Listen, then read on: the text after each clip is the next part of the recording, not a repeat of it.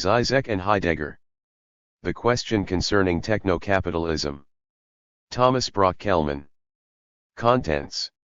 Le style Žižek and the question of finitude 7 beginning from style. 7 reading Žižek reading Heidegger 13 acknowledgements XXI. Part I, Žižek and Heidegger, the Alpha and the Omega. 1 thinking, finitely, Žižek on Heidegger on finitude 3 being and time and modernity, the insight for Heidegger's retreat 10 history and political life, Nazism and will 16. 2 Žižek and the other Heidegger, technology and danger 24 Žižek on Heidegger on technology 24 technology is not the question 28 right question. Wrong answer, the crisis of technology rehabilitated 38 the end of Žižek and Heidegger, breaking up 42. Part 2, slowing Žižek down, modernity and techno-capitalism. 3 missing the point, Slava Žižek on perspective, modernity and subjectivity 47 the Cartesian spectre and the ghost of perspective 47 fundamental fantasy and master signify 54 modernity and fantasy 59 conclusion 68. 4 the techno-capitalist danger, ideology and contemporary society 70 ideology today, recalibrating dialectical materialism 70 the perverse individual 75 culture, dematerializing the social 80 the dark force, violence and techno-capitalism 84 over-identify cation and revolution 90. Part 3, the split subject of history. 5 splitting history, Žižek on utopia and revolution 97 revolution, the impossible 100 the labor of the act 108 unfolding revolution, where does Žižek stand? 115.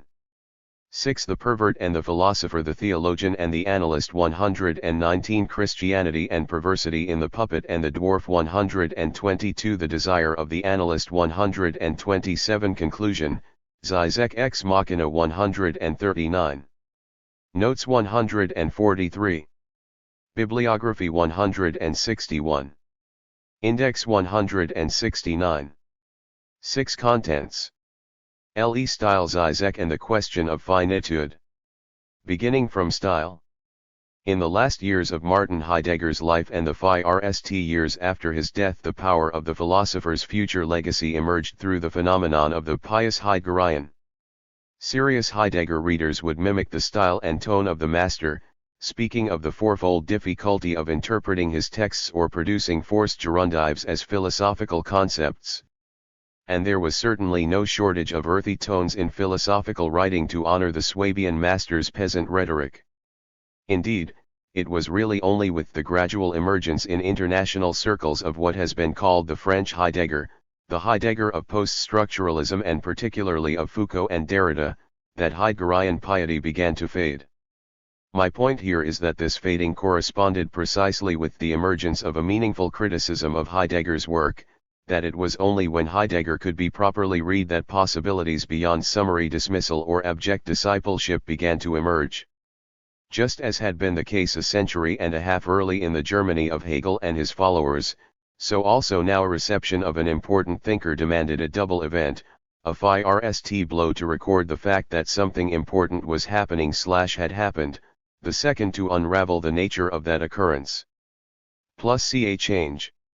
Of course, Slava Žižek is today very much alive and the issue with Žižek is not so much that everyone wants to sound like Žižek, but, still, today we find an almost obsessive emphasis upon his style marking the difficulty of critically interpreting his work. Indeed, 3 important books on Žižek, Tony Meyer's Žižek, Ian Parker's Slava Žižek, A Critical Introduction and Rex Butler's Slava Žižek, Live Theory all start from the question of Žižek's style, and for all 3, to one degree or another, this beginning point accompanies an argument about the incoherence of Žižek's positions or his work as a whole. One even Butler, who is a sympathetic and careful reader, argues that Žižek ultimately believes in nothing except the inherent correctness of theory itself, and also that, seen in a certain light, he has nothing to say. On the other hand, for Parker, Žižek's style doesn't so much open a path of interpretation as challenge the very possibility of forging such a direction. We are, he claims, too easily sidetracked or swept along by his anecdotes or jokes, a tendency to bewitchment that distracts us from the fact that his interventions around different issues are inconsistent and his theoretical position is contradictory. For Parker, the trick of reading Žižek is not to be seduced by the Žižek reading machine, by its production of this powerful illusion that there is a treasure hidden in Žižek's writing, awaiting the busy hermeneut willing to uncover it. We must resist the temptation to find a true Žižek, beneath the dance of many veils into which he offers to draw us. Though he is the least sympathetic to Žižek of all his introducers, I would also like to suggest that Parker is also, in a sense, the best of those who begin from style, for he is most honest about where we end up if we make this the starting point of our investigations. That is, through this window we can only see Žižek's inconsistencies and shifts, which do, of course, exist and make up a part of the picture, but we miss the passionate cause that binds both the path of his development and the system of exceptions within it. Furthermore, Parker simply carries to an extreme the judgment that naturally follows from the stylistic starting point. He really speaks for a broad consensus in the academic world that admits it's important to write about Žižek but important, also, to dismiss him. Too, an interesting fact of contemporary publishing economics reinforces this tendency to assert Žižek's incoherence, namely the call for introductions to contemporary thinkers and, particularly, to thinkers in the fledgling discipline of cultural studies where, for reasons having to do with the institutional history of philosophy in the Anglophone world, Žižek has largely been housed. The literary form of the introductory text produces certain demands which reinforce the incoherence accusation, namely for a structure which emphasizes either the various scholarly disciplines and debates in which the writer has participated or the chronological sequence of his writings. Thus, introductions to Žižek all segregate the Slovenian thinker's work into convenient topics. Given his remarkable intellectual range, it's not surprising that such an approach should suggest the impossibility of reducing Žižek to any limited context. 3. At least in its form, Žižek and Heidegger, the question concerning techno-capitalism is not an introduction to Žižek. In tracing Žižek's thought, I've discovered, rather, a single narrative within which at least much of what Žižek writes makes sense, a unified context for understanding his work, even if, profoundly aporetic in its nature, it doesn't provide us anything like what we look for in a traditional philosophical system.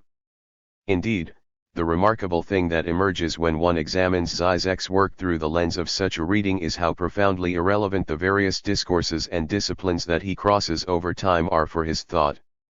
In this sense, Žižek is very much a philosopher, even in the most frightening and Platonic sense. At the same time, of course, my core sample of Žižek's work reveals an equally terrifying transdisciplinarity at work, one implying a simple irrelevance of the provincial disciplines and discourses that it crosses.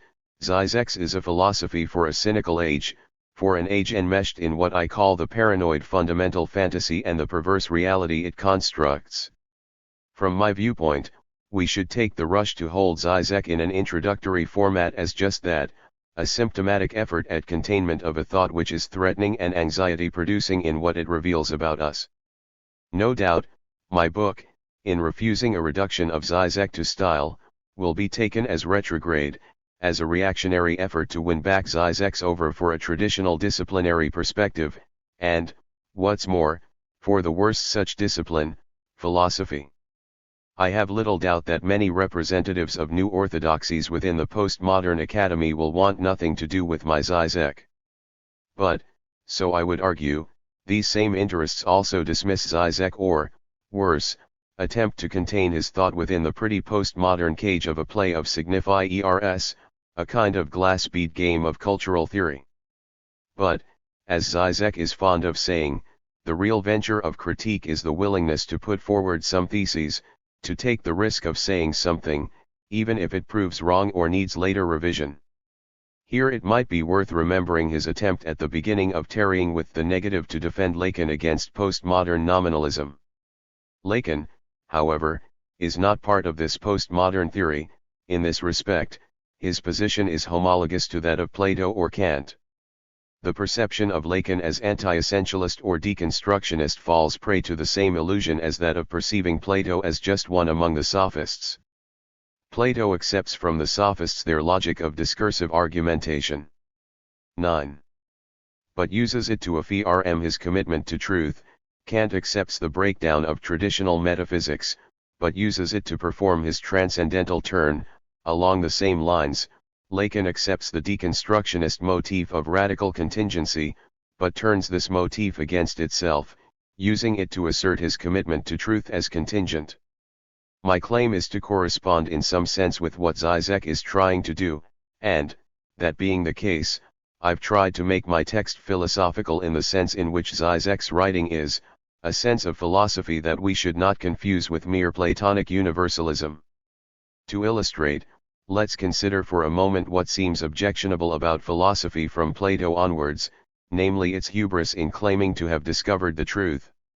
Isn't this, after all, precisely what upsets people in Žižek's work, a kind of presumption in the face of various understandings or political projects? How dare Slavoj Žižek claim to have the truth? And, we might continue, how dare you, Tom Brockelman, claim to have the truth about Žižek? We are all, such is the logic behind this indignation, finite beings lacking access to such divine verity. That such indignation is precisely misplaced when it comes to Žižek can emerge if we return for a moment to Ian Parker's exaggerated effort to protect readers against or prevent them from reading Žižek. Consider the social context eliciting Parker's text. At a recent conference featuring Žižek, I noticed an odd uniformity in the dress of a large part of the audience. All of them wore identical red t-shirts announcing, "Žižek rocks." Indeed, as the overfull room, the distinct buzz of anticipation, the presence of television cameras, etc., should have made clear, I really was at a rock concert rather than a mere academic meeting. For surely, Parker's rather exaggerated warnings against the temptation of being sucked in by the Žižek phenomenon, his concern to introduce a kind of prophylaxis between the would-be reader and her text all respond to something like Žižek rocks. The need for protection, he warns against getting drawn in by Žižek's style, shapes the very meaning of introduce in Parker's critical introduction, which comes to mean something like contextualize rather than understand. Thus, eschewing the temptation to pursue what Žižek means by interpreting his elusive and manic texts, Parker gives us a series of connected essays noting the choices Žižek has made in relationship to various traditions and interlocutors. Don't read this at home alone, folks, is the not-so-subtle message of his book. X. But isn't there something odd, something disturbing, about the choice suggested by this frame in a text about Žižek's work? By, that is, the either/or of those groupie graduate students and the doer Parker, playing the traditional father in warning the youth against seduction by the enjoyments of Žižekian dissolution? Why won't Parker read Žižek, choosing instead to inoculate readers against him? The extreme set of precautions against seduction that determine Parker's strategy is precisely worked out so as to obscure the one possibility that Parker refuses to entertain, that we might think through Žižek without being converted by him, that we might remain critical while acknowledging a coherent intellectual project. Now, of course, I've given away my own ambition in Žižek and Heidegger, which is to provide the critical introduction that Parker failed to give us, and to do so precisely by refusing the elementary gesture of introduction. However, my primary motivation in presenting Parker's book as a response to those students is to meditate briefly why on the attitude underlying such an approach. Philosophers have always been seducers, always presented a Pied Piper's tune with the potential to lead the youth off of the straight and narrow and leaving them with nothing in the end. In this, Žižek's work is no different than Socrates was. So, what for Parker makes Žižek so particularly dangerous? Here we should depart from what he would say and pay attention to what his book does, which is primarily to reveal a basic anxiety about the possibility of uncovering any truth when faced with Žižek's dazzling theory. Today, such is Parker's secret suspicion revealed in his hesitation to read Žižek, there really is no possibility of critique, just a series of exchangeable viewpoints shored up with more or less strong rhetoric. In other words, Žižek rocks, and don't read Žižek, actually express the same philosophical position, one which secretly rejects the possibility of genuine criticism. Either one is drawn in. Or not. We are back with those dangerous sophists and their worried Athenian parents. In other words, any debate between Parker and the groupies presupposes something like a shared cynical universe, a universe constituted precisely as an infinite and homogeneous field of exchangeable viewpoints. And, moreover, it presupposes a strange, unacknowledged knowledge of that universe, of its basic structures, sufficient to fuel at least an anxiety that truth will never out. Žižek speaks of this secret knowledge both as the Spinozistic wisdom sub specie aeternitatis and the hidden truth of the pseudo-Buddhist New Age. In either case, though, we have a position of extreme presumption, one which implicitly declares the very structure of reality, masquerading as humility. To understand this, picture a situation familiar to every contemporary philosophy professor, where a student proudly ends all debate by claiming that it's true, if it's true for you. Beyond the logical problems which philosophers delight in discovering in such assertions, the really annoying thing about them is the way that, behind a mask of subjective humility, they really amount to a complete construction of a solipsistic universe, a universe without universality and thus without the possibility of criticism. Or, to put it differently, what that student with his moral relativism is really doing is asserting a kind of power play, breaking off the possibility of any meaningful discussion with her/him. To combine these ways of explaining it's true if it's true for you is to see that the wisdom of the cynical universe is an assertion of power. Thus a startling accusation against Žižek's critics, the apparently humble position is not the one that is genuinely so. Žižek's position doesn't lie in the apparently chutzpahdik assertion that he/I/has/have the truth a la Plato. Or, to be more precise, what's in question here is an effort to rethink the stakes as they were in such assertions of philosophical insight. Rather than being Faustian assertions of power, Žižek's truth comes about as an evasion of the genuine hubris involved in cynicism, of the wisdom of asserting that there is no truth. Staking a philosophical claim amounts to a dialectical negation of the cynic's world. That's why Žižek writes that Lacan accepts the deconstructionist motif of radical contingency, but turns this motif against itself, using it to assert his commitment to truth as contingent. And that's why, too, Žižek's writing is so easily distinguishable from that of his post-structuralist predecessors, like Derrida, in its assertiveness. I believe in clear-cut positions. I think that the most arrogant position is this apparent multidisciplinary modesty of what I am saying now is not unconditional, it is just a hypothesis, and so on. It really is a most arrogant position. I think that the only way to be honest and to expose yourself to criticism is to state clearly and dogmatically where you are. You must take the risk and have a position. The very concern for the finitude of the human being which leads to a rejection of philosophical assertions of truth turns out to demand, in fact, a deeper embrace of philosophy, a challenge to the common sophism of today's postmodern critics. But how to think in a fashion that is genuinely humble, that genuinely evades an inauthentic hubris? Obviously, if everyday attitudes entail such vain pride every bit as much as does Platonism, then what is demanded is a deeper reflection on possibilities for honest commitment to finitude.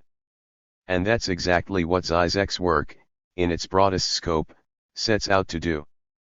That's what, according to my reading, Žižek's work is about. Žižek and Heidegger begins with precisely the demands of finitude and from the side where Žižek historically learned to raise the question as to the extent and nature of those demands. In tracing his biography back to his years as a Heideggerian in Tito-era Yugoslavia, one begins to glimpse also the origins of the concerns that animate his work after his admittedly radical later transformation in Paris with Lacan's designated successor, Jacques-Alain Miller. In particular, one sees the emergence of precisely this question: what are the genuine demands of a philosophy of finitude?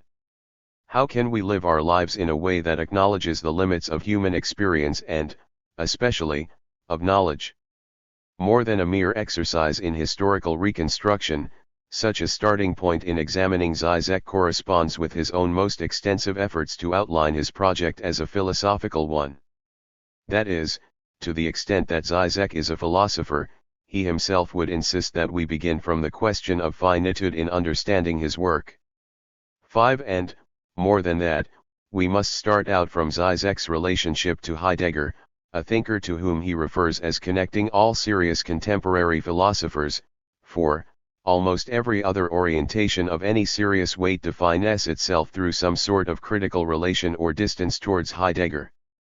Thus, commencing with a consideration of Heidegger as philosopher of finitude and examining Žižek's imminent critique of the early Heidegger, the opening chapter of this book sets out from its wager on a philosophical Žižek down the Heideggerian path.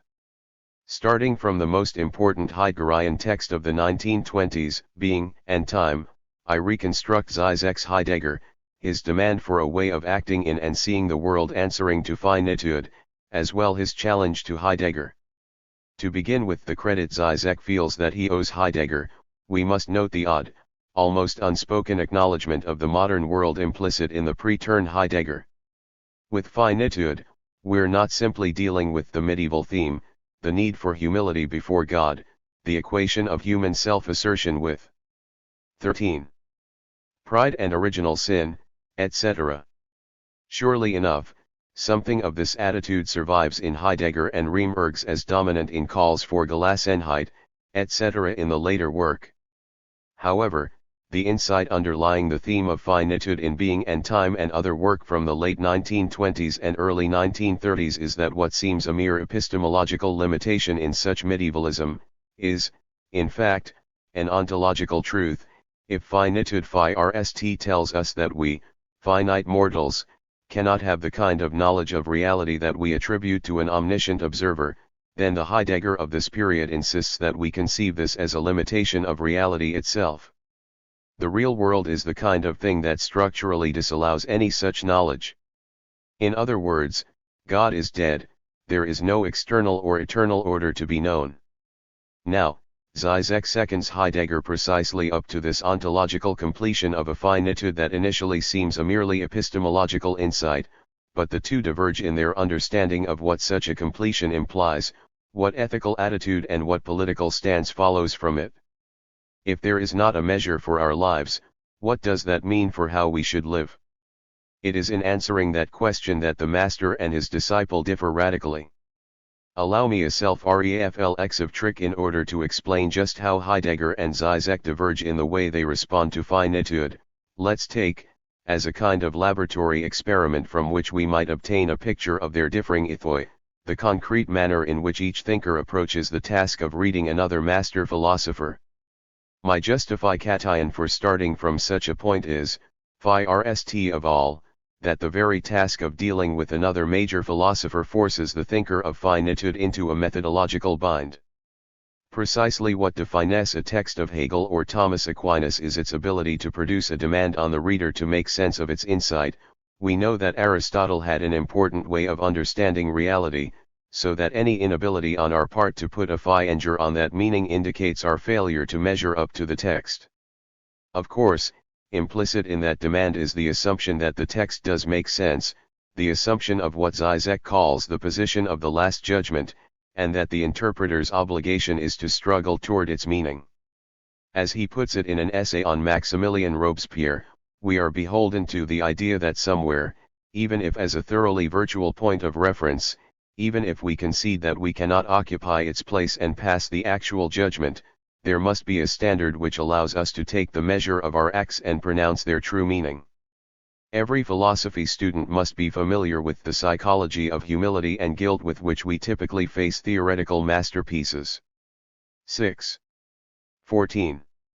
The problem for both Heidegger and Žižek is that finitude directly contradicts such a hermeneutic attitude and thus invalidates the task it sets.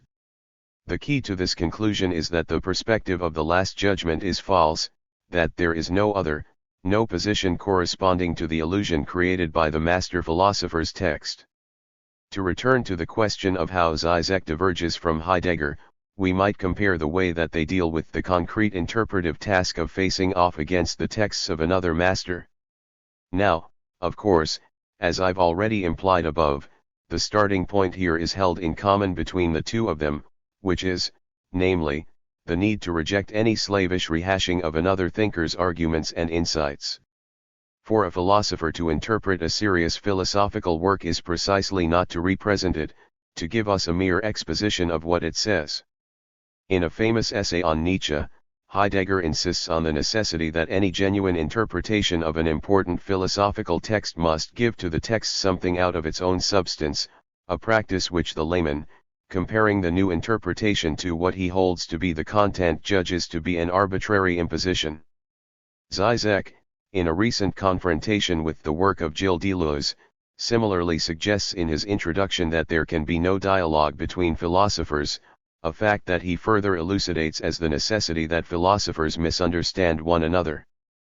Because each philosopher's work is only a consequent deployment of a fundamental insight, a genuine philosophical encounter will always involve the translation of the axioms from another thinker onto the ground of one's own insight. But, starting from this common ground between Heidegger and Žižek, we can also catch sight of the abyss separating them.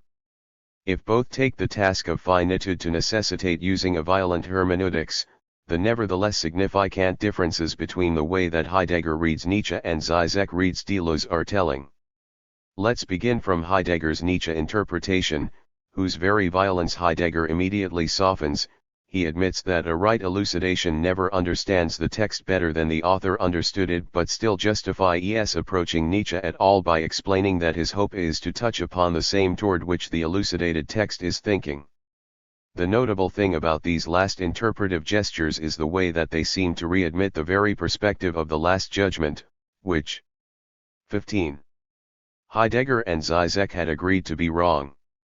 This is the case, even though, in claiming to be working from the sphere of the one experience from out of which being and time is thought, a sphere of experience which would seem to forbid treating Nietzsche's work as whole at all, Heidegger implicitly confirms finitude. That is, Heidegger's defense of his Nietzsche interpretation takes a problematic turn by reinstating the ideality of the text's meaning.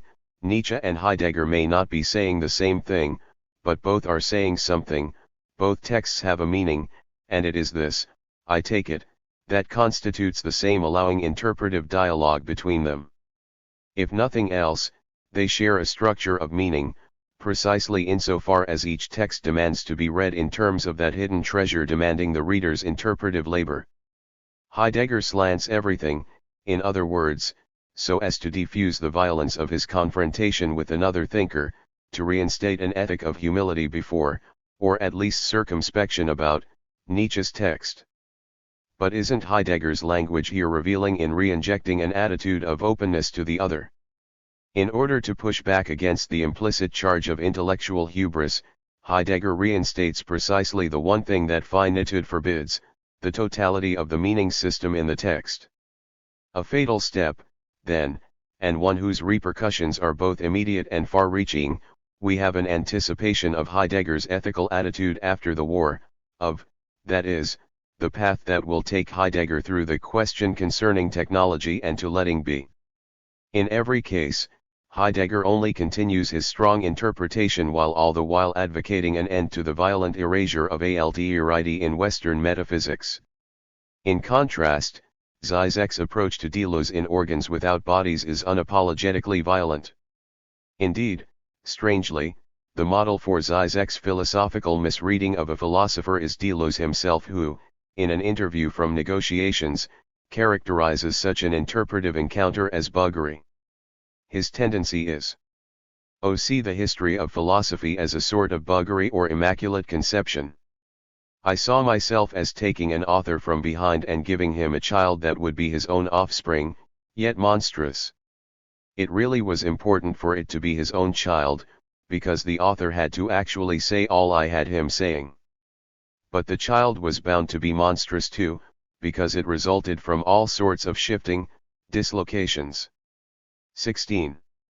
And hidden emissions that I really enjoyed.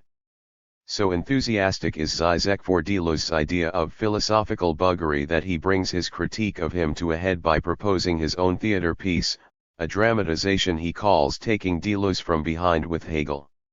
7. Beyond the comedy of this scene, a matter to which I will return, we should be struck by Žižek's peculiar fidelity to finitude at precisely the site where Heidegger retreats from it. I refer here not only to Žižek's gleeful celebration of textual violence but, more importantly, to the presence of Hegel here, a presence calculated to underscore the impossible openness of Deleuze's thought. That is, Žižek introduces Hegel as a sort of Deleuzean repressed. Of all the bad philosophers in the canon, Deleuze is able himself to reappropriate the thinking of everyone, to find some redeeming point of intersection with their work, except Hegel. First of all, this means that Hegel marks a kind of constitutive exception to Deleuze's thought, the figure he must exclude in order to maintain his polemical opposition to all totalizing, universalizing inattention to virtual multiplicities, etc.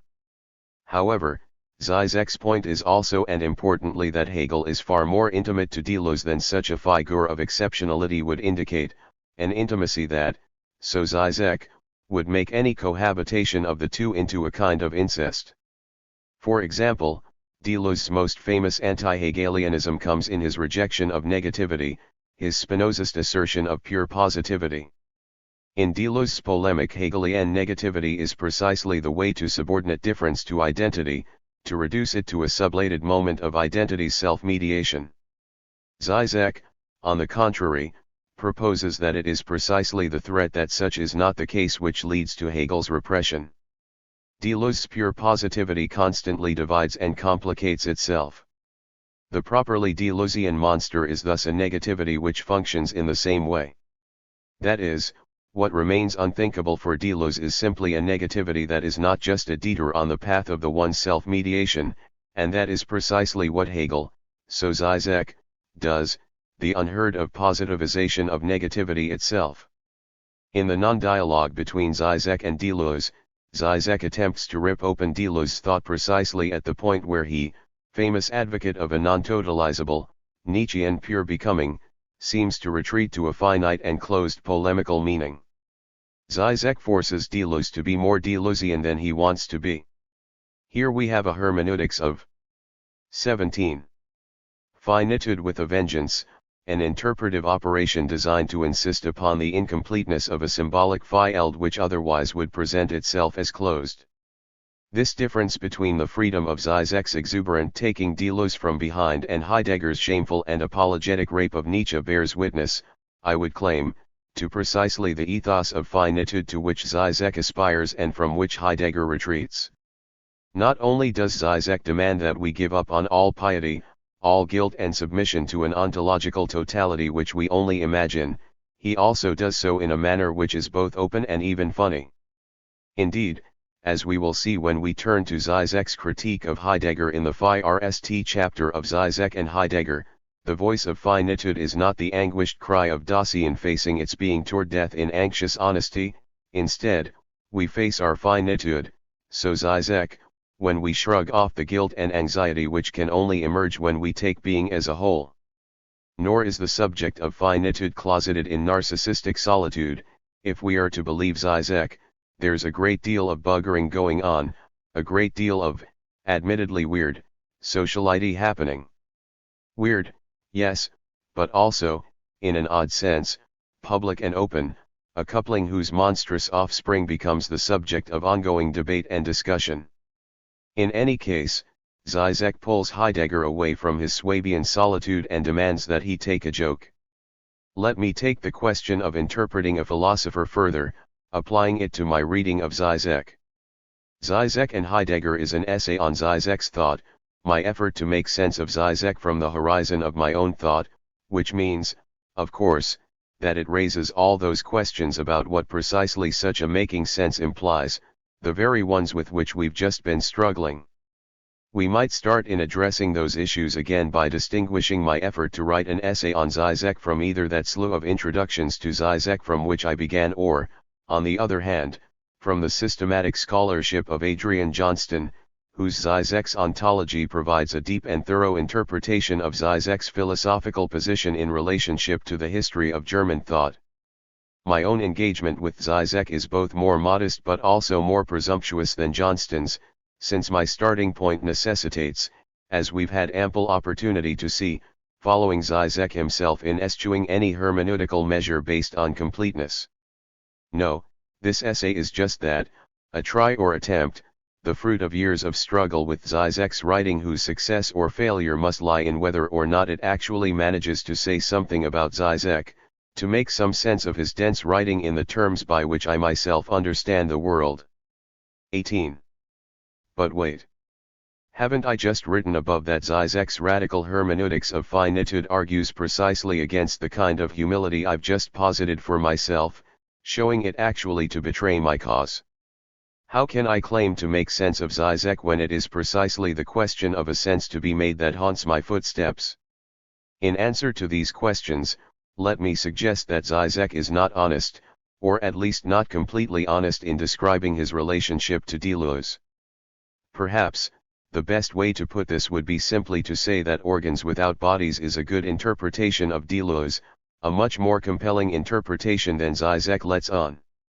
Indeed, what he accomplishes in his Deleuze book, a reading which takes certain aspects of the Deleuzian project and pits them against the Spinozist Deleuze who collaborated with Guattari and whose political project has inspired a movement within political theory, is compelling both in itself and in the access that it gives us to certain texts of Deleuze. Which is just to suggest that Zizek himself may owe more to the kind of interpretation we found in Heidegger's Nietzsche than he lets on, an interpretation which, admitting the sense of the text, tries to find it or to find its equivalent within the thinker's own thought.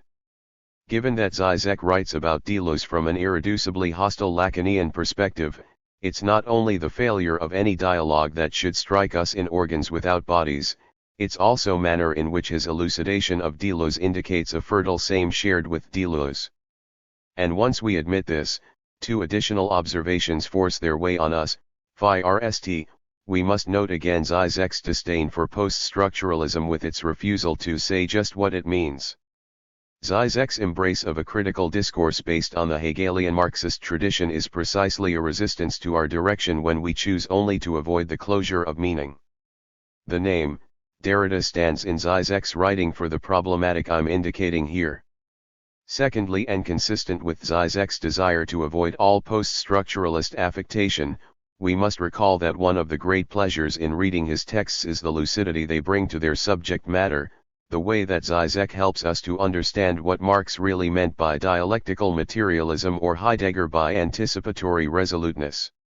However problematically isolated these passages within an otherwise overwhelming oeuvre, Zizek himself knows them to be vital, his invitation to read his work. Zizek hooks his readers in the moment when they realize that he has just, in 3 sentences, opened up their understanding of Lacan in a way that nobody else can. All of this leaves us without the phi-rm methodological directive that we had hoped to find in finitude.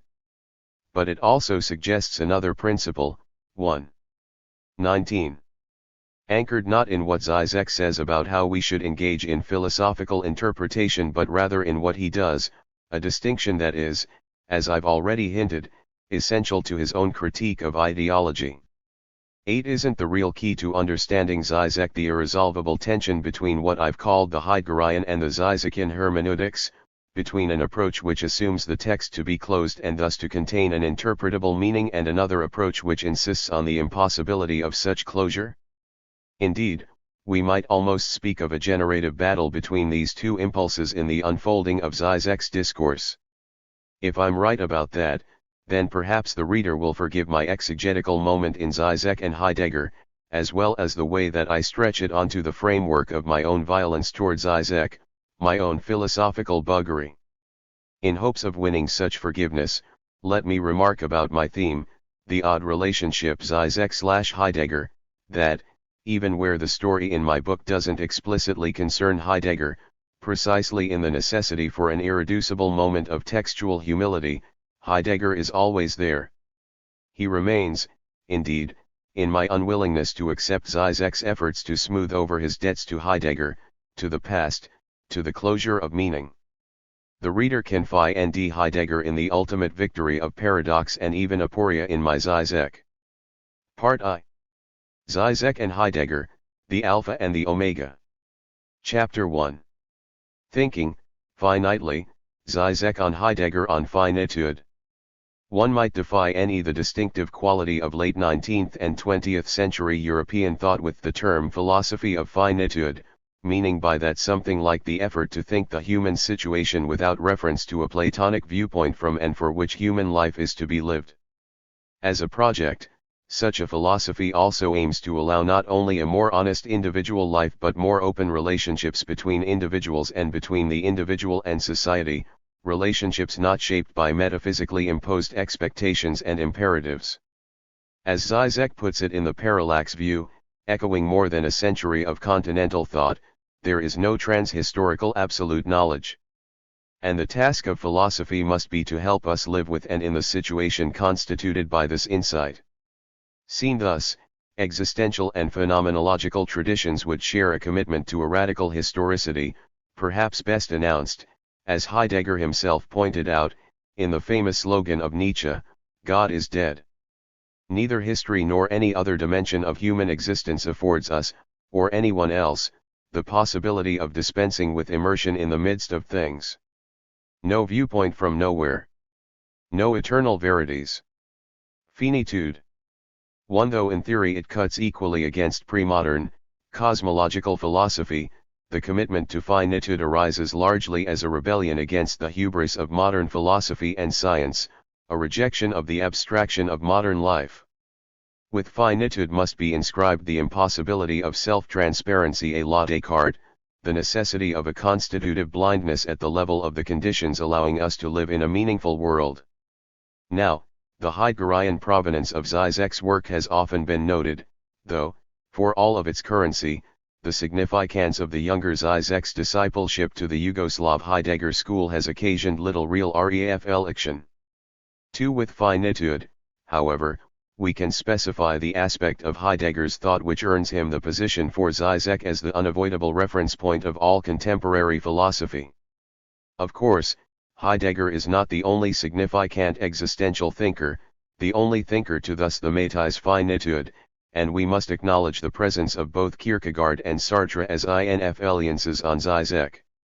In some ways, as we will see, Kierkegaard's notion of a leap of faith draws him closer to Žižek's emphasis on the act, than to Heidegger, while Sartre's negative subject, his maintenance of an Hegelian perspective on human life, is certainly more Žižekian than is Heidegger's being in the world. Nonetheless, Žižek's struggle about finitude is, both historically and textually, primarily a struggle with the Heidegger of being and time, and, for this reason it's important to follow out this relationship. 4. Being and time and modernity, the insight. The first step here must be to recall the way that the Heidegger of being and time underscores the finitist theme, which is, namely, through the existential thematic of thrownness and related concepts. We find our finitude in experiences where we are overwhelmed by our situatedness, where we find it impossible to scrabble up beyond the way that our situation shapes us. As Žižek puts it, a human being is always on the way toward itself, in becoming, thwarted, thrown into a situation, primordially passive, receptive, attuned, exposed to an overwhelming thing. But, of course, this seems to be an experience of limitation or determination. Thus, it's essential from the outset to understand that Žižek refuses to limit his Heidegger to such a negative dimension of experience. As Žižek puts it, Heidegger's greatest single achievement is the full elaboration of finitude as a positive constituent of being human. In what sense, positive? In the parallax view, Žižek suggests this positive side through a contrast between Heidegger's being and time and the discourse on method of Descartes. In chapter 3 of that latter text, Descartes proposes a kind of provisory morality to help him live while he entertains radical doubts about the foundations of his thought. He will simply follow the modes and customs of his country and will act according to those rules in a consistent and persistent manner, imitating in this the example of travelers who, when they have lost their way in a forest, ought not to wander from side to side, far less remain in one place, but proceed constantly towards the same side in as straight a line as possible while, as we will see, Heidegger will himself fail to live up to this insight. Zizek's interpretation of the implicit ethics of finitude opposes it to Descartes' view. Heidegger's most direct answer to thrownness, anticipatory resoluteness, shares an apparently provisory status with Descartes' morality for the doubter, but it also differs essentially. Recall that Heidegger proposes in Being and Time that we should make an ungrounded, abyssal decision to live resolutely. For Heidegger, to decide without guarantees is not simply to make do with what we're given, as it still is for Descartes. Rather, as Heidegger writes, resoluteness creates the situation in which Dasein is. Furthermore, such resoluteness also produces a primordial self-understanding. Dasein is brought face to face with its own uncanniness, its irreducibility to any substantive identity that might later be disclosed for it. Following Zizek's interpretation, we might say that, in so deciding, I take the as though in I act as though and make it into my reality. I assume an incomplete reality not just in the way that a reductio argument assumes a conclusion but also in the way that a leader assumes her post. Everything that I do from that time forward is based upon that assumption, to the extent that we can't really imagine the possible context in which we might reverse it. Unlike Descartes' doubter, the subject of anticipatory resoluteness makes a commitment. As Zizek sees it, that commitment is to the idea that the condition demanding resoluteness is the way things really are, that is, that there is no order to the cosmos, that the universe is essentially and inherently incomplete and without a totalizing position from which one could make sense of it. It is a resolution, as Heidegger himself puts it, that Dasein gives itself the current factical situation, that the situation cannot be calculated in advance or presented like something present at hand which is waiting for someone to grasp it. Or, as Heidegger claims, that resoluteness is a form of holding oneself free. 5. In other words, for Descartes, provisory morality amounts to a skepsis, a doubt about the way things are. However, for Heidegger, the resoluteness of the one deciding itself amounts to an insight about the constitution of reality. It's not exactly a factual knowledge, however, that this Heideggerian disciple of anticipatory resoluteness enjoys, for, the only fact to which someone who takes responsibility for the need to act answers is that I don't know the ultimate nature of reality. On the other hand, when I take responsibility for my life, I embrace its groundlessness. In resoluteness, I don't calculate about actuality and, thus, Dasein in such an attitude is as far as can be from 6. Risk assessment. Quite the contrary, in betting that I will never discover a justifying framework for life, I also decide such meaninglessness must characterize reality itself and so determine it as such. More profoundly, the content of that transcendental what must be the case is that the universe is not simply without meaning but incomplete, lacking ultimate order and closure. For Zizek, Heidegger's philosophy of finitude is thus a kind of transcendental articulation of the conditions of possibility for a being without support in a cosmos. As Zizek puts it in the parallax view, Heidegger here accomplished the Kantian philosophical revolution, making it clear that finitude is the key to the transcendental dimension. For Zizek, when Heidegger writes of fundamental ontology he means, at least in the phi-rst instance, not a science of being as a whole but rather a kind of science of the non-existence of the other, of any perspective from which being can be adequately conceived as a totality. It's worth following Zizek's argument here in a bit more detail, something we can do if we ask about the relationship between fundamental ontology and world disclosure. Recall Heidegger's famous thesis on truth, already announced in section 44 of Being and Time, according to which truth is derived from the Greek word, aletheia. Heidegger, of course, reads the A as privative and suggests that we hear an echo of lethe in it. Thus, for Heidegger, truth is unconcealment, a horizontal or world disclosure which always contains its limit or opposite with it. Dasein is always in the untruth just to the extent that it is also in the truth. This transcendental limit to our access to truth translates finitude into the dimension of world disclosure. Still, if we leave it at that, Žižek suggests in a recent article, we haven't yet understood the full Heideggerian bond between finitude and truth. Certainly, we can say that unconcealedness only exists alongside inauthenticity, our failure to inquire about or be alive to the truth of the world in which we live. Proximally and for the most part, Dasein just ignores the possibilities for truth in its self-understanding, preferring instead the comfort and simplicity of the they world, and even at times forgetting that it has forgotten anything in so doing. Or, in Žižek's example, we might take the decay of Greek thought under the Sophists, a situation under which confrontation with the very foundation of our being turns into a trifling play with different lines of argumentation with no inherent relation to truth. 7. The stakes in such a departure from truth, however, remain merely skeptical, for the structure of such a debased philosophy suggests that there is a truth, a structuration of being adequate to Dasein's authentic understanding. Dasein's untruth lies simply in having ignored the transcendent disclosure of its world. We just don't know what this truth is. The insufficiency of such a view to Heidegger's intention emerges if we ask ourselves about the foundation of his certainty that we are in the untruth.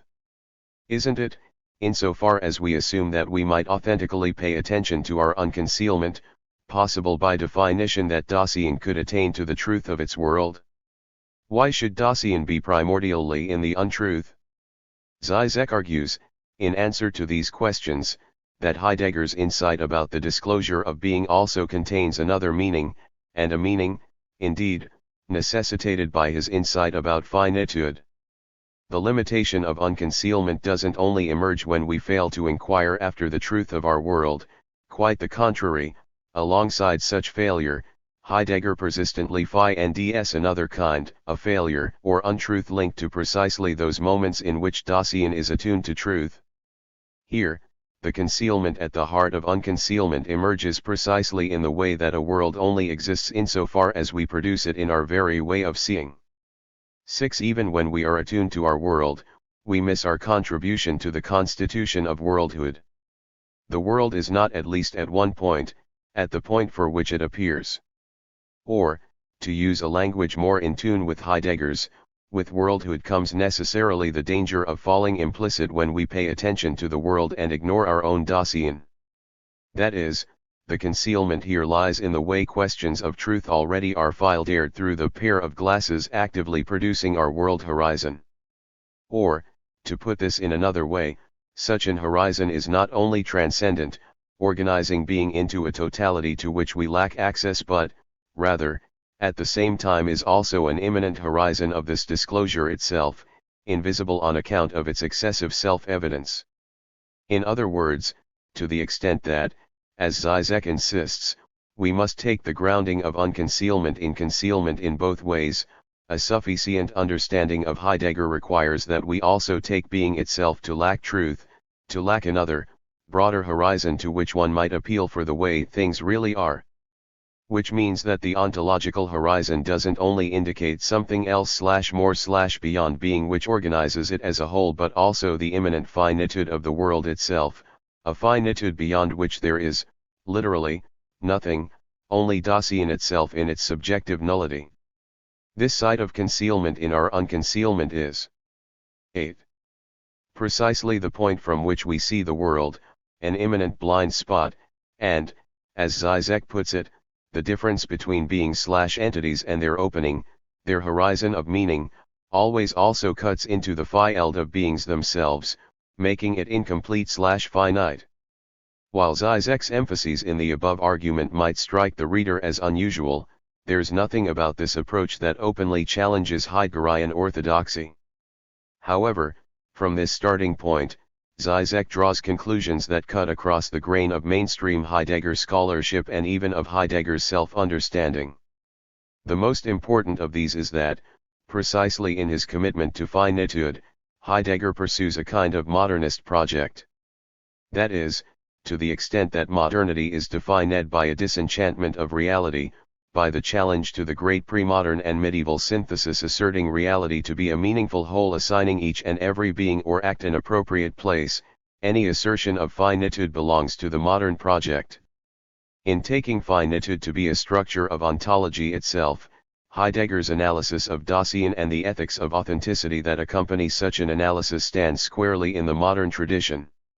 Now, there are good reasons why Heidegger himself would resist the modernist label, but there is also one merely semantic issue here that produces the appearance of disagreement where none may exist, and that is, namely, the parochial tendency within academic philosophy to label modern that body of philosophy that runs from Descartes through Kant and underlies the cultural movement called the Enlightenment. While the waters are historically muddied by the intra-philosophical debate between empiricists and rationalists, the modernist project here emerges as something like the ability of the philosopher, given a basic skepticism about the subject's immersion in its world, to offer secure foundations for knowledge of that world. To label someone a modernist, within a philosophical context, is to suggest that they believe in the possibility of an epistemological foundation. Heidegger explicitly rejects such a project. Indeed, basic to his existential analysis of Dasein, is a rejection of the very picture of the human being as res cogitans representing a world of res extensa for itself. If there is a modernist project in precare Heidegger, then, it is clearly not that modernism but rather a commitment to the doubt and uncertainty that originally elicits efforts at foundation building from Descartes through the Enlightenment. Perhaps we would best explain Zizek's understanding here by dispensing with the whole, overfreighted language of the modern and speaking instead of Zizek's subjectivist Heidegger. And, indeed, 9. It's fair to say that what this Heidegger represents is the modern subject as basis for critique, a beginning point that Zizek dates back to German philosophy from Kant to Hegel. What if, Kant asks in the To the Be edition of the Critique of Pure Reason, the failure of philosophy to establish itself as a basis for knowledge lies in the foundational metaphors by which metaphysics seeks to develop a science? What if it is a mistake to treat knowledge as a kind of journey from one thing to another, an error that guarantees the end of all philosophical inquiry in skepticism? Whereas, previously, modern philosophers had been stymied by our inability to overcome the limitations created by our consciousness, to escape from inside the mind to gain a knowledge of objects as they really are, Kant turns the tables, demanding that we see the perspectival representation of the object, its imperfection for us, as the precondition of objectivity itself. As Zizek puts it in the ticklish subject, Kant forces us to see that the preconditions for knowledge are also the preconditions for an object of knowledge, that when there is knowledge there must also be an object represented for a subject, and that what we therefore mean by object is nothing other than this being for a subject. In this way, the shift to a consideration of knowledge in terms only of the perspectival structure of the subject's representations marks a decisive attack on the very idea of a metaphysical or supersensible realm necessary to guarantee human existence, a transcendental space of omniscience beyond perspective. As Zizek puts it, the essential thing here is the self-assertion of modernity as a force of radical negativity, dissolving the secure boundaries that previously guaranteed reality to be a whole. There is no space in common between subjectivity and the object because that is not their relationship. Still, on the other hand, for Zizek Kant necessarily fails to live up to his own revolution, re-ontologizing the conceptual space of objectivity as both the in itself of epistemology and the noumenal of practical philosophy. In making his Copernican turn from objects to our faculty of intuition, Kant reinforces the very metaphor that he overcomes, suggesting a movement inward, one that puts us phi rmly back in the camera obscura of the mind from which we had hoped to escape. For Zizek, the inevitable form of Kantian metaphysical thought operates in the necessity of thinking the negativity of the modern subject in opposition to objectivity. That is, metaphysical categories still shape or, even better, haunt Kantian transcendentalism. Even if the object becomes the object of representation. 10. Reality remains independent of these perspectival structures, an opaque remainder of holism. rejecting the common interpretation which sees Kant as the thinker who affirms that it is impossible to conceive of the universe as a whole, and then sees Hegel as deploying the last and most ambitious ontological and metaphysical totalization of being, Žižek turns the tables. For him the problem with Kant is that he remains too committed to an essentially metaphysical project, unable to complete the Copernican revolution in thought for which he calls.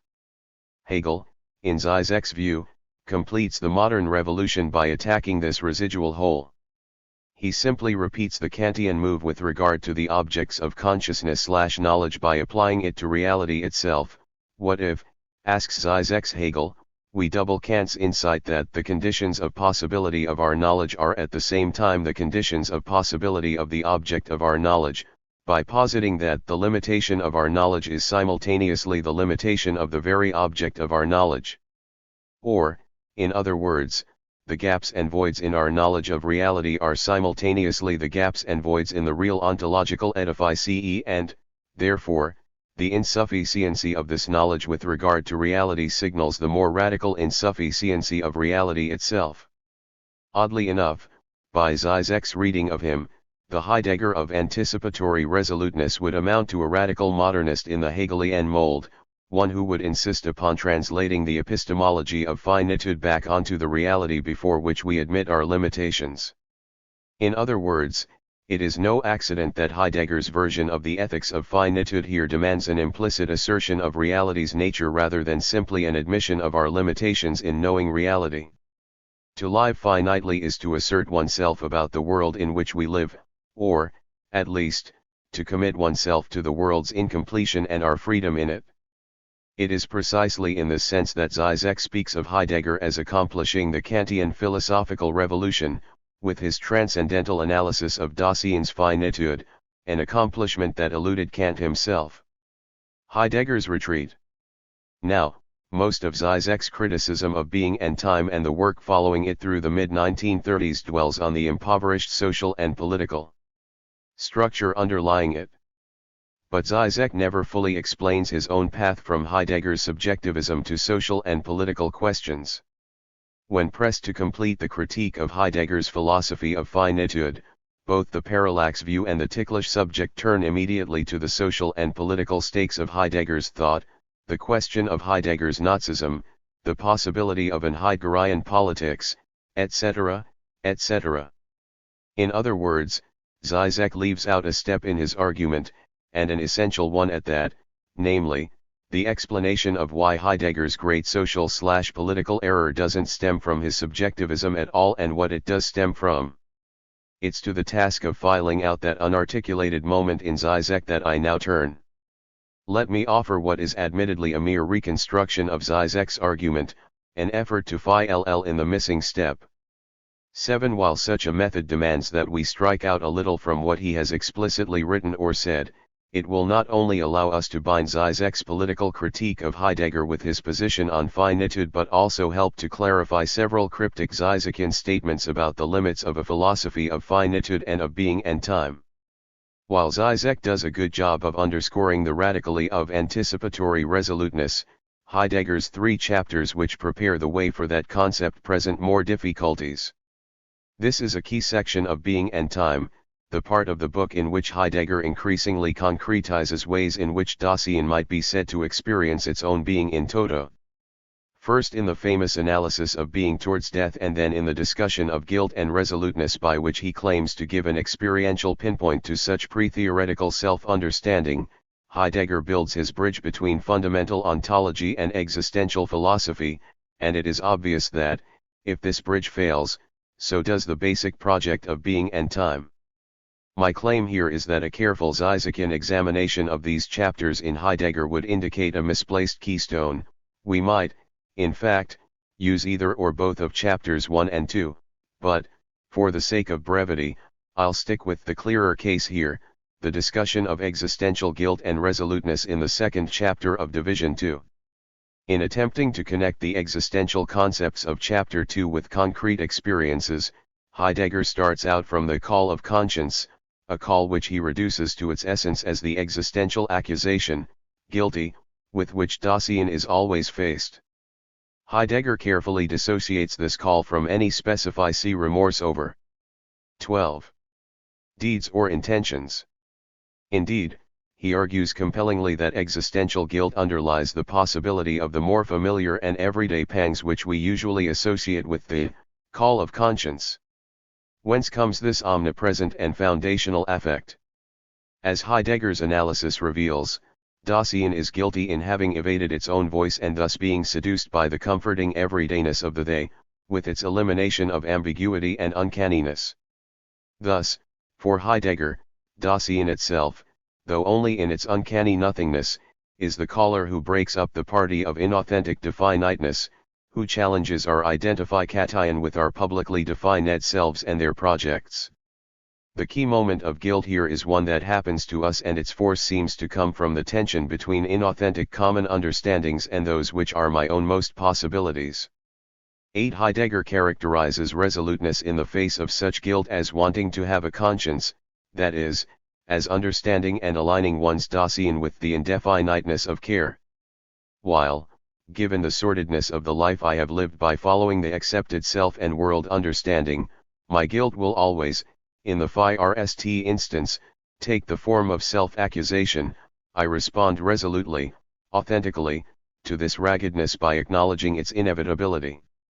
And I do that by choosing some coherent subset of concrete life projects, understandings, and relationships.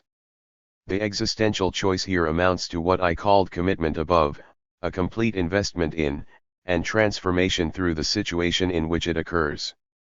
Certainly, we can make sense experientially of why somebody acting resolutely might speak of ending themselves, but, really, what's at stake is projecting or even producing a self.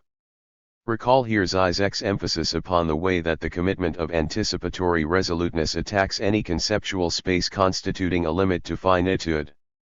To affirm resoluteness is to act in a manner beyond good and evil, or beyond, in any case, the remorse by which such moral categories of selfhood are enforced. Thus, the chapter on the call of conscience gives us a second moment, a resolution of guilt, in which authenticity is defined not by the pair theirs/mine but rather determinate/open, and openness is realized through a determining act of choice. In fact, the issue here is, in the final analysis, the role of the authentic self itself. Heidegger's concept of authenticity has two antecedents. On the one hand, from its introduction in the first chapter of Being and Time, the term Eigentlichkeit is associated with mineness. 13. With, then, an honesty to oneself as individuated, even if this self must be conceived as irreducibly worldly and even insubstantial. On the other hand, Heidegger also associates authenticity with Dasein's ability to decide or choose.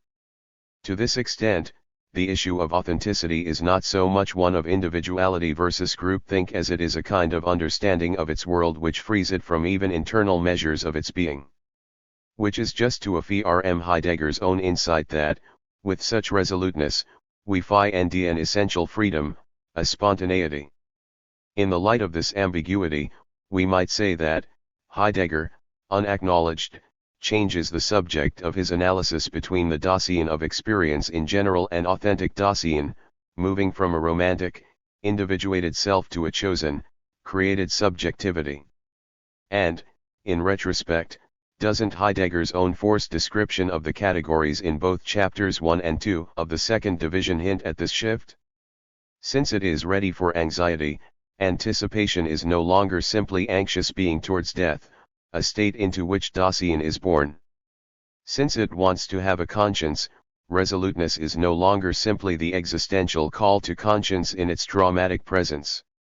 Indeed, one might go so far as to suggest that anticipatory Dasein is no longer anxious and that her resolute doppelganger is no longer guilty. Now, of course, it's important not to exaggerate this division in Being and Time between two Daseins. The very convincingness of the image of the resolute individual, authentically facing her own death and nullity, forbids such exaggeration. There is, after all, a certain intuitive rightness about the existentialist ethic that largely explains the enduring influence of Heidegger's early book. At a psychological level, nobody would deny that such an individual, as master of anxiety, still experiences something of it. Fortunately, though, a Žižekian understanding of the dialectical relationship between the two subjects of existential analysis allows us to understand this psychology, while also moving beyond it.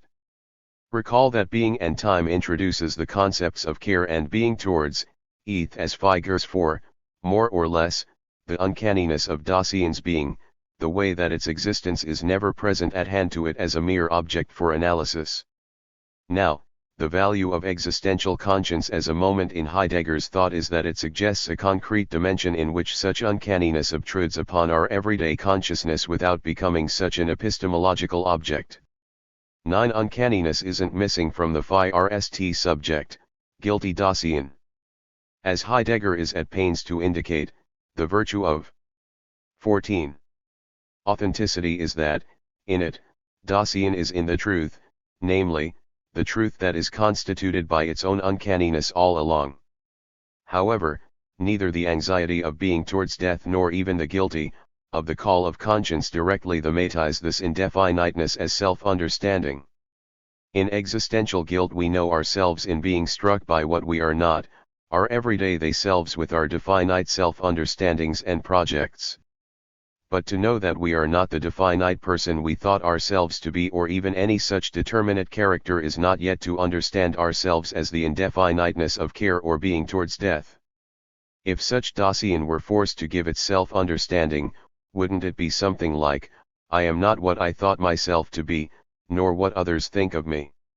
Heidegger himself acknowledges that, while the true meaning of conscience is present from the start in the call of conscience, such meaning only appears when the call is rightly understood, and that only happens when we hear it authentically in a factical taking action. In other words, we only really know ourselves in the moment of practice, the moment of authenticity.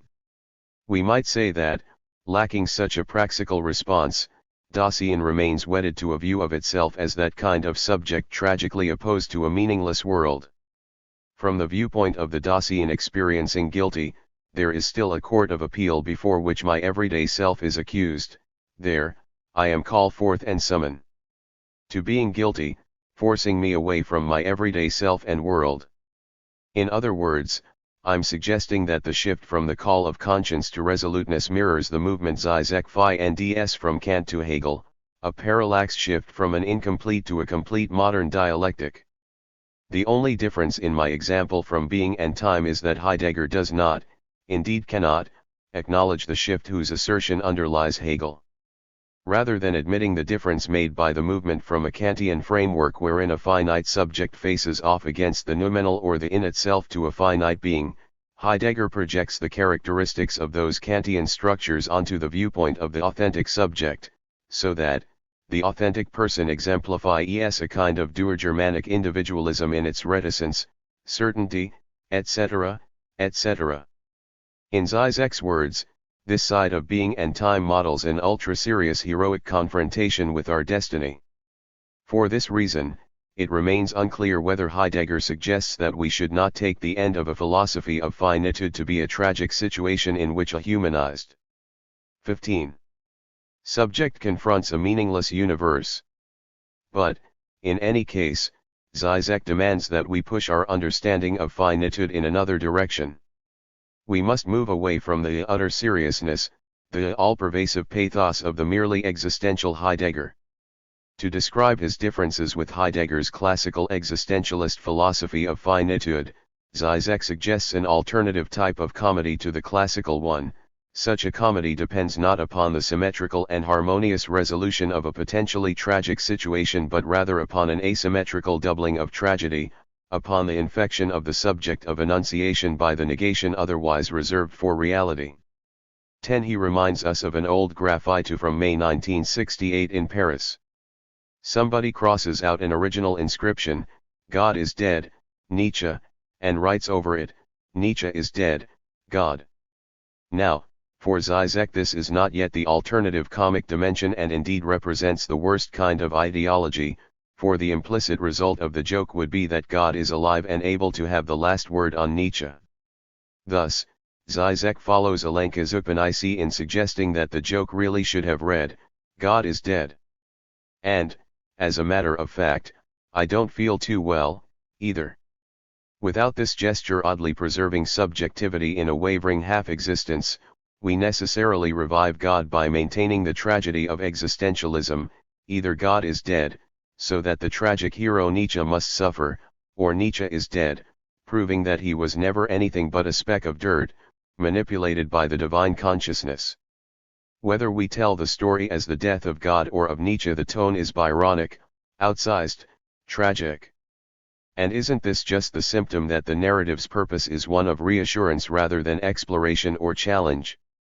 In this overly theatrical subject of finitude we find an abandonment of the genuinely finite dimension. Indeed, as Simon Critchley has pointed out in a series of writings about Lacan, and partially in conversation with Žižek, the virtue of a comic or humorous subject is the deflation of such a theatrical, tragic self. For example, writing of Freud's late essay, Humor, Critchley embraces the idea that in the humorous, the superego makes the ego itself look tiny and trivial, with the result that I find myself ridiculous. This deflation of the ego precisely allows the world itself to appear as nothing but a game for children, essentially incomplete, and appropriate filed for the act. It is obvious that reading Žižek is a very different experience than reading Heidegger, a difference which is quite intentional.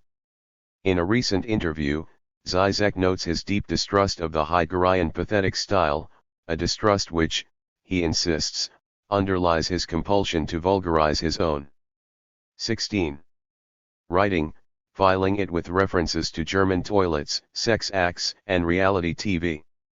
My suggestion would be that the stylistic difference between the anxious but resolute Heideggerian and the oddly comic Žižek points to precisely what, in Žižek's analysis, finitude really demands. In other words, we have to pass beyond the seriousness of all existential accounts to do justice to the demand inherent to the finite call. Not in heroic quaking before the nullity of death, but rather in quietly but systematically kicking away the crutches of everyday existence can we redeem the finiteness of human life. It's a process that even removes the comfort of the tragic self facing the void, but which, for all that, reaches more deeply into the nothing which Heidegger rightly discovers at the center of human experience than could being and time.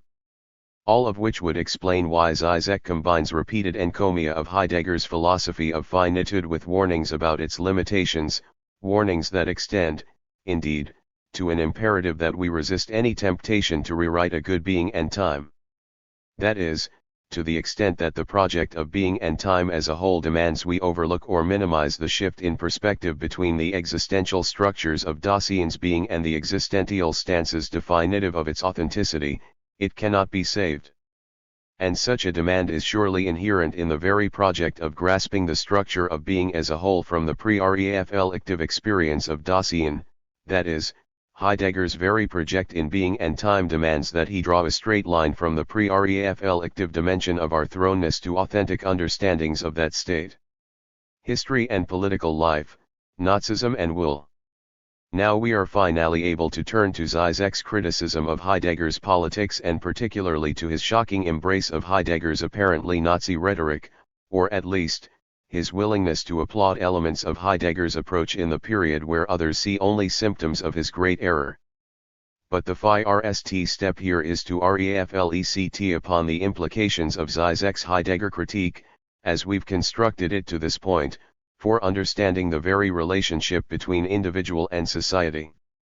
We might assert now that his warning against rewriting being and time speaks to the foundational limitation Heidegger imposes on any social or political thought, a limitation which returns us to the difference between Žižek's critique and Jonas. 17. Or Habermas' condemnation of a formalistic decisionism in Heidegger.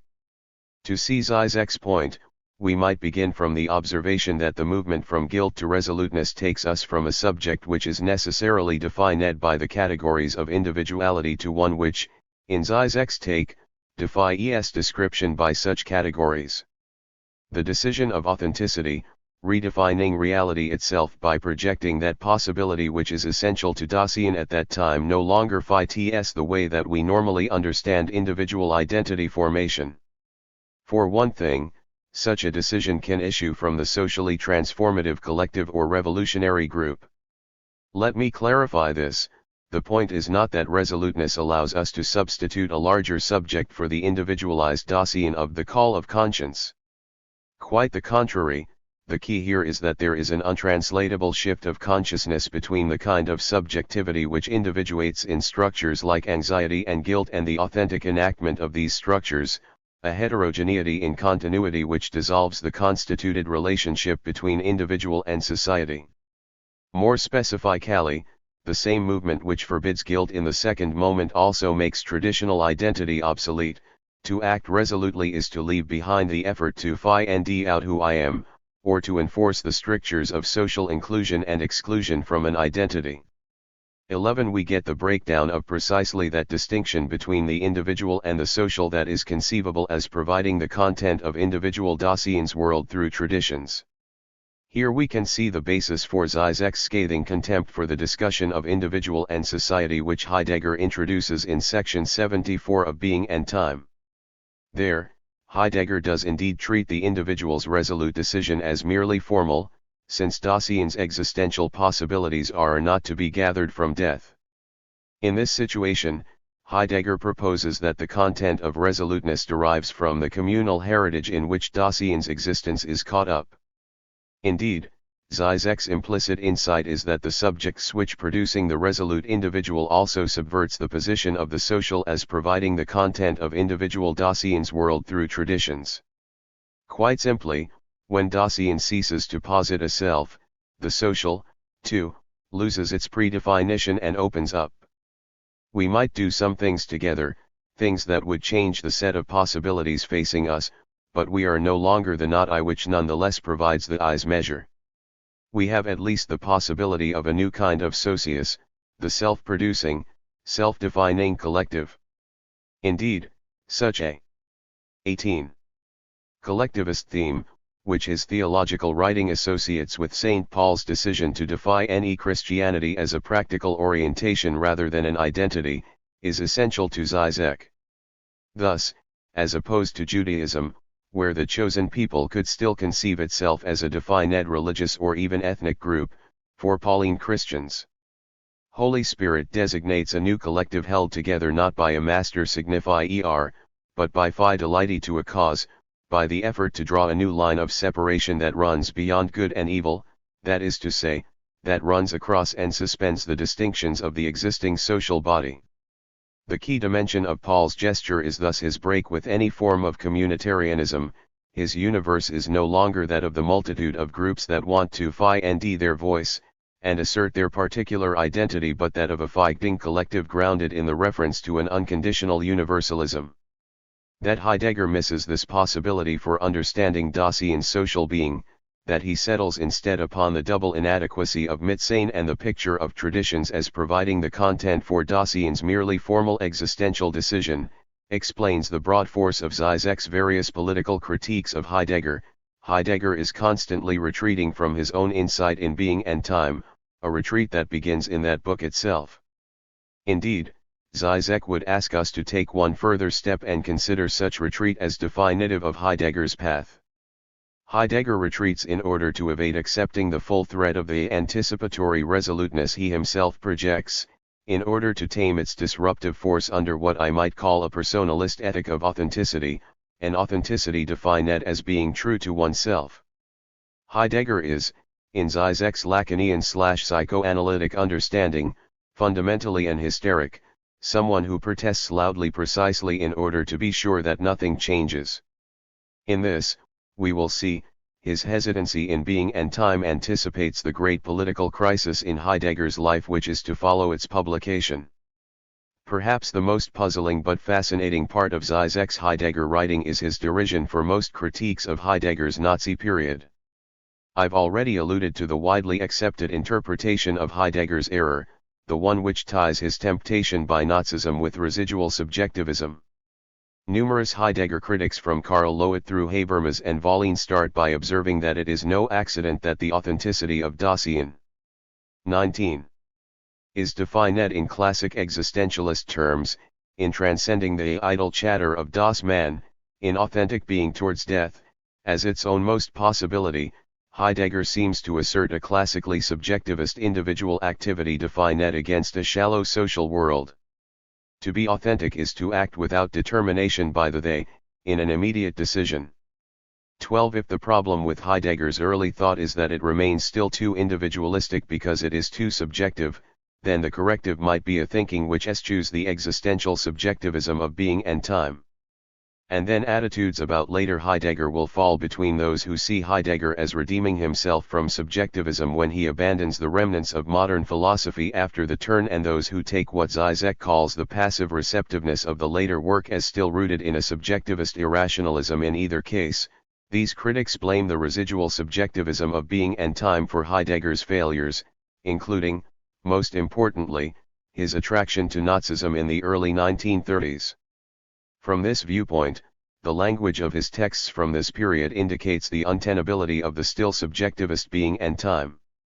Numerous references to will and resoluteness, as well as a rhetoric embracing violence in the introduction to metaphysics and other texts post-being and time, indicate the ease with which Heidegger was able to slide from his existential subjectivism of the late 20s into fascism, a fascism which, for these critics, was nothing other than a philosophy of subjective will transposed onto the larger subject of the people and their leader. Thus, having declared itself in the crisis of Nazism, the disease of subjectivism was expunged from the later Heidegger, the Heidegger of the critique of modern technology and of Gelassenheit. For Žižek, on the other hand, it is precisely the ungrounded nature of Dasein's decision, Heidegger's radical finitism and even subjectivism here, that is worth saving, though, as we've already seen, subjective for him means neither individual nor irrational. 13. This last point is worth underscoring, for it is vital to Žižek that the subject of anticipatory resoluteness neither acts as a formal individual nor gains its content from available traditions. Žižek's appropriately titled Post-Parallax View Engagement with the Question of Heidegger's Nazi Period, Why Heidegger Made the Right Step in 1933, tells this story, a story in which the language of will, used in a transpersonal sense, actually indicates Heidegger's closest approach to a thinking through being and time. Indicating Heidegger's derivation of this language from his seminars on Anaximander and Heraclitus, Žižek demonstrates that the meaning of such willing is hardly subjective in the 20. sense of a closed position from which and for which being is framed. Quite the contrary, in Žižek's interpretation at least, Heidegger's will must be related to Anaximander's disorder, a primal disturbance in the historicity of any fugue of being which cannot be ironed out. Seen not as the hegemonic claim of power over the whole of being, but rather as a primordial disruption of totality itself, will mean something much more like what Freudians get at with drive. The primordial fact is thus not the fugue of being, which can then be disturbed/perverted by the rise of o'erwilling. The primordial fact is this o'erwilling itself, its disturbance of the natural fugue. To put it in yet another way, in order for a human being to be able to withdraw itself from the full immersion into its life environs into the inner peace of Gelassenheit, this immersion has first to be broken through the excessive stuckness of the drive. Two further consequences should be drawn from this. First, that human finitude strictly equals infinity, the obscene immortality/infinity of drive which insists beyond life and death. Second, the name of this diabolical excess of willing which perverts the order of being is subject. Subject thus cannot be reduced to an epoch of being, to the modern subjectivity bent on technological domination. There is, underlying it, a non-historical subject. When will is understood as Freudian/Lacanian drive, of course, the equation of a primordial violence with it no longer is quite so disturbing, indicating simply the irreducible event by which disorder must always reassert itself over that appearance of seamless totality that we call reality. In other words, so Žižek, Heidegger's critics are mistaken when they point, for example, to the strife between earth and world in the origin of the work of art as an indication of Heidegger's incipient political error, something needing to be expunged. Heidegger himself may have later interpreted his own gestures in such a manner, but we should avoid it. It is precisely the presence of such violence which indicates Heidegger's greatest advance in articulating his insight. Furthermore, Žižek's last point in the text I quoted above demands underscoring, for it is the key to his view of Heidegger's Nazi period that this advance marks an effort to think through the implications of the modern subject, to move beyond either romantic or rationalist appropriations of it toward a practical, materialist understanding. As Žižek puts it at another 21. point in the same essay, the persistence of the language of will in Heidegger's texts demonstrates the insufficiency of Heidegger's critical analysis of modern subjectivity, not in the sense that Heidegger didn't go far enough, and thus remained himself marked by subjectivity, but in the sense that he overlooked a non-metaphysical core of modern subjectivity itself. The most fundamental dimension of the abyss of subjectivity cannot be grasped through the lens of the notion of subjectivity as the attitude of technological domination. What, according to Žižek, was Heidegger's error in 1933? Precisely the one which typifies our response to the possibility of revolutionary change disruptive of reality itself, namely, anxiety and retreat. Or, to be more precise, Heidegger gives us the kind of retreat in the face of anxiety which seems like no retreat at all, a kind of acting out pretending to be a decisive act. In its embrace of both an extra-individual people and a basic disruption of modern reality, Nazism seems to follow through on the promise of will and violence, the promise of a non-metaphysical core of modern subjectivity, but this appearance is false. Nazi will is, of course, merely the self-assertion of a larger, corporate but all the more metaphysical subject. Nazi violence is directed against people who represent what cannot be integrated into a totalized reality and precisely not against totality itself. As Žižek puts it, perversely, in his essay on Heidegger in 1933, the problem with Hitler was that he was not violent enough, that his violence was not essential enough. Nazism, like all fascism, remained a kind of show, a pseudo-event led with the appearance of change, but designed in the end to ensure that nothing will really change. On the other hand, while the Soviet experiment may have failed dismally to transform the fabric of society, with horrific human consequences, that was not a problem with its intention. Quite the contrary, the Soviets really tried to overturn the existing social order, and it was their initial success in doing precisely that which produced the vehemence of the Stalinist backlash. 14. Above all, the Soviet experiment tried to transform the very relationship between individual and society in the terms of the collective. Thus, for Žižek, we can express Heidegger's breakdown before his own conception of finitude as his failure to see that he really should have embraced the Soviet opportunity rather than the Nazi pseudo-alternative. For Žižek, it was only Soviet communism. 22. Which, despite the catastrophe it stands for, did possess true inner greatness. Had he remained in the truth of his own insight, Heidegger would have had to become a communist. Which, of course, indicates for Žižek not only how far Heidegger would have had to go to live up to the task given by anticipatory resoluteness, but also how effective the strategy of acting out proved. For Heidegger's staunch post-war anti-communism could be taken to indicate the continuity between his choice of the 1930s and the peace of the later Heidegger. While Nazi period Heidegger hides the radically of his own insight about subjectivity from even himself by equating it with the Nazi pseudo-revolution, later Heidegger achieves the same result by erasing the very space for that insight. Indeed, the eventual effect of the entire Nazi episode for Heidegger was to make disappear the really disturbing possibility unearthed in his earlier work and brought to its most daring formulation in the crisis period of the 30s. For the later Heidegger, as for Heidegger's followers, the only choices are between the violence of metaphysical subjectivism and a thinking which leaves the modern subject behind. What drops out, of course, when we have only a choice between self-assertion and the open acceptance of destiny, is finitude itself, except as a residual skepticism demanding that we accept the cards dealt us. That for Heidegger himself we cannot sustain a philosophy finitude on the basis of the later, anti-modern position, indicates not only the content of Žižek's imminent critique of Heidegger, but also the role that Žižek takes for himself. His work can refuse the retreat from finitude that proved fatal to Heidegger's thought, can complete the task that Heidegger began, doing so by pulling the Heideggerian corpus in the direction of a subjectivity which is both collective and praxical. While, as we'll see in the next chapter, things get more complicated for Žižek when we turn to the apparently marginal question of technology, the question by which Heidegger hid from the possibility of such a radicalized modern subject. Still, the project here seems clear enough. Žižek suits himself up to play the knight of finitude, to face the abyss of the other's fictionality, in a way for which his phi-rst teacher remained unprepared.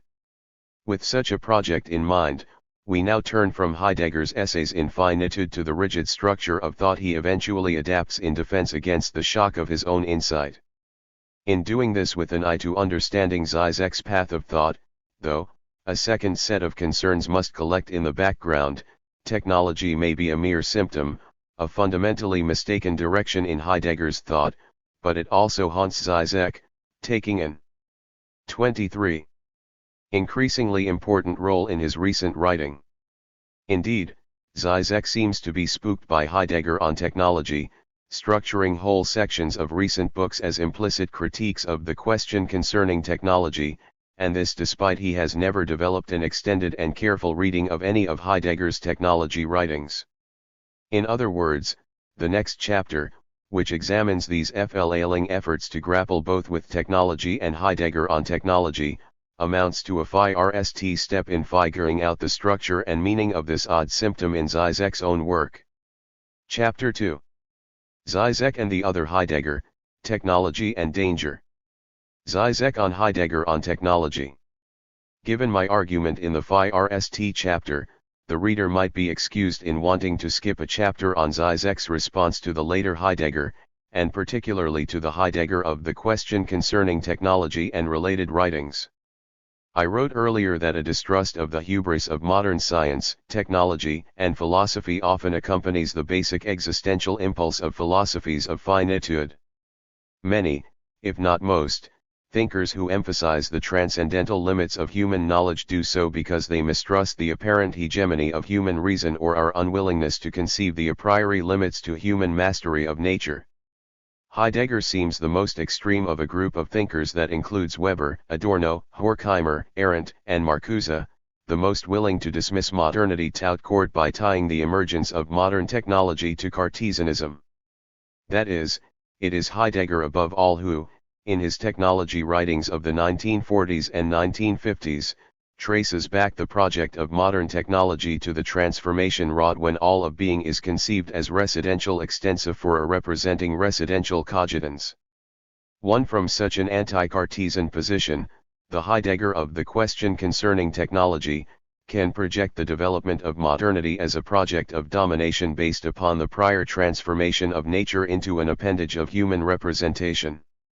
Of course, as we've seen, something else, namely, a radical insight about human freedom, could actually be found in the finitist Heidegger of the late 1920s and 1930s.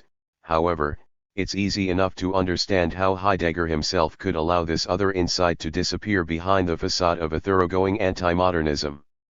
It's easy enough to believe that, when, after the turn in his thought, Heidegger develops his argument concerning modern technology, he does so simply to prevent the thinking he apparently advocates. Isn't it clear from Žižek's understanding of Heidegger? 25. On finitude that the technology essays are of interest primarily as symptoms of Heidegger's flight from the insight of his earlier work?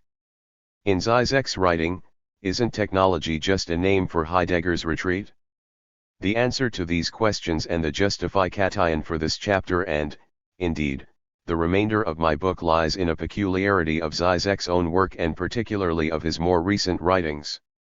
While, as one would expect, Žižek himself has not developed a reading of the question concerning technology in any detail, reserving for that text and for Heidegger's thought on technology in general only the most dismissive comments, still the issue of technology and of technology in Heidegger has become an almost obsessive side within his writing.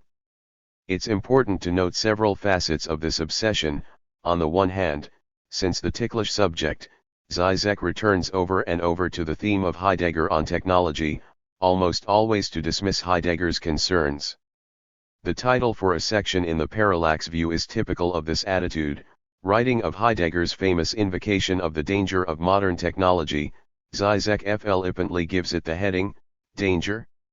What danger? On the other hand, though Žižek so ostentatiously rejects his approach, the gesture of dismissal is almost inevitably accompanied by some serious tangling with the issues raised by Heidegger. That tangling has even recently expanded in scope and weight, to the extent that fully a third of the parallax view concerns the technological question, admitting that developments since Heidegger's day exacerbate the urgency of the issue. Finally, one must balance Žižek's rather glib dismissals of Heidegger with several places where he insists that Heidegger was in some way right in his technology critique. 2. In one of the conversations with Žižek, he asserts that Heidegger was right to speak about Gefahr, then adding that there is something in type of radical self-objectivization suggested by today's science and technology, which threatens at a fundamental level our very understanding of humanity and the human being. In other words, Žižek reveals an important ambivalence about Heidegger on technology. What makes such ambivalence particularly odd is that it emerges precisely where Žižek clearly intends straightforward polemic, where he would encourage us, indeed, simply to pass over Heidegger on technology. Žižek himself seems, in other words, trapped in a classic philosophical symptom, a place where we find a combination of assertions of clarity combined with actual intellectual entanglement. The more that Žižek urges us to forget Heidegger, the more that he gets himself entrapped by both technology and Heidegger's. 26. Thinking about that question. Heidegger's technology writings seem to provide a kind of irresistible FLE paper for Žižek. To provide further evidence for my assertions about the place of Heidegger on technology in Žižek, let me offer a particular text for the reader's consideration. The opening of the ticklish subject is typical in its sneering dismissiveness about the traditions flowing from the Heidegger of technology critique. At the end of the book's introduction, Žižek presents an image that he intends to serve as warning against Heideggerian anti-technologism.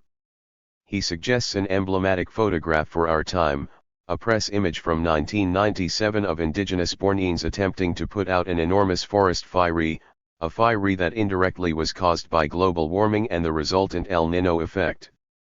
What strikes Žižek about the image is the mismatch of scale indicated by tribesmen passing small plastic bags of water with which they vainly strive to put out a blaze whose smoke plume covers the entire area of northern Indonesia, Malaysia, and the southern Philippines. In other words, enormous forces today are at work, forces that dwarf and foredoom the efforts of individuals and communities to control their own fates. Having introduced this image, Žižek asks what this force looming over us is. The next passage in the ticklish subject, deeply enigmatic, demands to be quoted in full. This catastrophe thus gives body to the real of our time, the thrust of capital which ruthlessly disregards and destroys particular life worlds, threatening the very survival of humanity. What, however, are the implications of this catastrophe? Are we dealing merely with the logic of capital, or is this logic just the predominant thrust of the modern productivist attitude of technological domination over and exploitation of nature? Or furthermore, is this very technological exploitation the ultimate expression, the realization of the deepest potential of modern Cartesian subjectivity itself? The author's answer to this dilemma is the emphatic plea of not guilty, for the Cartesian subject. Despite its apparent polemical lucidity, it is certainly a polemic against the anti-Cartesianism definitional for postmodern theory. In fact, it is not entirely clear quite what Žižek is polemicizing against here. One thing is clear in this text: Žižek intends to shift blame for what is happening in our world today away from rampant subjectivism, the usual suspects since Heidegger. We must register Žižek's not guilty plea with full clarity. 27. Beyond that, however, the text is puzzling. In dismissing subjectivism as cause for our impotence today, Does the author mean to suggest that merely the logic of capital stands to blame for global crisis and not the predominant thrust of the modern productivist attitude of technological domination over, and exploitation of, nature? While it's certain that, as a defender of a certain radical Cartesianism, Žižek rejects the assertion in the next sentence, Heidegger's argument that such exploitation is the realization of the deepest potential of modern Cartesian subjectivity itself, his willingness to apportion blame simply to capitalism, to take up a traditional Marxist stance is more puzzling and less clear. In other words, the middle question in the above-quoted passage, the one about whether to lay blame also with techno-productivism as well as capitalism, seems to hang ambivalently between the clear answers to the first and third questions if you like. Žižek raises and fails to answer the question of the relationship between capitalism and technological productivism, but that relationship is precisely what his various efforts to come to terms with contemporary technology amount to. Given his obvious concern with this issue, why both raise the issue and fail to respond to it? Most obviously Žižek doesn't say more about techno-capitalism in that opening passage of the ticklish subject because what he has to say doesn't fit the polemic he constructs about postmodernism and the modern subject. Lengthy studies in ambivalence simply don't belong in the context of Žižek's clarion call to battle against the sophism of contemporary thought. Particularly from a thinker who both delivers razor-sharp analyses of social phenomena and is deeply committed to restoring philosophy as the defense of finite critical theses, such ambivalence cannot but strike readers as disappointing. Indeed, Žižek's obsessive return to this intellectual topos where he seems mostly to have nothing more than this basic ambivalence to express seems odd.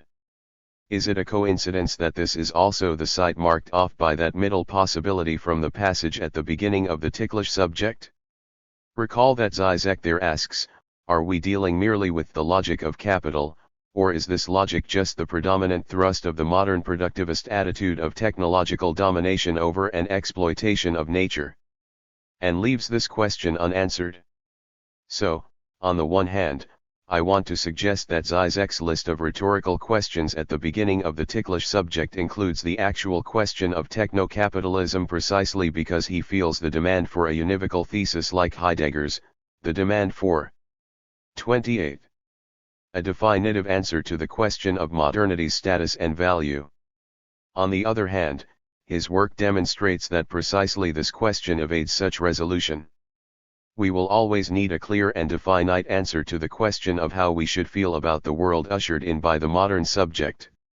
And we will never be able to respond to this imperative. Indeed, we should not cave into it. In the final analysis, we must take Žižek's silence in this passage as containing his real answer to the question concerning techno-capitalism, which is that the question should have priority over any answer, that any answer is necessarily false. Seen thus, that middle suggestion in the passage from the ticklish subject, an unaddressed question nested within an otherwise confident and even disputative passage boldly setting Žižek against the entire community of postmodern philosophers, seems a classic example of the phenomenon suggested by Edgar Allan Poe's The Purloined Letter. There it is, literally in front of our noses but unseen, the thing about which Žižek won't present clear theses. Even and especially in a passage where he obviously has so much to say, indeed, more than he can say, but, what if, and this will be my contention, really this innocuous purloined letter, against all appearances, actually produces that too much to say? Technology is not the question. Now, the first thing to be said from Žižek's perspective about the view of modern technology emerging in the question concerning technology is that it seems precisely structured so as to avoid that act whose conceptualization Žižek draws from earlier Heidegger. Instead of moving from the receptive moment of finitude to a radical and world-negating spontaneity, the technology lens makes such an act into a form of original sin and fetishizes the inviolability of the world horizon. It is, of course, no coincidence that the image accompanying Heidegger's technology writings is that of a whole nature, a nature whose Aristotelian physis grants the possibility for a redemption of human practice through poiesis. In other words, Heidegger not only insists upon a court of appeal but even moves this court back to its pre-modern locus in a position of transcendence. The ethic of humility opposed to the pride of technological domination forces us into an implicitly religious posture, one that betrays the fundamental impulse of Heidegger's earlier work. Recall here Žižek's analysis, already discussed in Chapter 1, of the double meaning of the Heideggerian assertion that Dasein is always primordially. 29. In the untruth. At a first reading, Heidegger simply seems to be asserting what traditional Christianity assumes about human finitude, that our untruth comes from our failure to notice a wider horizon of being, one which forms a whole not apparent to us. This interpretation aligns nicely with Heidegger's pastoral analyses of Dasein's inauthenticity, its absorption in the petty concerns of the they world, its falling, etc., etc. Dasein's untruth therefore coincides with a tendency to miss the bigger picture, and the modern technological obsession analyzed in Heidegger's later work simply marks a newly predominant version of such human fallibility. Still, for Žižek, Heidegger's assertion of certainty in section 44 of Being and Time that Dasein is in the untruth is ontological rather than merely moral. While it might be the case that human beings tend to miss the forest for the trees, there's no a priori reason on the face of things why such must be the case. Not unless, that is, we consider our untruth to manifest itself beyond when we ignore the wider horizon of our ontological constitution, but also, and most of all, when we pay attention to that horizon. That is, at an ontological level Dasein's untruth is not that bigger picture but the very illusion that there is such a picture to be found, an illusion which hides the stain of subjectivity. Isn't the problem with the question concerning technology, that it is a precise itinerary for elimination of that second untruth, that second finitude which Heidegger himself had previously understood to be structural to Dasein? In his technology writings, Heidegger presumes from the start that the fatal untruth today lies in the way we miss a broader horizon. Such conception of error is foundational to Heidegger's project in The Question Concerning Technology, where the antidote to the dumb obviousness of modern technology, the project of gain a free relationship to the essence of modern technology, is translated into the necessity of seeing such technology in terms of the wider destining of being indicated by the transformation from Greek technology to its modern avatar. In other words, Heidegger equates questioning technology with seeing the limited truth of calculation in relationship to the broader horizon of poetic unconcealment, of which it is, nonetheless, an interpretation. In this way, of course, Heidegger's thought here is not only mistaken but dangerously so, since it marks a powerful temptation. Take, for example, what Yanis Stavrakakis calls the dominant fantasy of contemporary green visions, a fantasy that has frequently been tied back to Heidegger's technology critique. 3. This fantasy, beginning from the now problematized foundations of ecology in systems theory, posits nature as a harmonious 30. Interdependent system, always tending toward a balance or equilibrium state only disturbed by human activity. Such a view of the ecos is posited of the planet itself in Lovelock's Gaia hypothesis. In this way of seeing things, the dynamic but essentially orderly becoming of nature provides a model for human activity. Furthermore, such an ideology also mirrors Heidegger's technology writing in the treatment that it gives to human spontaneous activity, which potentially disrupts natural order. Indeed, as Stavrakakis points out, if nature is by definition harmonious, all imbalances can be attributed to humans and specifically to industrialism or industrial man, which destroys nature's equilibrium. We have a phantasmatic system in which everything has a place, everything except our fallen capacity to will, and this fantasy dominates a certain kind of ecological response to environmental crises, dictating that we eschew, for example, the possibility of technical responses to problems produced by technological civilization. To the extent that Žižek follows this criticism, the criticism leveled by Stavrakakis, we could simply say that the problem here is that Heidegger, for symptomatic reasons, has pursued precisely the wrong question, that the question concerning technology with its entire motivation located in a suspicion of modern self-assertion, is what Heidegger himself called a Holzweg, a false path. And a subset of Žižek's scattered responses to Heidegger on technology amount to pointing this out. To begin with, such ecologism simply blinds us a priori to a startling facet of nature, one that Žižek emphasizes in Looking Awry, where he writes that the very notion of man as an excess with respect to nature's balanced circuit has finally to be abandoned. The image of nature as a balanced circuit is nothing but a retroactive projection of man. Nature is already in itself turbulent, imbalanced. That is, the very view of nature implicit in Heidegger's answer to the technology question, the very piety carried in his questioning, blinds to us another nature.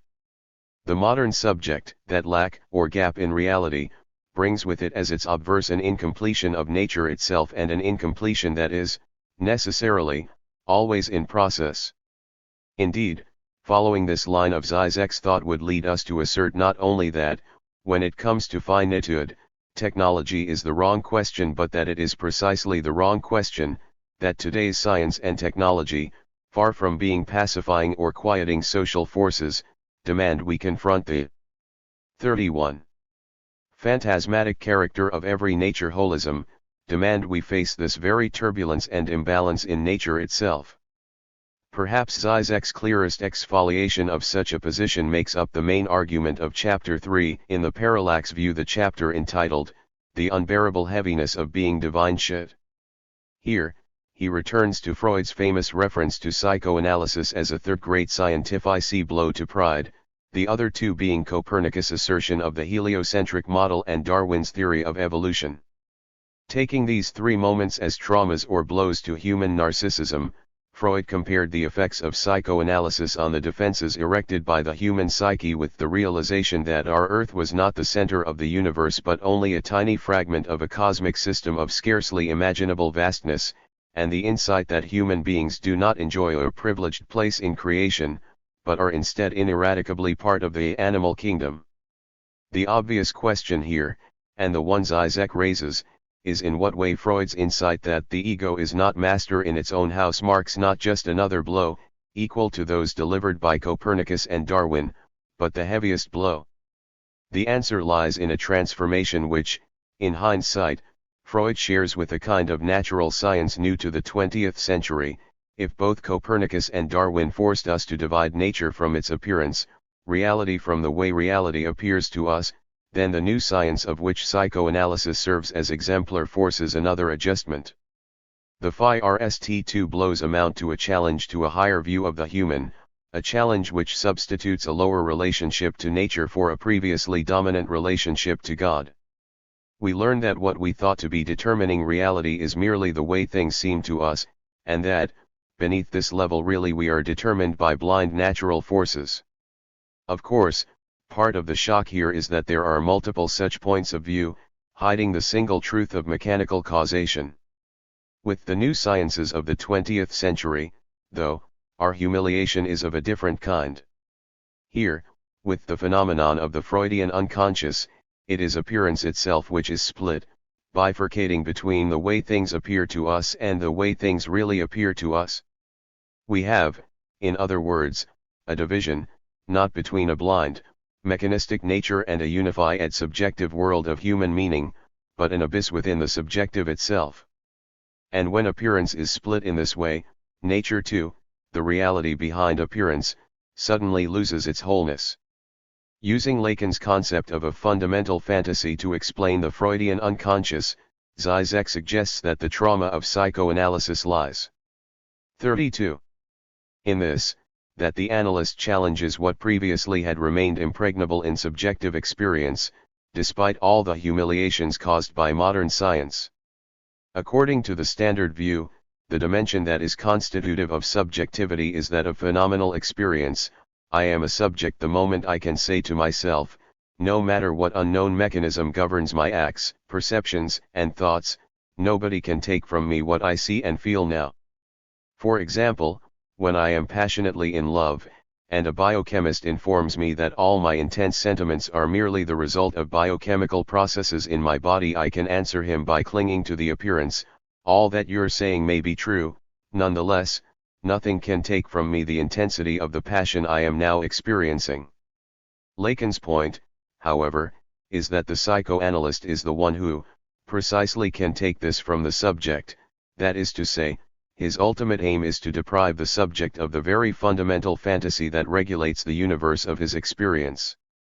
To understand this threat, consider the odd conceptual space within which it is located.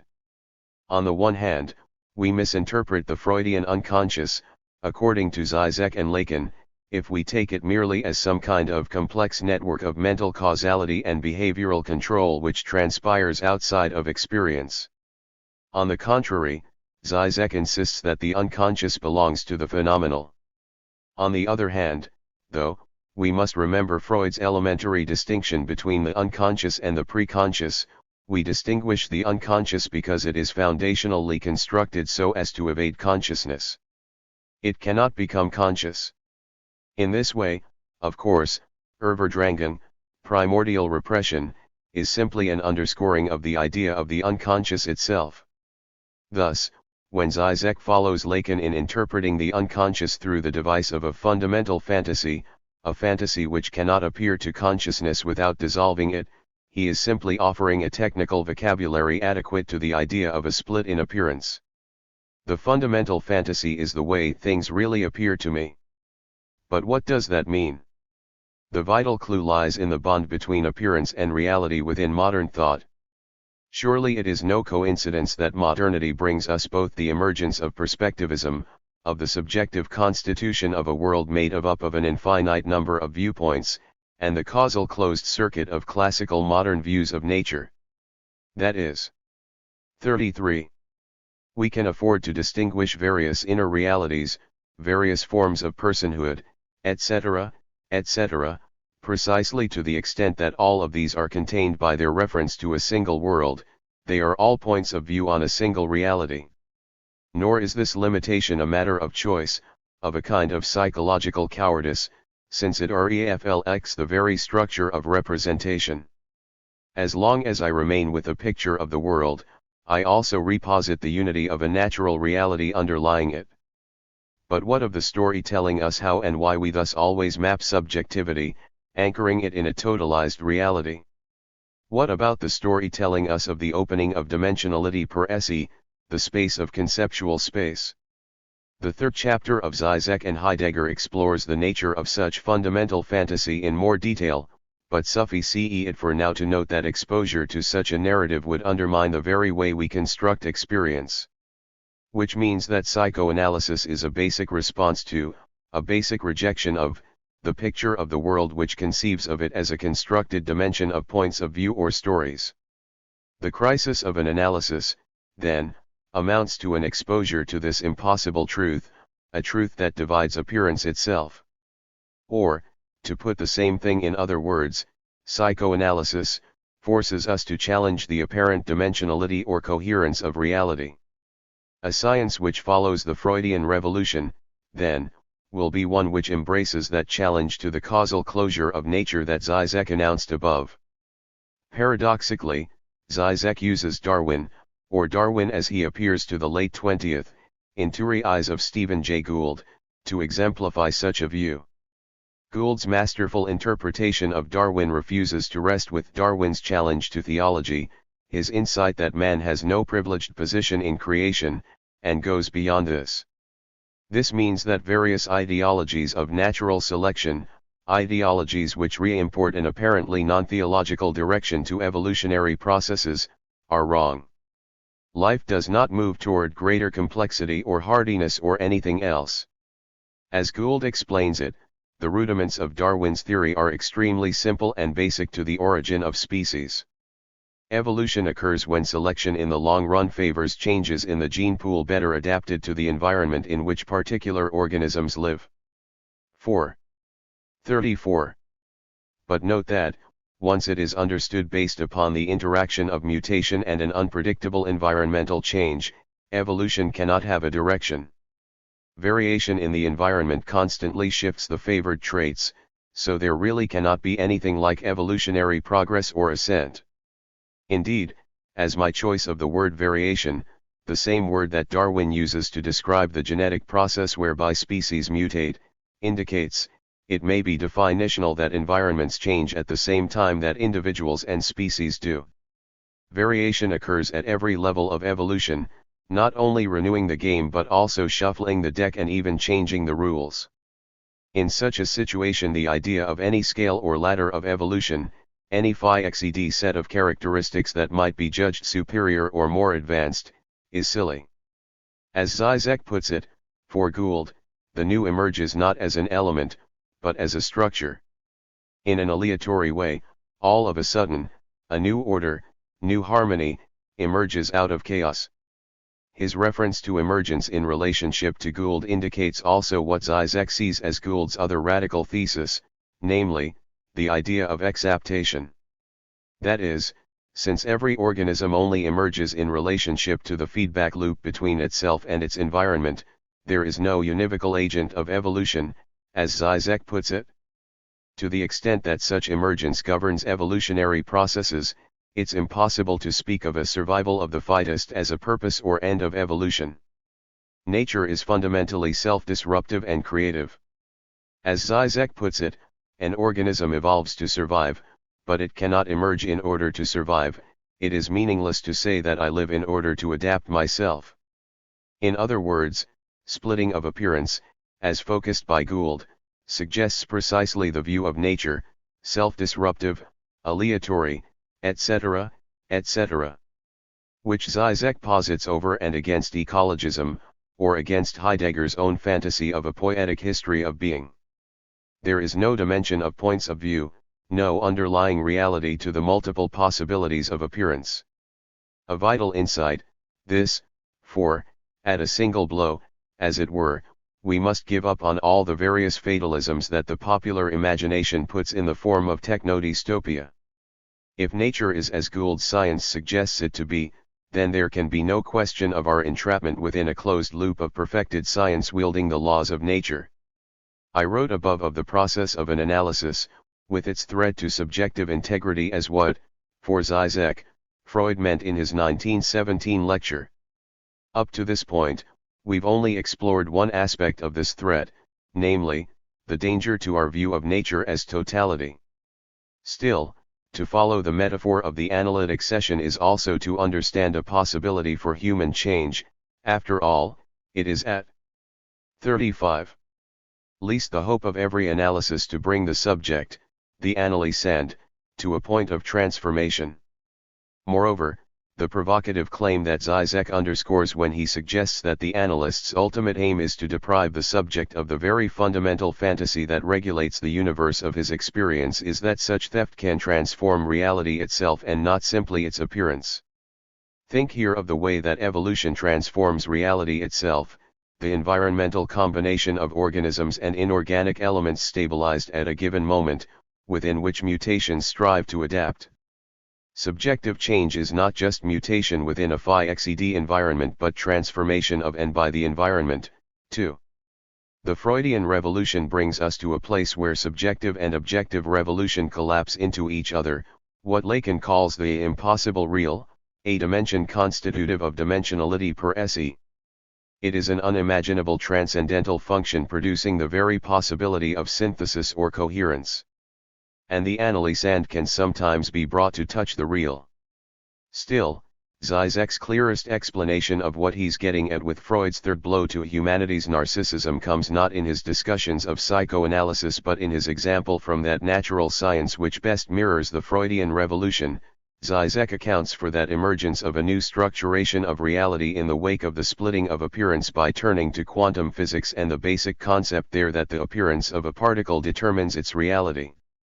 Indeed, such physics provides Žižek's best explanation of what is implied by the splitting of appearance.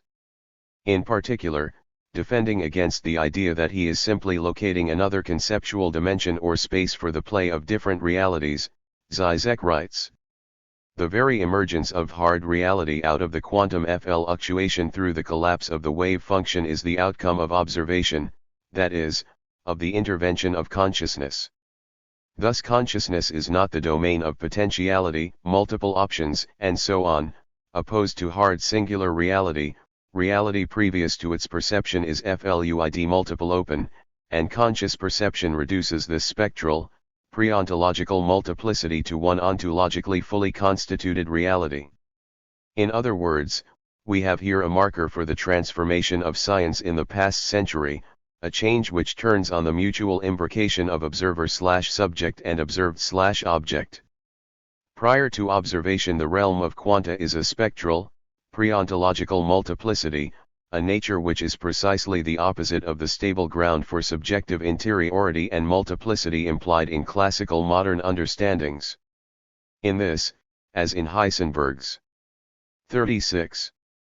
Uncertainty principle, Žižek phi and ds a perfect analog for the peculiar change in the status of appearance underlying contemporary thought. Another point in the parallax view offers yet another demonstration of the oddly redemptive effects of consciousness upon reality.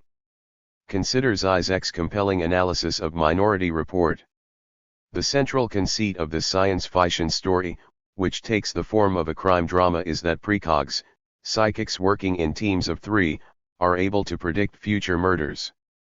When he suspects the identity of the man who has raped and murdered his own child, the cop enforcing the decisions of the precogs, John Anderton, is caught up in a web implicating himself.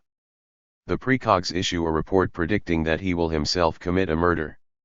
What complicates the situation, as we learn in the file only at the very end, is the time between each of the 3 precog reports to Anderton and the next report. In each case, when Anderton comes to know what is predicted of him, this knowledge changes the very course of destiny. For example, soon after the prediction is made, Anderton comes to know that the FIRST precog predicts that he will murder Kaplan. This causes him to decide not to commit such a crime, a decision that is then reflected in the second report where Anderton is predicted not to commit the murder, etc., etc.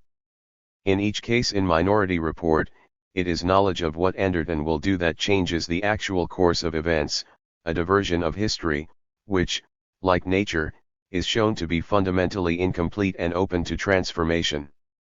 Still, something else in both Minority Report, and in Žižek's account of it, should give us pause, namely, the fact that this openness of reality is inseparable from, only forms the reverse of, its complete closure and determination. It is not simply the case that nature is ontologically incomplete. Rather, it is precisely because it is complete at any given moment with regard to any particular object or event, because an adequate prediction of Anderton's actions is possible, that Anderton is able to change his behavior. In other words, and we will return to this thesis, it is only in the context of technoscientific objectification of reality that nature can, in a second moment, emerge as indeterminate, etc. For the moment, let's just focus on what Žižek calls the opportunity hidden behind the danger of such technological objectification. In conversations with Žižek, we are asked to consider a case of cloning. I am faced with a perfect copy of me, a clone, or, indeed, the formula for producing such. 37. A thing. Žižek argues that such an experience, while no doubt uncanny and even monstrous, 5 will nonetheless have the virtue of forcing us precisely to an authentic confrontation with our own subjectivity. Such will be the case, argues Žižek, because, in the very experience of that's me, you will, as it were, look at yourself from the outside. And so this dream of total self-objectivization will also confront us radically with its opposite, with the gap of subjectivity. In other words, the prospect of total objectification forces a confrontation with the role of consciousness in articulating itself. This idea of a persistent remainder in the face of technology, of a confrontation with an uncanny real, is perhaps clearest in Žižek's line of thought about affect and virtuality. Once again, Conversations gives a good example, this time a consideration of how VR technology realizes an old dream of cinema, to grant access to a real affect for which there is no representational equivalent. He suggests this to be a kind of realization of Hitchcock's fantasy in which, in future, a director will no longer have to invent intricate narratives and shoot them in a convincingly heartbreaking way in order to generate in the viewer the proper emotional response. He will employ a keypad connected directly to the viewer's brain, so that, when he presses the proper buttons, the viewer will experience sorrow, terror, sympathy, fear. He will experience them for real, in an amount never equaled by the situations in real life which evoke fear or sorrow. Far from associating the affects of virtual reality with the representations it produces, Žižek sees the possibility of direct neuronal stimulation, and therefore of an experience disconnected from and disruptive of the totalized appearance that makes up reality.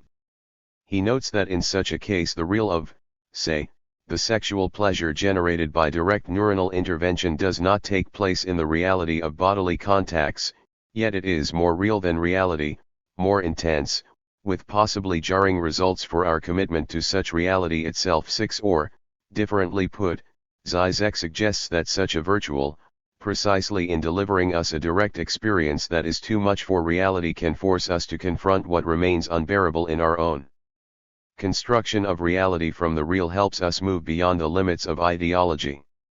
It is with such revolutionary potential as this in mind that Žižek mocks Heidegger in that key section of the parallax view, danger. What danger? 38. Right question. Wrong answer, the crisis of technology rehabilitated.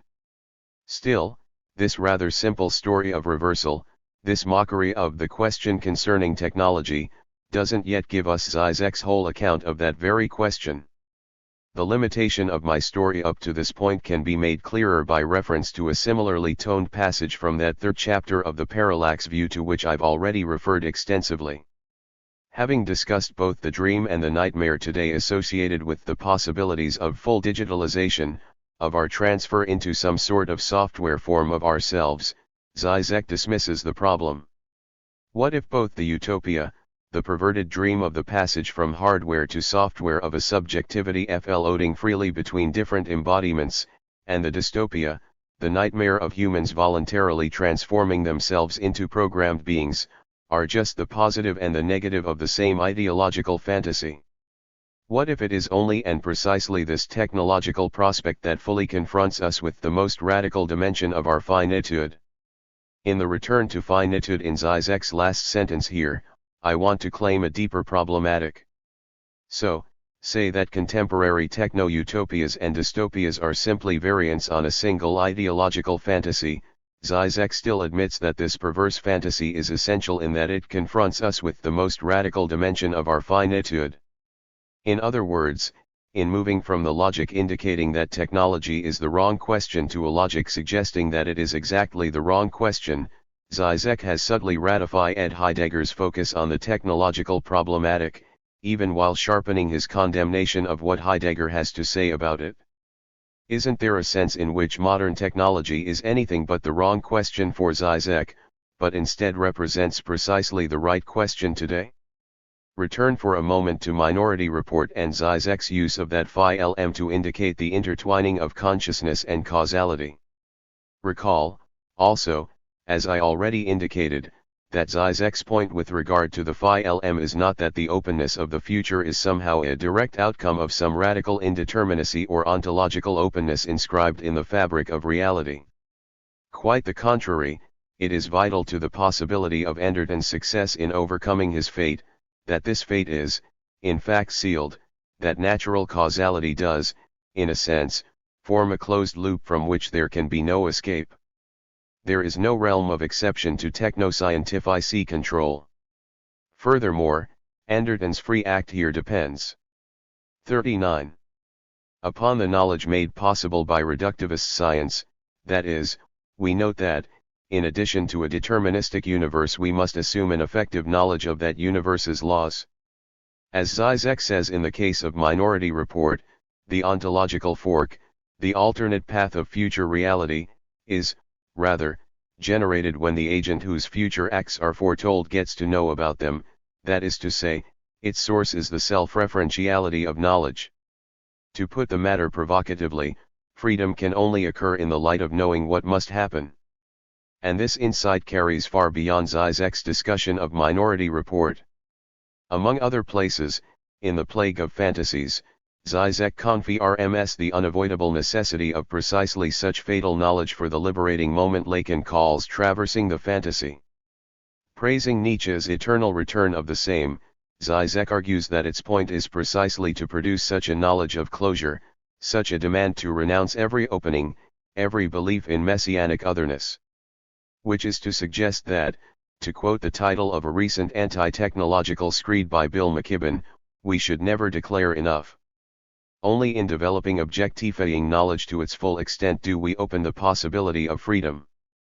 First of all, Žižek here rings the changes on an idea I've already suggested, that technological totalization forms the subjective precondition for the development of any new and liberating insight. Only when we know that we are not and cannot be free can we free ourselves. Indeed, this is a key concept in Žižek's interpretation of history in The Puppet and the Dwarf, for they know not what they do, and elsewhere, in The Puppet and the Dwarf, indeed, Žižek praises the Heidegger of the technology writings, for his fatalism, his projection of history as a kind of checkmate. The argument is that such thoroughgoing determinism actually leads not to quietism but to action. It is precisely when we know that there is no way out that possibilities for escape emerge. Furthermore, the technological, totalized view of nature is not only useful, it is also, in a sense, true. To put this in another way, no matter how ideological it is, Newtonian or modern nature as homogeneous in finite totality can't, really just disappear, to be replaced by a newly dialectical science. Recall that the space of Newton and Kant is only secondarily a physical dimension insofar as it is also the precondition for any real science at all, since Ptolemy was joined at the hip with Aristotelian physics. The main Galilean and Newtonian arguments against the Ptolemaic system didn't have to do 40 with heliocentrism so much as with the homogeneity of nature. The real Copernican revolution concerned that issue, the precondition for a new method of hypothesis and verification. This space is really the presupposition of homogeneous lawfulness and thus the basis of scientific method, a method that makes possible contemporary as well as classical modern science. Simply noting the ways that contemporary science moves to the verge problematizing its own foundations doesn't dispense with their continued necessity for the operation of that science. In other words, given that it is immanent within even the most revolutionary of versions of contemporary science, the problem of two natures, here corresponding with two sciences, won't just disappear. In some sense, furthermore, what Heidegger identifies as the essence of modern technology, the enframing of all phenomena within an assumed total space of universal, mathematical law, is intimately bound up with the formation of our reality itself. Or, to put it slightly differently, we might suspect that such a Newtonian universe is not simply a choice. Žižek vehemently rejects the postmodern out, wherein we would claim that this reality is reduced to an artificial and non-binding social construction. Quite the contrary, as he writes in The Plague of Fantasies, Heidegger was right in arguing that modern science is the real of our historical moment, that which remains the same in all possible symbolic universes. All of which is just to suggest that at some basic level, we do live in something like the world of Heidegger's modern technology, or at least of the science to which it is bound, to an objectification without limit.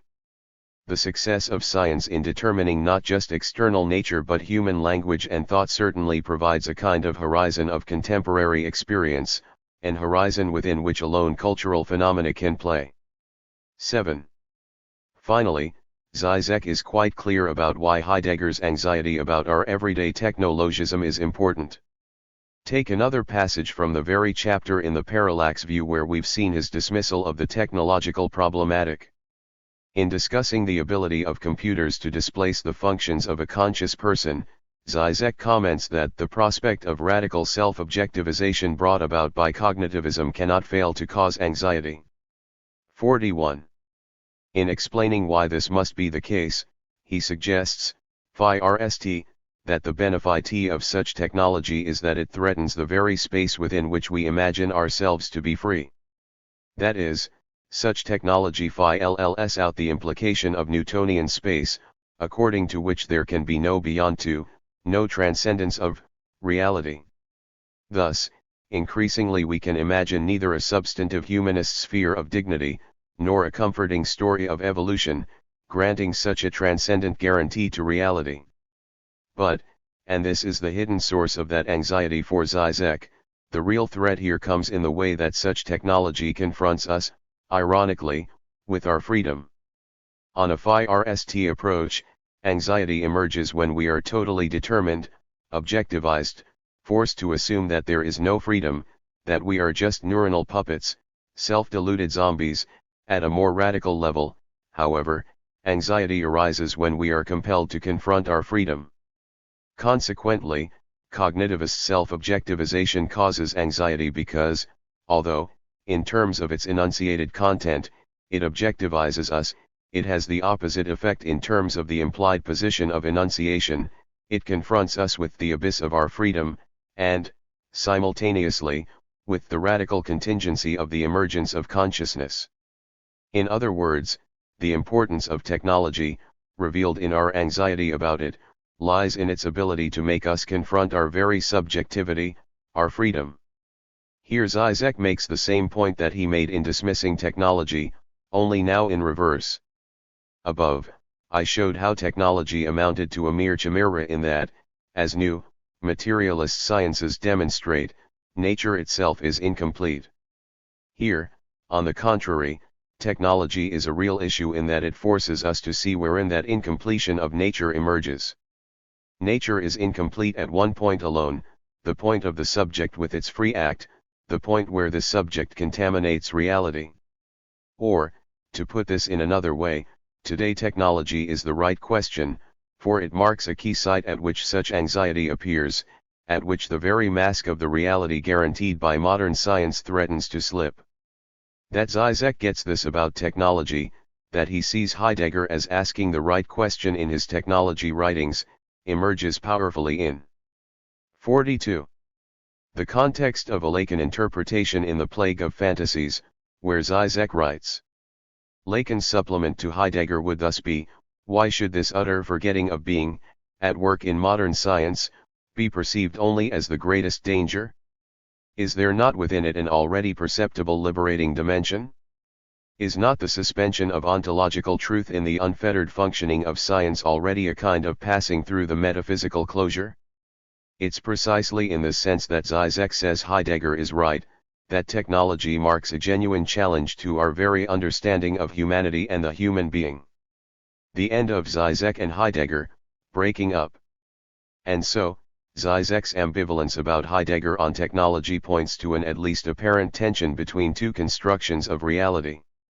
On the one hand, nature being incomplete, science, the knowledge corresponding to this incompleteness, is simply a boon, and the sense of crisis or danger associated with modern scientific achievement an illusion. On the other hand, the crisis is genuine for Žižek insofar as it refers to the reality defined by that science itself, insofar as it indicates the impossibility of an imaginable way out of scientific objectification, a limit to knowledge. We have a real apparent crisis, a crisis at the level of appearance. Thus, in Žižek's grappling with technology, nature is both beyond totalization and thoroughly totalized. I would suggest, we must stay with the tension between two incompatible views of nature in Žižek, tensing it, in fact, to the point even of contradiction. This is not, in the THIRD instance, meant as a criticism of Žižek, though my eventual criticisms of him will grow out of it. Indeed, his work has the virtue of exposing it. First of all, it seems to me that these two understandings of nature correspond closely with the way that the matter really does present itself in our world, a phenomenological virtue of Žižek's ambivalence. We are indeed stretched between a revolutionary new paradigm for science, one which suggests the possibility of a renewed alliance with dialectical materialism, and a sense of crisis based upon the ever-advancing frontier of scientific technical control, a kind of paranoid limit of the closed. 43. Reality of a mechanistic universe without exit. Contemporary science really does seem to divide unfathomably between these two paradigms, and that fact in itself is a worthy matter for philosophical reflection. But I will also be concerned in the long run to discern with such splitting a limit to Žižek's thought, a limit at least to the manner in which it can attain a systematic coherence. In reading Žižek through his relationship to Heidegger, it's important to see that the point where Žižek places his own limit to Heidegger's worth, the point beyond which Heidegger no longer rewards interpretation or even reading, is also the place at which Žižek's thought enters its own crisis. 8. The marriage I proposed in reading Žižek through his relationship to Heidegger, includes an apparently tragic final chapter. If only you hadn't left me, wails Heidegger in the background, we both might have avoided trouble. Actually, it's been a successful divorce, and this for two reasons. First, on his own Žižek must shoulder the burden for a critical theory to replace Heidegger's critique of modernity, that other answer to the question concerning technology whose demand we've seen to lurk beneath the surface of the Žižekian anti-Heidegger polemic. That is, like Heidegger, Žižek must respond to the crisis that, indirectly, he himself admits, but he must come up with a different answer to it than did his partner. Of course, even the issue here is not exactly what Heidegger claims it to be. In some sense, Žižek is closer to Horkheimer, Adorno, Arendt, or Marcuse in insisting that the question is not so much with technology per se as with the social formation that produces it, with techno-capitalism, as I already called it at the outset of this chapter. But it is the difference between Žižek's critique of techno-capitalism and the anti-modernism shared by Heidegger and other postmodernists that will prove most fruitful. When conceived in the light of Žižek's broader understanding of historicity and the modern subject, this insight yields what is, if unsystematically presented in his work, its most valuable contribution to philosophy, a powerful but imminent critique of our technological reality. Above all, Žižek gives us a novel and powerful understanding of what constitutes the modern world, both its crises and its revolutionary potential. The next part of Žižek and Heidegger articulates this alternative answer to the question concerning techno-capitalism. Secondly, the confusing intertwining of two Žižekian views about technology in his apparently polemical texts also suggests another task, one that will find in this split the source of others. His odd ambivalence about the question concerning 44. Technology can lead us to reflection on a general and profound division inherent to Žižek's own thought, a division concerning Žižek's predilection for a certain kind of anti-historicist historicism. The story Žižek tells in Chapter 5 of the Parallax view, the story of finitude in being and time as displacing an otherwise merely Cartesian skepticism about our access to the truth of existence, is typical of the accounts by which he explains himself. Such displacement forms a structure, indeed, that he justifies in his Hegel interpretation. This Hegel emphasizes the immanence in dialectical logic of the second or ontological realization to the first insight. The second moment is for itself what the first is only in itself, so that the entire process is conceived as a single history, apparently the realization of a potential already contained in the content of the epistemological revolution as the formal frame is invaded by that content. 9. Still, my chapter's tale about Žižek, Heidegger and technology provides an example where the smooth operation of Žižek's historical, narrative-producing machinery gets gummed up. Neither side of Žižek's ambivalence here could serve as subject of a history. Indeed, the polemic by which he frames his actual ambivalence about it would suggest that the continuation of Newtonian nature today, its coexistence with its radically heterogeneous, incomplete double, might represent a deeper problem. And, more specific to the techno-scientific theme, we must also be struck by something else, namely, the actual proximity of Žižek's and Heidegger's understandings of why such contemporary techno-science is important. Žižek goes to great pains to hide his intimacy with Heidegger concerning the way that science today closes the window on any possible humanistic escape, any transcendence. The Phi-NAL division of Žižek and Heidegger will return to both the general and specific questions thus raised by the technology problematic, to both the odd inscription of a methodological historicism in Žižek's anti-historicist thought and to the specific place of a certain technological fantasy in that construction. Part 2. Slowing Žižek down, Modernity and Techno-Capitalism. This page intentionally left blank. Chapter 3. Missing the point, Slava Žižek on perspective, modernity, and subjectivity. The Cartesian spectre and the ghost of perspective. There's something particularly wicked, particularly lovely, about taking a canonical text of leftist academia, switching a word and representing it with its original meaning changed and its full shock value revived. Precisely that is what Žižek does at the beginning of the ticklish subject, a text which it's worth presenting in full. A spectre is haunting Western academia, the spectre of the Cartesian subject. All academic powers have entered into a holy alliance to exorcise this spectre. Where is the academic orientation which has not been accused by its opponents of not yet properly disowning the Cartesian heritage? And which has not hurled back the branding reproach of Cartesian subjectivity against its more radical critics, as well as reactionary adversaries? Two things result from this. 1. Cartesian subjectivity continues to be acknowledged by all academic powers as a powerful and still active intellectual tradition. 2. It is high time that the partisans of Cartesian subjectivity should, in the face of the whole world, publish their views, their aims, their tendencies, and meet this nursery tale of the spectre of Cartesian subjectivity with the philosophical manifesto of Cartesian subjectivity itself. Of course, what's most interesting about the opening of Žižek's The Ticklish Subject is the choice allowing this effect, echoing the Marx and Engels of the manifesto. Žižek writes that the rejection of the modern subject forms the silent pact of all the struggling parties of today's academia, and he then endorses the very spectre that this new Congress of Europe fears. Against the conspiracy of deep ecologists, quack. 48. Newagers, Heideggerians, Deleuzians, Habermasians, and deconstructionists, the Slovenian philosopher proposes a radicalized subjectivism, a subjectivism based upon the forgotten obverse, the excessive, unacknowledged kernel of the cogito, which is far from the pacifying image of the transparent self. Of course, what's at stake here is not really Descartes. Nor is it even just a philosophical position. To oversimplify a little bit, we might say that the issue here is the continued viability of the modern insight.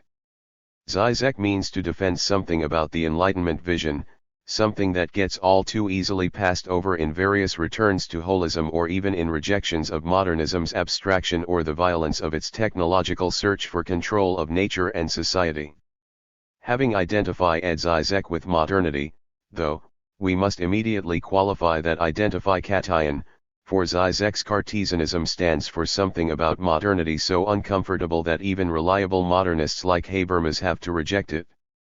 It is with this discomfort that I return to identifying just what the modern insight is, free of the distortion that accompanies its programmatic projection, for it turns out that the real silent pact of today's intellectuals is precisely a decision to ignore the subversive potential of the modern and to embrace or reject modernism on the basis of its distorted representation.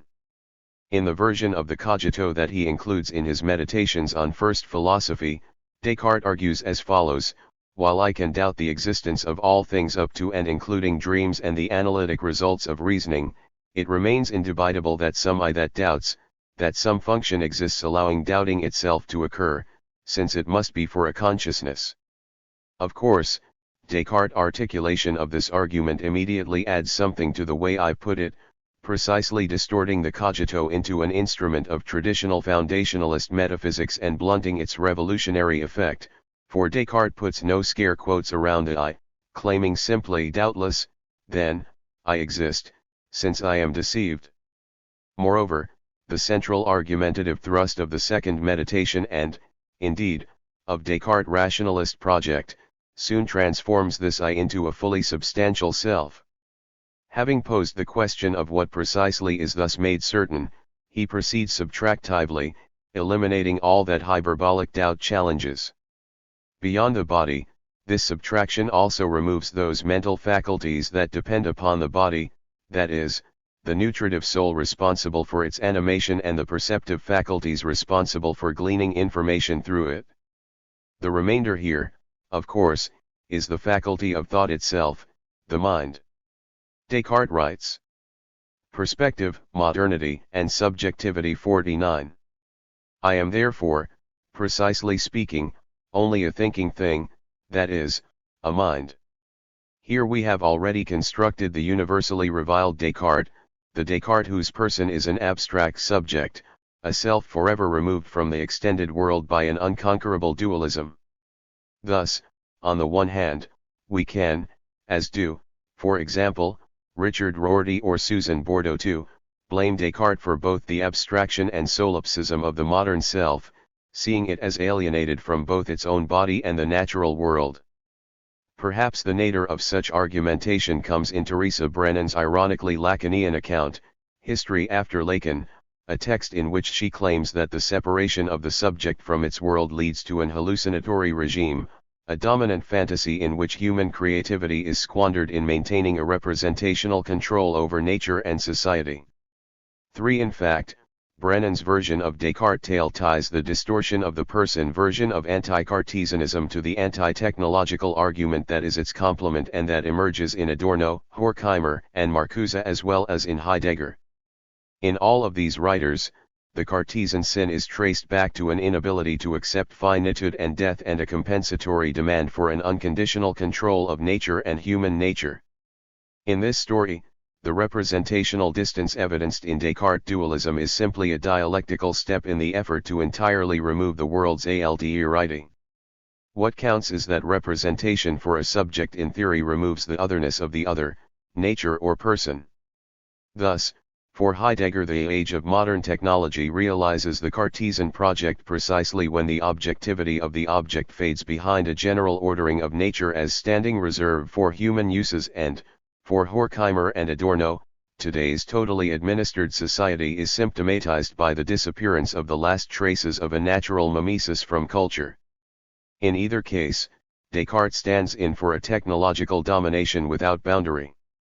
The peculiar thing, of course, is that all of these critiques of Descartes accept as canonical what acute readers ever since, beginning with Kant have seen clearly was a mistake in Descartes' own understanding of what he had accomplished in the second meditation.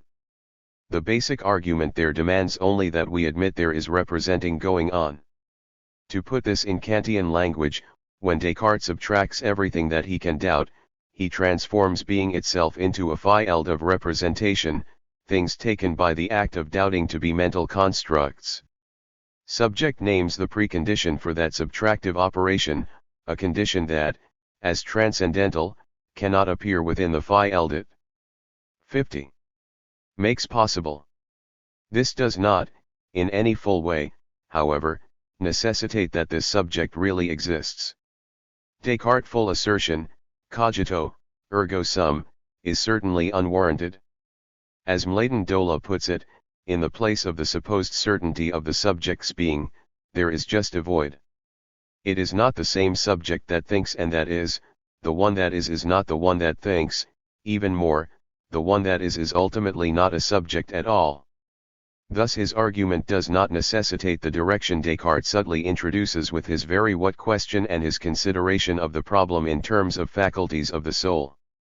It does not yet presuppose that the I of whom I think in the cogito self-reflection is the same as the I that thinks, the hasty elision underlying the characterization of me, the self, as res cogitans. In other words, Cartesianism, meaning the unarticulated enunciative position hidden by the rationalist argument, suggests a view that is far from the pacifying image of the transparent self, that Descartes and the united forces of contemporary thought want it to be.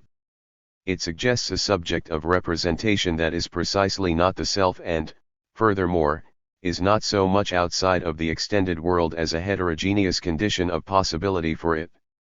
Or, as Žižek puts it in another context, Descartes forces us to think a subject bereft of subjectivity.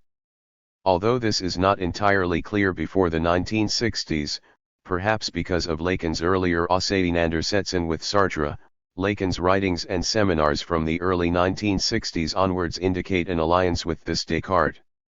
In fact, such Cartesianism runs implicitly through Lacan's work from the late 1940s onwards, in the distinction between the subject and the ego, between the subject of enunciation and what it enunciates, or, finally, between a knowledge suggested by the analyst but inaccessible to the analysand. 5. This last distinction demands we address the peculiar way that a radicalized Cartesianism can be of use in psychoanalysis rather than simply in constructing a philosophical position.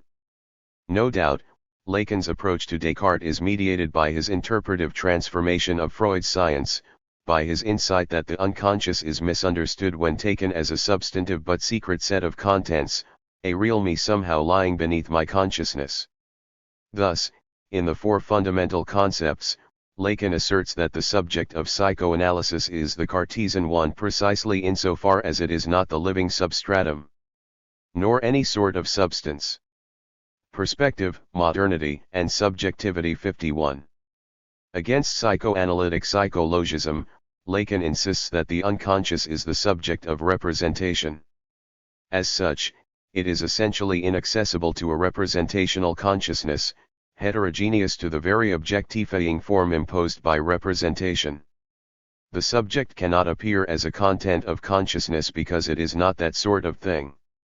Indeed, it is not an object, a what, at all and, indeed, strictly speaking does not even exist but is only the presupposition of every representation. 6. But, on the other hand, just as the position of the observer in a perspectival pictorial representation is registered in the appearance of representation, so also the distortion of the analysand's discourse registers this unrepresentable subject. Here we arrive at the specifically psychoanalytic dimension of Lacan's Cartesianism, but also at the site of his own dissatisfied continuous self-revision, for, even if we take as canonical the Freudian list of ways in which such distortion appears within an analytic therapy, the meaning of such registration is fundamentally unclear. Aren't these gaps in the analysand's discourse themselves, at least when cycled through the analyst's interpretation, really representations? That is, the danger emerges that the clarity of the Cartesian structure of subjectivity will break down, that the subject who speaks and represents will be reduced to a secret version of myself. One could argue that the tortuous unfolding of Lacan's theoretical work through the 1960s and 70s partially results from the difficulty of defending his Cartesian insight as specific to the analytic situation. Over and over, the task of analytic therapy is rethought along with the notion of the subject. The specific meanderings of this path of reinvention need not detain us, but one version at least must give us pause if we are to make sense of Žižek's Lacanian polemic. Lacan becomes increasingly convinced that at least some subset of the symptomatic material generated by the analysand is thoroughly resistant to interpretation, that analysis cannot undo its repression, resolving the symptom. Such material testifies, so Lacan, to the fundamental fantasy, that primary repressed related to the structure of representation itself and resolvable only through the most radical means. 7. In other words, the eruptions of this fantasy will not allow a therapeutic process wherein we come to recognize ourselves in them. We will eventually have to return to the idea of the fundamental fantasy, but a detour could clarify things both in relationship to Lacan and to Žižek, for, the idea that the subject of psychoanalysis is Cartesian is inextricable. 52. From the related notion of its perspectival nature, a matter to which both Lacan and Žižek frequently refer. 8. That is, the ground for the purely doubting consciousness of the Meditations was laid 2 centuries before in the painting, architecture, and theory of Alberti, Brunelleschi and Filaret, Leonardo, Piero, and others. 9. The key here lies in the notions of a vanishing point and viewpoint, concepts which, particularly in the simplest version of perspective, so-called one-point perspective, correspond to Descartes' insubstantial subject. If that's the case, if we can actually model the Cartesian subject on the perspectival one, then it should be possible to think through the relationship between subject and world or subject and self in relationship to that same model. Differently than in the case of Descartes, who so basically mistook his own insight that generations of thought were required to grasp it. Consideration of Renaissance perspective theory should help us to understand what underlies Žižek's polemic for the modern subject. In what is arguably the initiating act of Italian Renaissance painting, Filippo Brunelleschi produced a famous demonstration. Painting in correct one-point perspective the Baptistery and Piazza outside the Duomo in Florence as they looked from a place inside the cathedral's door, he placed a pinhole at the center of his panel. In order to complete Brunelleschi's experiment, the viewer was to stand inside the Duomo at the very position from which the work had been painted. Holding a small mirror, he was to gaze through the pinhole, jockeying the mirror into such a position that it reflected the scene on the panel in perfect continuity with the actual scene that extended out visually from the mirror's edge. The picture in the mirror and the scene beyond its border blended into a single image. The miracle about which Manetti, Vasari, and others later wrote lay precisely in the way that the represented and real scenes blended, that the actual piazza appeared as a continuation of the space of the panel's representation. In The Origin of Perspective, Hubert Damas has argued compellingly that the demonstration here concerns the relationship between perspectival space and subjectivity. While Brunelleschi's accomplishment in this panel clearly belongs to a history of, if you like, smoke and mirrors, of quasi-magical perspectival effects, that both predates and outlasts it, the form that he chose here for his trick bears thought. Why force his viewer to hold this awkward small mirror when Brunelleschi might have dispensed with the pinhole and the mirror, having the viewer look, from the privileged viewpoint, directly at the panel superimposed on the scene? Perspective, Modernity, and Subjectivity 53. Why not look at the painting instead of through it? Such a technology would have been simpler and would also have demonstrated the blending of representation and visual space just as well as the preferred scheme. As Damas demonstrates, the reason for Brunelleschi's preference of the pinhole view and the small mirror has to do with an, as yet, unarticulated, and, in the forming language of the Quattrocento still unarticulable, sense about subjectivity and spatial representation. Cutting the viewing hole in the painting precisely at the vanishing point collapses two representational functions, but in each of these, the effect of the pinhole and the mirror is to underscore the subjective nature of pictorial representation. On the one hand, a line perpendicular to the picture plane behind the peephole itself contains the so-called viewpoint around whose symmetrical simulacrum in the painting the geometries of the representation are organized.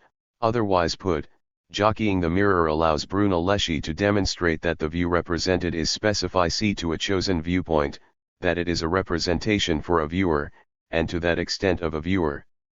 You picture yourself in picturing where you are in relationship to the painted scene. The viewer of the pinhole device simulates putting her/himself in the picture to demonstrate this representational fact.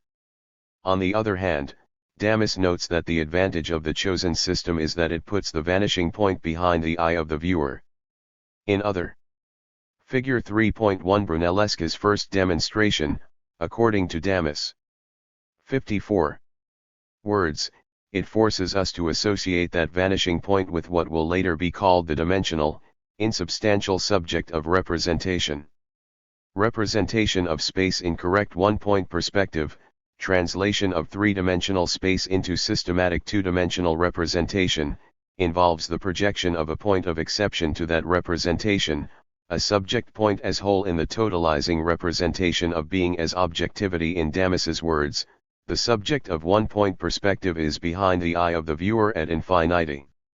Brunelleschi's Phi-RST experiment thus proves an odd demonstration of the Lacanian subject, for, in superimposing vanishing and viewpoints on a single perpendicular line, at a single point, it both excludes that subject from the painting and includes it within it, indicating both subjectivity's heterogeneity to the field of representation and the fact that representation is for it. In other words, the structure of subjectivity is calibrated with the utmost accuracy, demanding both that we conceive representation in terms of a constitutive whole in it and that we be able to calculate precisely the position of this exception point in relationship to the geometry of a specific representation. Fundamental fantasy and master signify er. Let me begin with a contrast, an image from Freud, one that he calls a primal fantasy. In general, Freud wields the term fantasy in various ways, all of which have in common the notion of a psychically constructed and coherent scene in which the subject or dreamer is present as an observer. Beginning in 1915, moreover, Freud speaks of primal fantasy, using that term to indicate a primal scene that is present to the individual even when it represents no actual experience.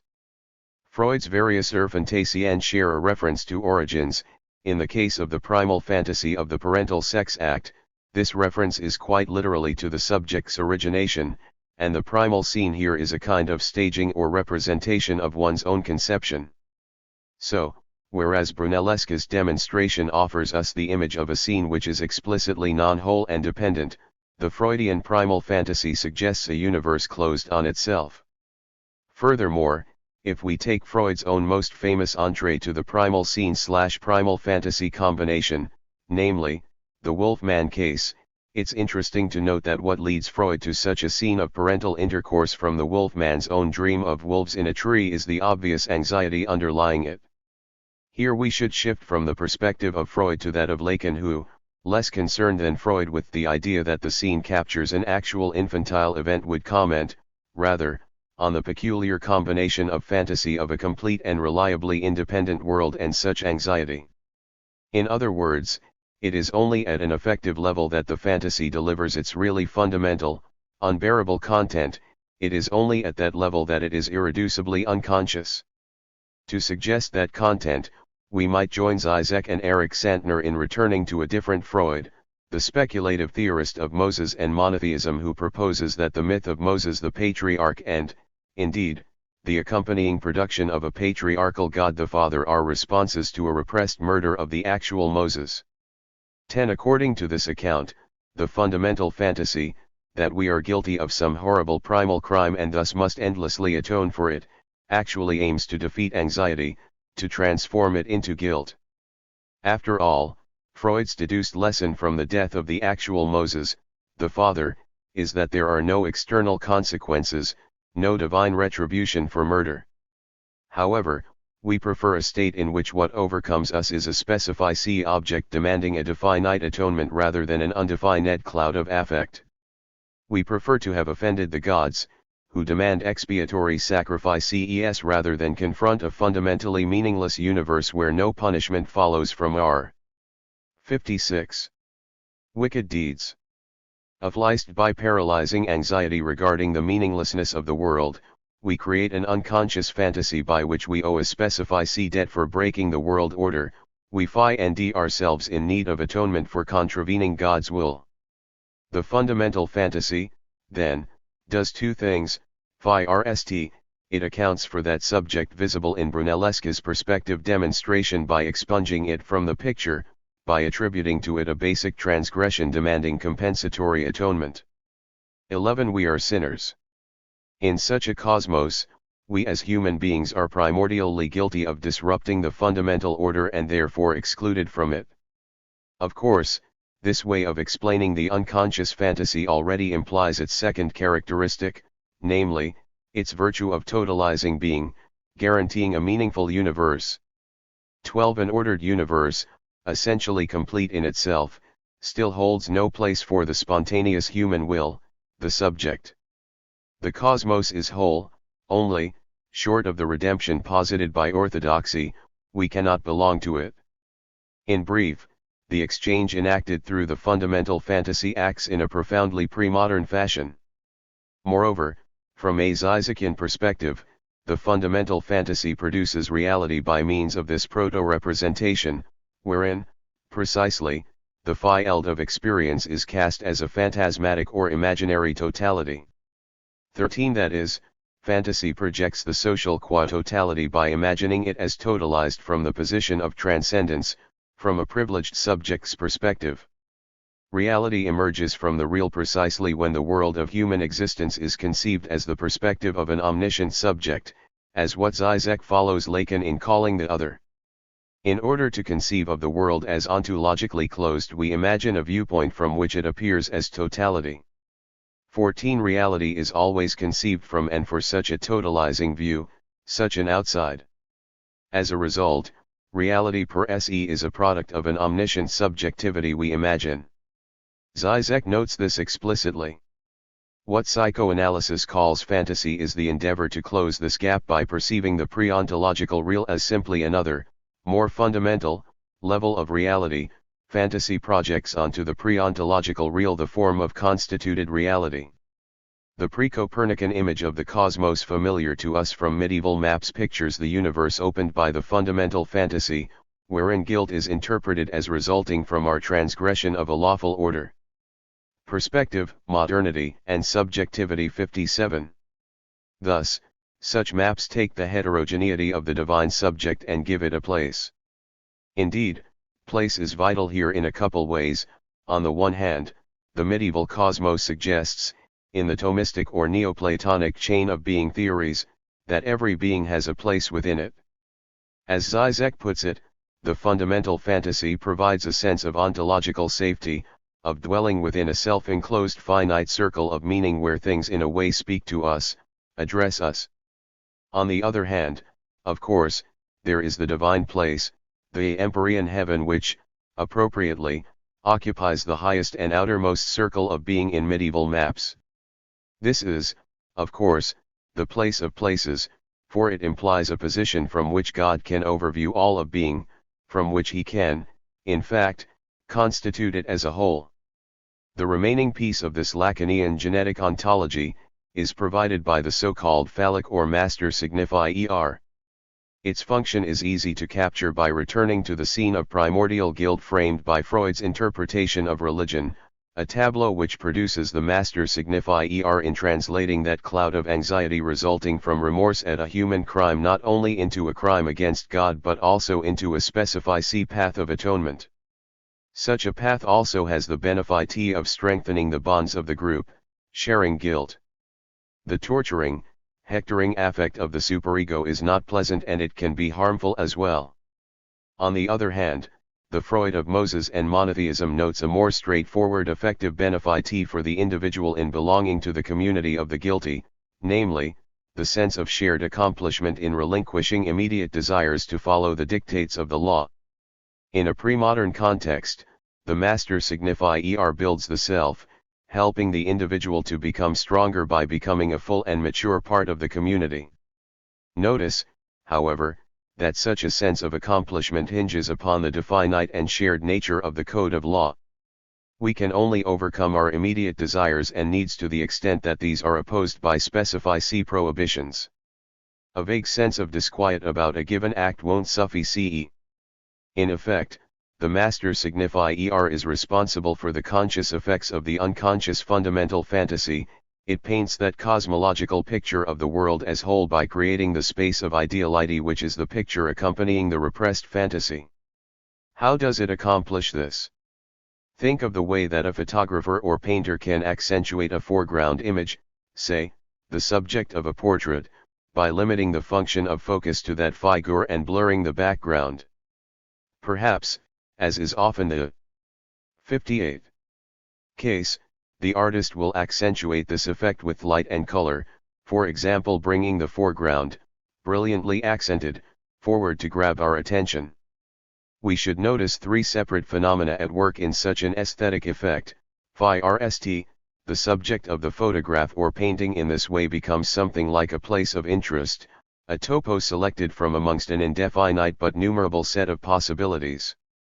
That is, in the language of structuralism, it marks a signify unattached to any particular meaning. In the ticklish subject, Žižek uses the example of Abraham Lincoln's statement, "You can fool all the people some of the time, and some of the people all of the time, but you cannot fool all the people all of the time." Ever since Lincoln uttered these words, people have lost themselves in the coils of the logical ambiguity they express. Does it mean that there are some people who can always be fooled, or that on every occasion someone or other is bound to be fooled? The point for Žižek, however, is precisely that these words just sound good, that they are witty enough to fascinate us. In other words, they provide a focus for our attention and, like the foreground subject of a portrait, draw our attention away from an unfocused and meaningless background. Of course, and this makes the second important phenomenon, both Lincoln's words and the portrait manage to provide such a focus because they are enigmatic, because, meaningless in themselves, they seem to be mysteries, to invite an endless process of interpretation. In this light, it's hardly surprising that, Žižek at one point suggests that an individual's feelings for someone with whom she/he has fallen in love provide a perfect example of such an enigmatic signifier. After all, our love refers to an unknowable X, to the je sais quoi that makes me fall in love, and as a result, the place of the master signifier marks an endless effort to find a meaning adequate to it. Finally, moreover, the enigma of the master signifier gives birth to a kind of transcendence or ideality, figuring the limit or end of the search for a solution to the mystery it poses.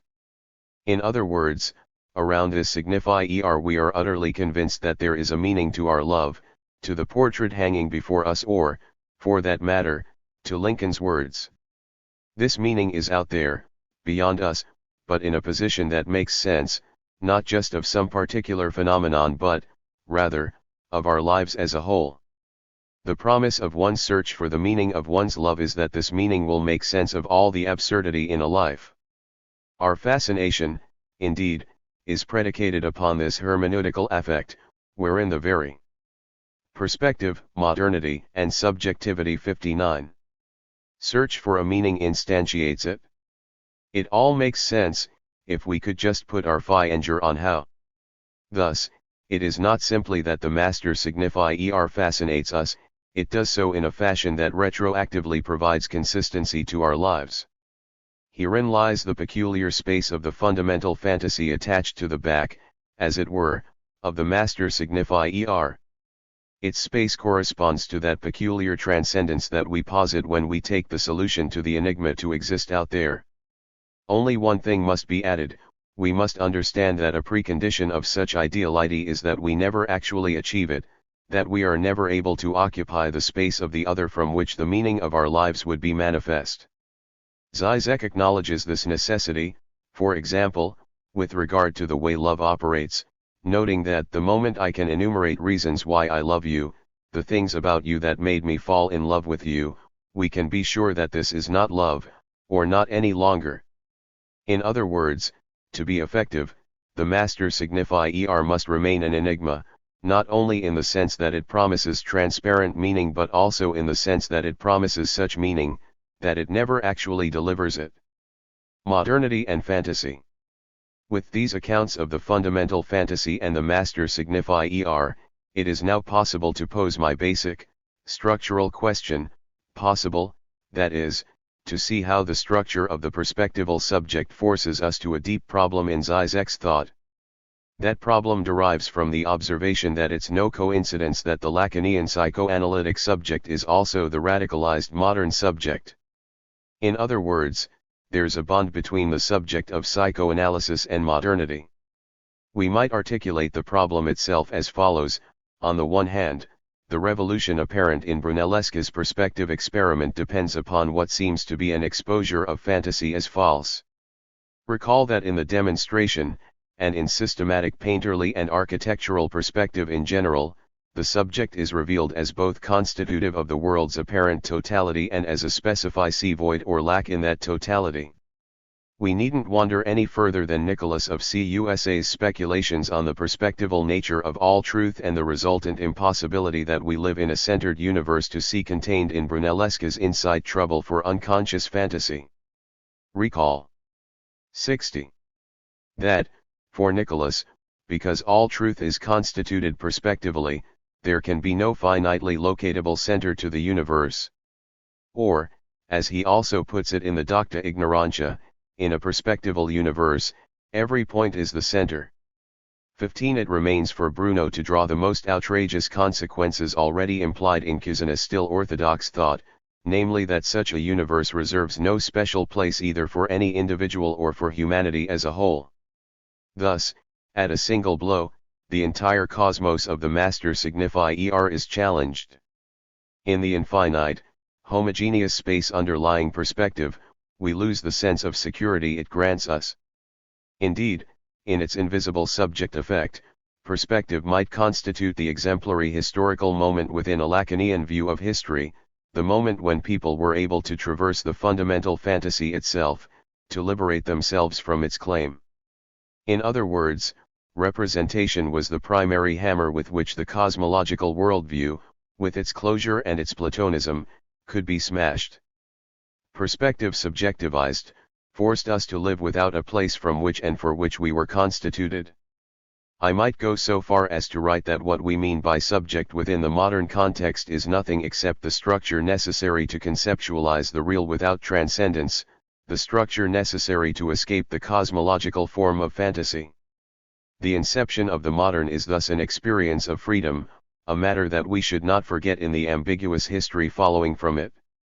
To this extent, the political revolutions of the 18th century belong essentially to, perhaps one might even say that they provide something like a goal of, the subjectivism that makes such a representational transformation possible.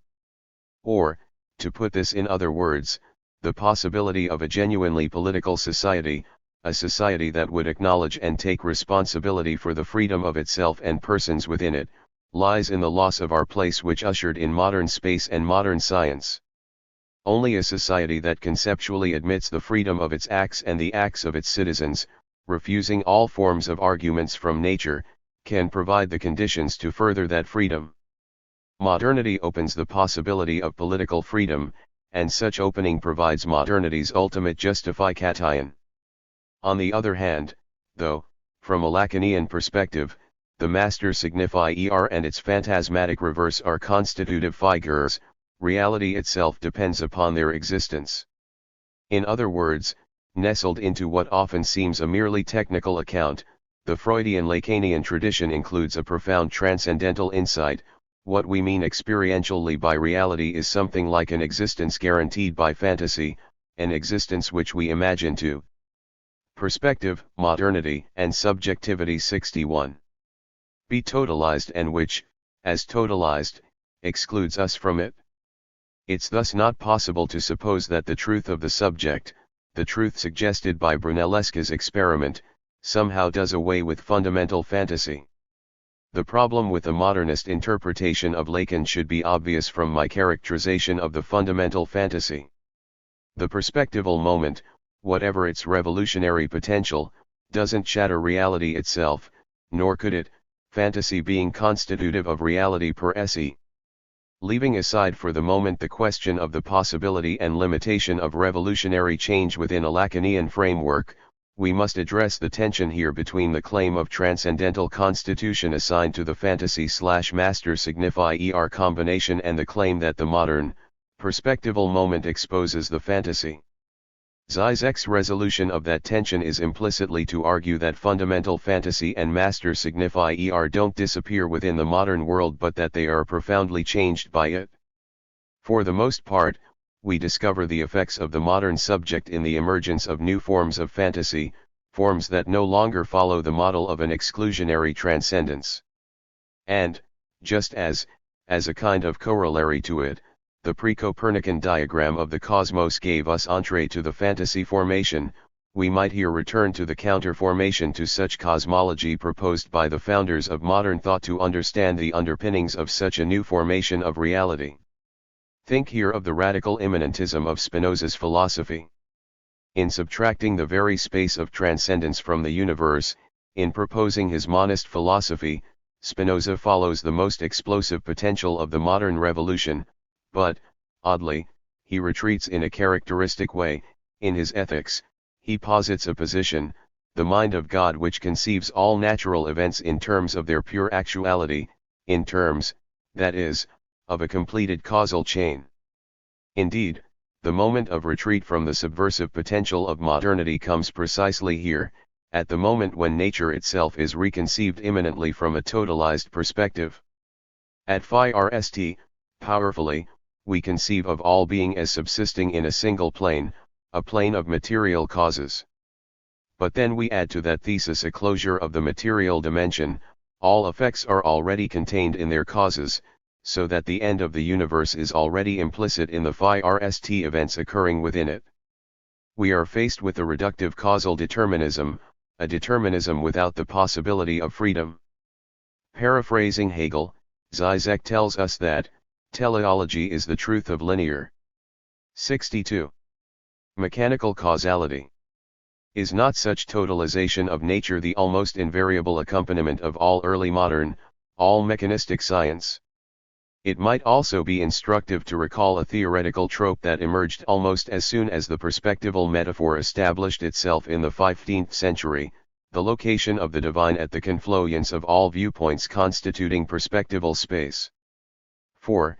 It turns out that modernity opens a second possible position from which reality may be constituted.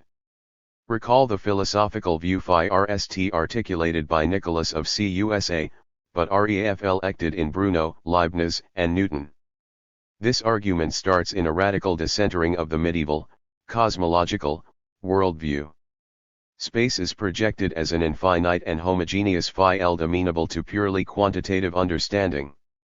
Where in such a universe is God, still the subject for philosophy until Descartes. A universe without center can allow no places nearer or farther from him, nor can it admit the image of a God out beyond space.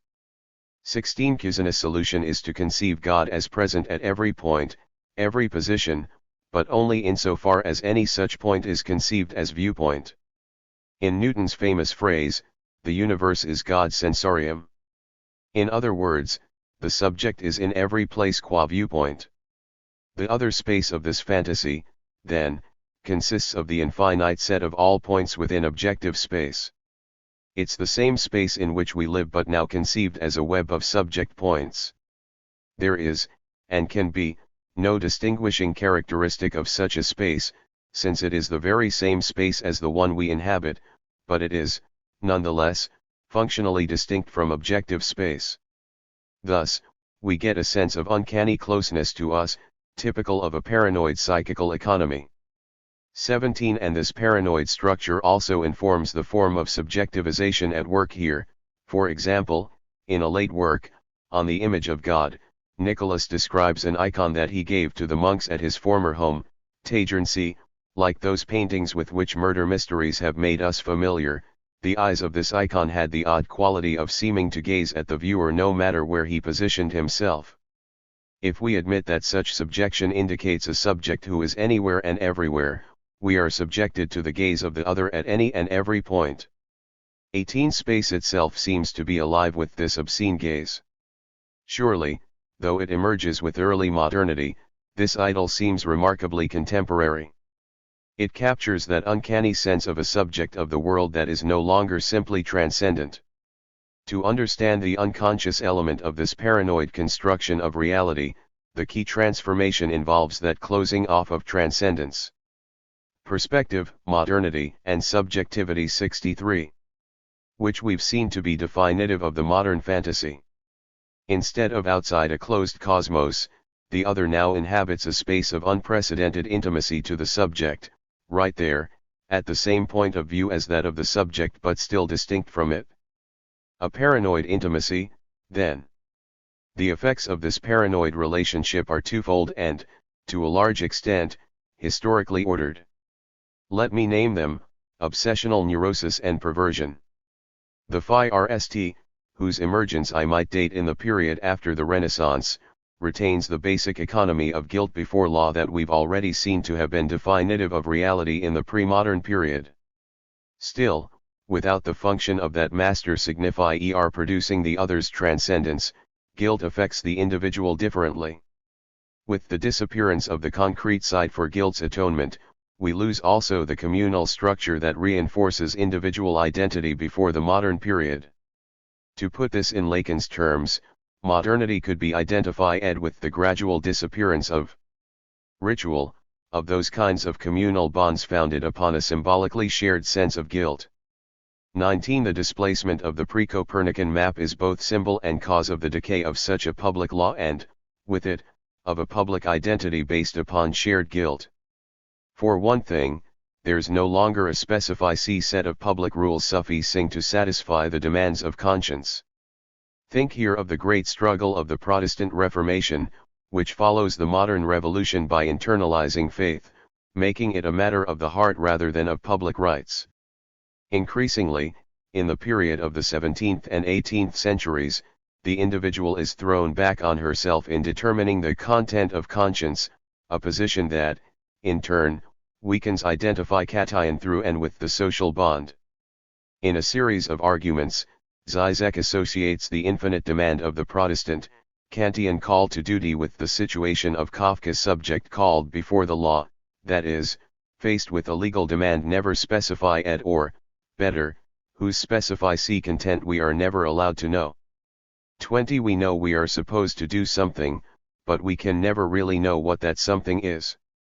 Our primordial guilt becomes, then, precisely the anxiety in the presence of a law without possibility of a finite redress by following the rules, since these rules are never specified.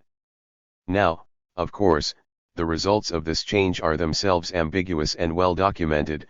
On the one hand, the emergence of modern neurosis and the accelerated weakening of instituted forms of community; on the other, the development of the genius, the self-creating person and the romantic cult of individualism. But either end of the equation indicates that, when guilt is finally separated off from the symbolic apparatus of a specified set of requirements and prohibitions, when the law ceases to form a potential identity, we face a transformed fantasy/master signifier combination. We must ask what happens when the object, the place of the superego, is occupied by the very excess of being that guilt intended to tame. This is in fact the strange condition controlling our reality today, the condition under which totality emerges as that strange, excessive thing, life. Are we really living, we ask? Have we really given our all, or enjoyed ourselves? These romantic questions begin to haunt humanity, to provide, ironically, the nexus of guilt, precisely at that moment, at the end of the Enlightenment, when the old institutions and specific demands of the law fall. Less and less are persons. Perspective, Modernity and Subjectivity 65. Tortured by guilt at moral transgression, at an ever-accelerating pace our guilt now becomes performance guilt about life, guilt that transforms life into a vague totality capable of providing a measure for our success or failure and a measure, of course, in terms of which we almost inevitably fall short. The key transformation at that historical moment is the prominence of a new totalizing device, a device for the imposition of reality on the real, now associated with life, or in the term wielded by Lacan, Žižek and Todd McGowan, enjoyment. McGowan has recently hypothesized that increasingly since the 19th century we have become a society of enjoyment, a society in which the commandment to enjoy has largely displaced traditional moral imperatives. In other words, the society of enjoyment, or, as McGowan specifies it, the society of commanded enjoyment, is the visible symptom of the paranoid fundamental fantasy, the way that the belief in the big other continues when we consciously claim to disavow it. 21 Guilt and anxiety, the weapons of the superego, still operate, but they do so by torturing us for not enjoying ourselves, not being really alive in response to the direct enjoyment of the other. And it is in the sense of a disavowed belief in the other that we are justified in following Žižek's lead in ending the predominant master signifier of our world in perversion. The pervert is a false transgressor of the law, apparently radical in his/her willingness to engage in forbidden practices, but secretly invested in maintaining law so as to leave room for the pleasure of breaking the rules. The structure of this deception is a fundamental fantasy in which she/he imagines her/himself to be a kind of bodyguard for the other, protector and facilitator of the other's enjoyment rather than his own. 22 Consider the transformation of Kantian moral theory first suggested by Lacan in his 7th seminar and much elaborated upon by Žižek and his colleague Alenka Zupanisi. 23 The demand that a free subject heed the call of conscience suggests an outcome today that's far from Kant's own moral rigorism. In the ticklish subject, Žižek even suggests that one can see this outcome in Michel Foucault's Ethic of the Care of the Self. Kant's moral philosophy demands that we distinguish the inner voice of conscience from the external and artificial imperatives imposed by tradition, religion, etc.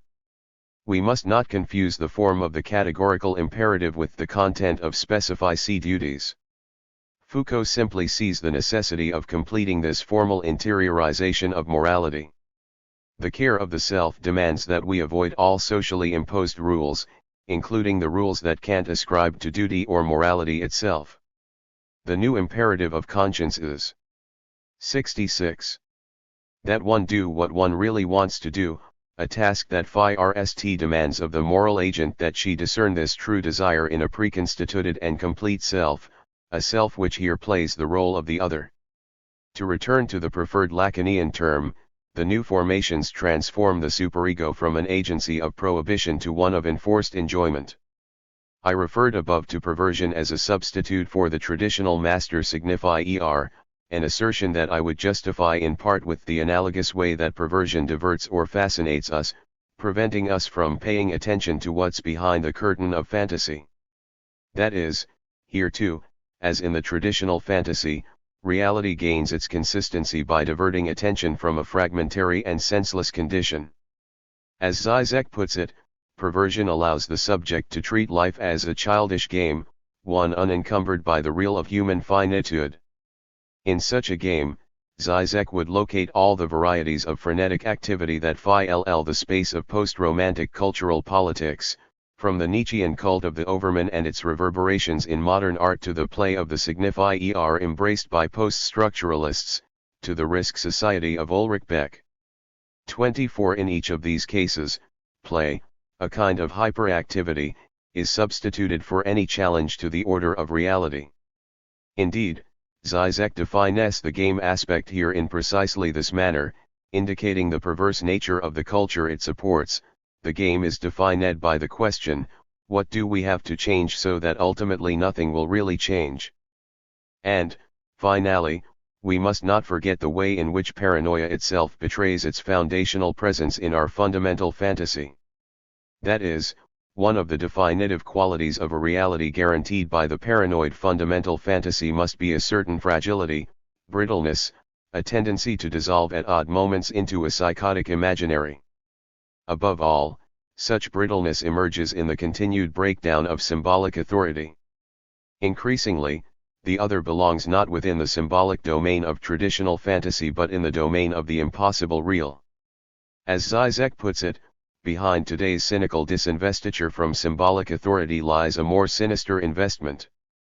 The distrust of the big other, the subject's refusal to take it seriously, relies on the belief that there is an other of the other, that a secret invisible and all-powerful agent actually pulls the strings and runs the show.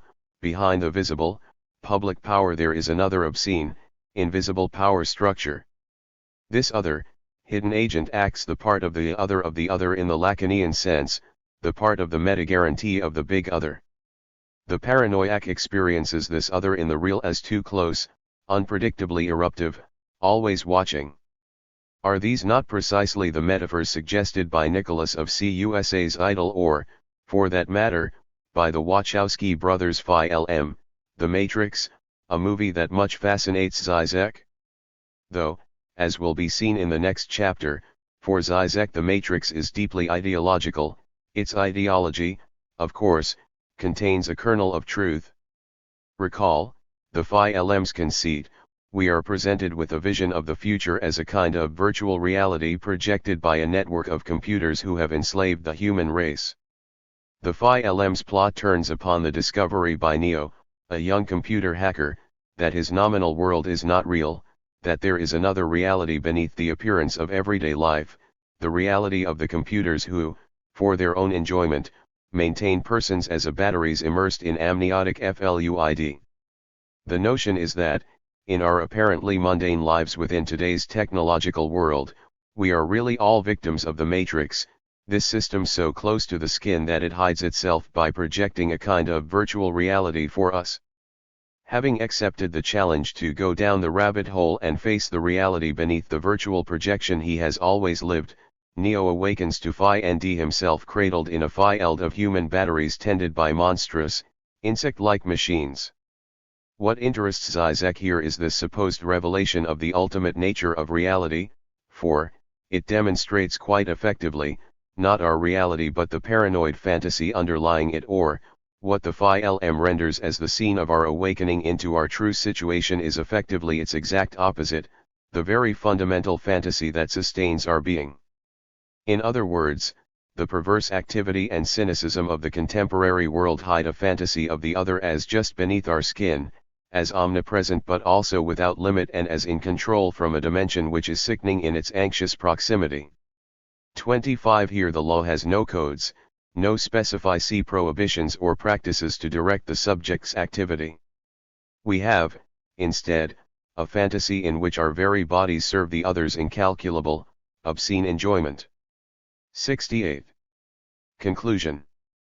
Though its truth is more than this, too, we could say that Brunelleschi's experiment represents the insight of subjectivity. Nothing is missing from reality, except the very act by which it becomes reality, the act of representation for a subject.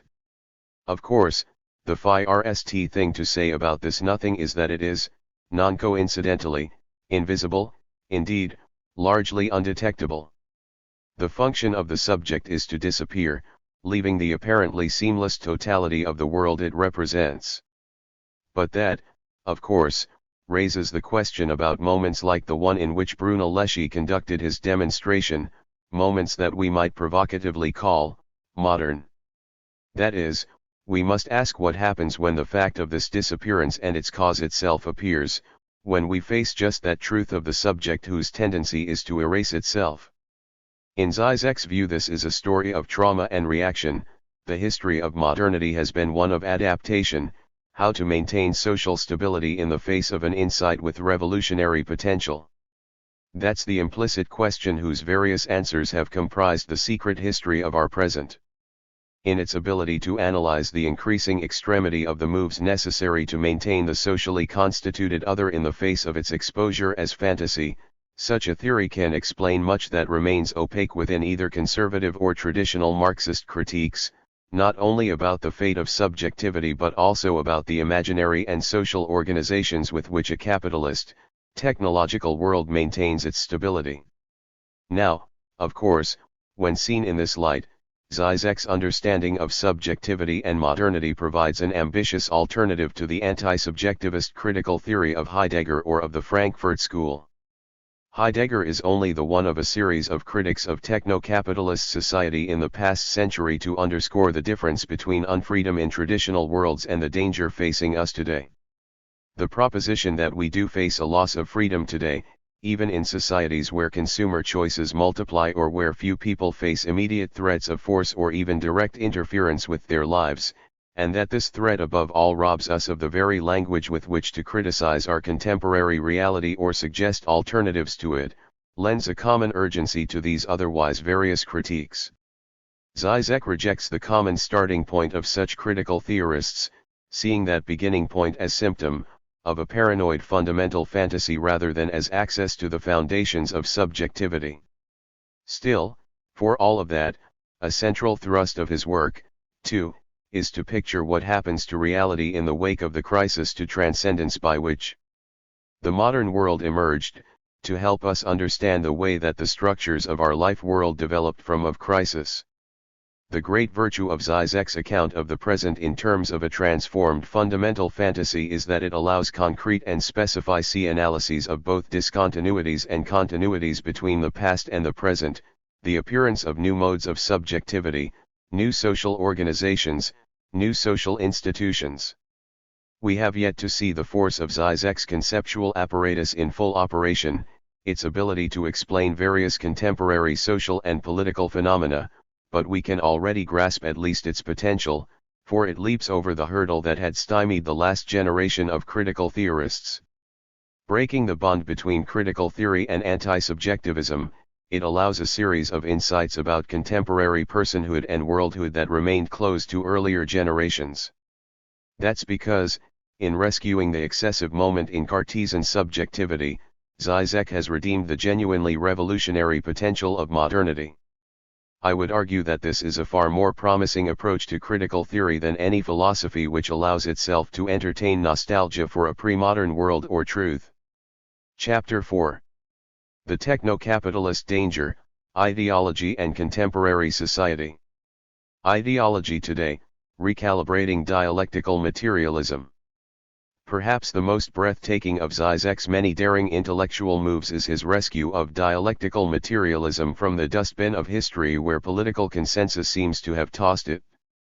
Of course, at this point Zizek's preference for such a lost cause will hardly surprise the reader, but it is the content of Zizek's reading that can be shocking, for that interpretation claims that the dumb theory of history called dialectical materialism within the really existing socialism with which Zizek grew up is in fact not the real thing at all but merely a perverse version of idealism. One has only to read Engels' later efforts to expound Marxist theory of history, to see how easily materialism can itself become a crypto-idealism. For Engels, the reality underlying the play of ideas in world history is economic class struggle. Everything reduces to material reality. However, what is such a reality, no matter how concrete its manifestations, but the central idea of history itself? Setting out from the devastating effect of these questions for the dumb theory, Zizek proposes an alternative. Since we cannot seriously conceive of the material as an all-encompassing fundament, a totalizing basis for reality or history, Zizek proposes that, by dialectical materialism, we mean simply the non-existence of anything else, anything that is not matter. In other words, the point is not to produce a positive theory of everything but rather to assert a limitation, a negativity. Zizek reminds us that there is a fundamental difference between the assertion everything is matter and the assertion there is nothing which is not matter, and then proposes the truth of the second position over against the first. Zizek's dialectical materialism, in this following the logic of sexuation from Lacan's 20th seminar, both reaffirms the foundational importance of the material and denies its metaphysical closure. 1. Though there is nothing else, matter itself is not all. The key to dialectical materialism for Zizek is that it asserts the incompleteness of being, the fact that something must be added to being to impose the totality we associate with either scientific socialism or idealism. It is a truism of leftist analyses of capital that the capitalist system is riven by inherent contradictions while presenting itself as a coherent whole. Something like that insight marks the foundation of all Marxist ideology critique. Now, if the appearance of totality concerning us here is the one we've explored above, the appearance induced by a deceptive idealism, then the important next question must be how it comes about. If, that is, nothing is not matter and yet, also, not all is matter, then we must ask what allows it to appear that everything is matter. We must ask what allows this elision, this sliding. To answer that question, let's turn to another moment of Zizek's reflection on Marxism.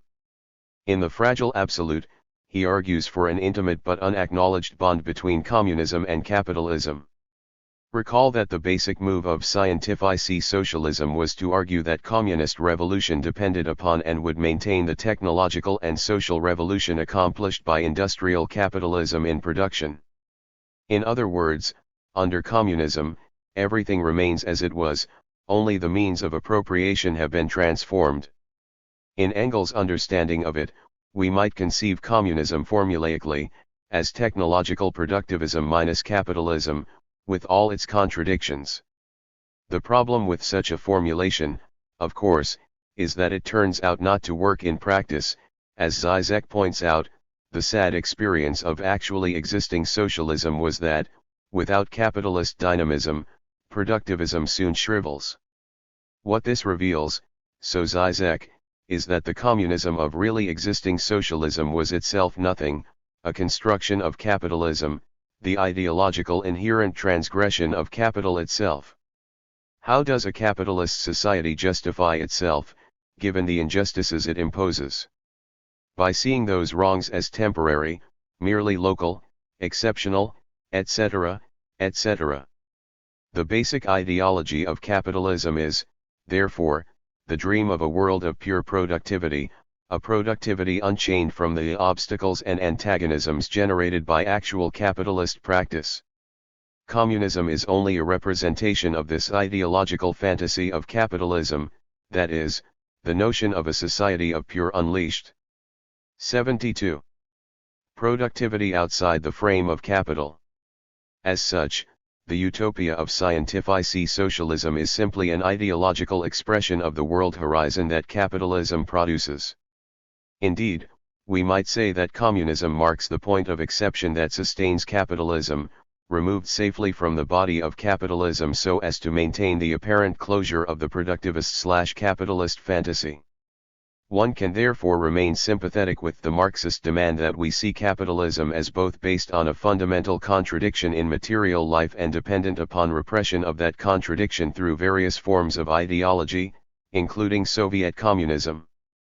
More generally, the inherent transgression acts here as a kind of symptom, to the extent, indeed, that we are tempted to say that for Žižek communism is a symptom of capitalism.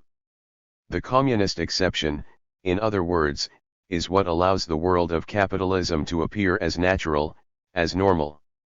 It diverts our attention from the actual injustices and inequalities, the fundamental antagonisms, that disrupt productivist societies. Ideology functions here by exiling the point of social incompletion, antagonism, or rupture to a safely exterior site, leaving the phantasmatic appearance of totality. In the example of Marxist communism, we have an ideology which, in one sense, remains quite traditional. It depends upon idealization, the positing of a better world somewhere which then deflects our attention from existing conditions. Contemporary ideology, however, transpires in a milieu where such idealization is increasingly rare and difficult to accomplish. If ideology continues today as a real force, then it cannot rely on that kind of belief. Certainly such a change in the very form of ideology must be expected given the transformations Chapter 3 traced in the structure of today's fantasy. If, for Žižek, modernity ushers in a form of fantasy no longer guaranteed from outside, then the price of such a new fantasy must be a homogeneous reality. 2. We don't need Newton to tell us that in modern space there is really only one place, since this is implied by the very construction of a fantasy in which reality is the confluence of an infinite number of points of view. Because of this phantasmatic basis, furthermore, we find an increasing homogenization of human reality, a collapse of dimensions of human experience into the single field of technical manipulation. In such a situation, we increasingly become cynics, people who know too much to naively embrace any special identity or belief. Individuals cease to invest in causes, understanding the partial nature of all such belief. Poisoned by the overarching homogeneity and reducibility of reality, they combine scientistic pragmatism with a self-abnegating cultural. 73. Relativism. For Žižek, in this matter agreeing with the Peter Sloterdijk of the Critique of Cynical Reason, cynicism is the fundamental phenomenon occurring in techno-capitalist societies. That's a position which remains constant in Žižek's work from the sublime object of ideology through today. 3. Perhaps the strongest testimony in favor of cynicism's dominance lies in the subordinate power of the discourses, religious and political, by which it is opposed. To begin from the religious, think here of the anti-modern polemics of the last two Roman Catholic popes. In The Puppet and the Dwarf, Žižek approvingly cites Robert Fuller's Illusionander Enderan, praising Fuller's argument that directly assumed belief is a modern phenomenon. Let's take this step by step. Both popes John Paul and Benedict decry the failure of belief in modern Babylon, suggesting a retreat from a former world of faith, a universe where people really believed. Fuller demonstrates, however, that actual traditional societies rarely exhibit such a direct belief. Within actual pre-modern contexts, beliefs are known to be symbols derived from communal activities or rituals. In other words, such beliefs are more like commitments based on what we do. Žižek uses the example of Newton's wife in Edith Wharton's The Age of Innocence. She was well aware of her husband's love for Countess Olenska, but she just politely ignored it, and acted as if she believed in his fidelity. Pre-modern belief is like what she confirms in her actions. It depends upon the subtle complexity of really knowing, a category that, in this case, includes the private domain of her intimate understanding subordinated to the polite, public world in which her feelings are entirely expressed by a series of conventional attitudes and actions. Modern belief, on the other hand, excludes such a hierarchy of realities. It accepts that things really are one way and asks that we believe against our better knowledge. Thus the very form of the anti-modernist's faith betrays his actual belief in the reality underlying cynicism. To the extent that faith fails to transform that reality itself, one cannot but think it amounts to a futile, rearguard activity, a hopeless effort to stem the tide of modernity. Thus, cynicism is itself an answer to the question of ideology in our world. Indeed, it is with his understanding of cynicism as ideology that Žižek burst onto the international scene with the sublime object of ideology, and soon thereafter with For They Know Not What They Do. The title of this second book demands attention, since it repeats the classical Marxist formula for ideology from capital: they don't know it, but they do it. As this formula has traditionally been understood, it means something like, because they don't understand the nature of their reality, people act in ways harmful to their interests. Ideological distortion of reality, misrepresentation of its nature, is what, enforcing mass docility, prevents revolutionary change. The problem is, as Sloterdijk had argued in the Critique of Cynical Reason, that ideology, so defined, seems to have disappeared from our world, a technological reality dominated by overwhelming cynicism. The fundamental assumption of ideology critique, traditionally defined, must be that adequate knowledge will cause any ideological illusion to crumble. That is, if they do it because they don't know, then the obvious solution is to lift the veil of ignorance from their eyes. But, of course, the history of the left in the years since the Second World War is written largely in the failure of such procedures of enlightenment. People can be shown, they can come to know, but they keep right on supporting the positions underwritten by false consciousness, a phenomenon that only accelerates today. Or, to put the same thing in the language of cynicism itself, people really know too much to be swayed by any particular representation of reality. So, such was Sloterdijk's position: it must be that we today live in a post-ideological universe. Building upon and radicalizing Louis Althusser, Žižek's earlier work amounts to an extended response to Sloterdijk, an effort to reinterpret what Marx meant by they don't know it, but they do it in such a way as to preserve the critique of ideology within a cynical reality. To put this in a different way, Žižek argues that ideology is not primarily present in a set of beliefs. To the extent that it were such a thing, ideology would, indeed, today be dead or, at least, dying, for people no longer believe in ideological truth, they do not take ideological propositions seriously. What if, such is Žižek's gambit, we were to read Marx's formula for ideology more literally than it has been interpreted heretofore? What if, instead of ascribing our actions to our beliefs, we were to reverse causality? We know what we know because of what we do, because of the way that we act. Here it's worth citing Žižek at length. We have established a new way to read the Marxian formula: they do not know it, but they are doing it. The illusion is not on the side of 75. Knowledge, it is already on the side of reality itself, of what the people are doing. What they do not know is that their social reality itself, their activity, is guided by an illusion, by a fetishistic inversion. What they overlook, what they misrecognize, is not the reality but the illusion which is structuring their reality, their real social activity. They know very well how things really are, but still they are doing it as if they did not know. The illusion is therefore double: it consists in overlooking the illusion which is structuring our real, affective relationship to reality. And this overlooked, unconscious illusion is what may be called the ideological fantasy. In traditional fantasy, as we've already had the opportunity to see, such ideological effects simply track the fascination we experience before the ideal and our endless effort to articulate its meaning. On the other hand, the cynic's tired assertion of worldly wisdom, her removal from every limited belief or commitment, is also a mode of ideological blindness. What structures her affective relationship to reality is still an illusion, only it is an illusion of a different kind, an illusion which does not imply any ideal. Yes, she knows everything, except the way in which this assumption of everything is itself what stabilizes her reality and prevents radical change. As Žižek puts it, even if we do not take things seriously, even if we keep an iron-equal distance, we are still doing them, and such actualization of fantasy means that at this level, we are of course far from being a post-ideological society. The perverse individual. A THIRD deduction from Žižek's translation of the Marxian formula, a deduction particularly suited to explain its function today, might be that ideology subsists primarily in actions rather than in systematic beliefs.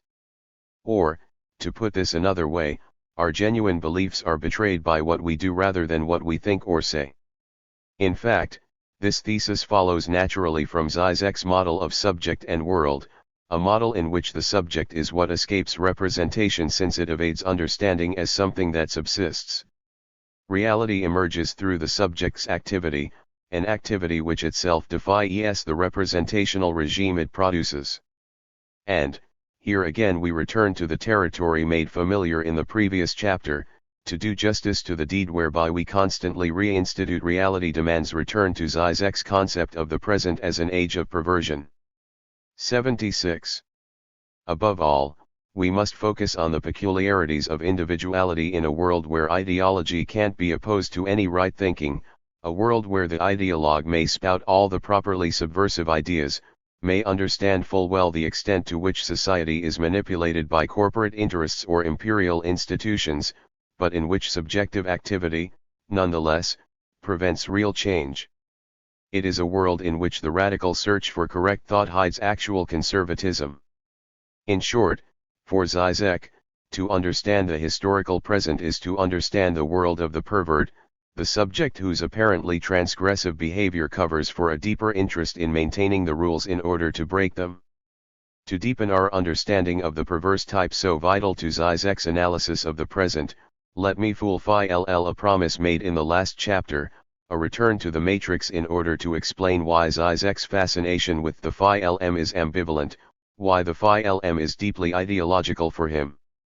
After the initial 20 minutes of the THIRD matrix film, where the focus is on the paranoid, dual structure of matrix reality, the movie shifts, veering increasingly in the direction of an action film, with Neo as a classic action hero.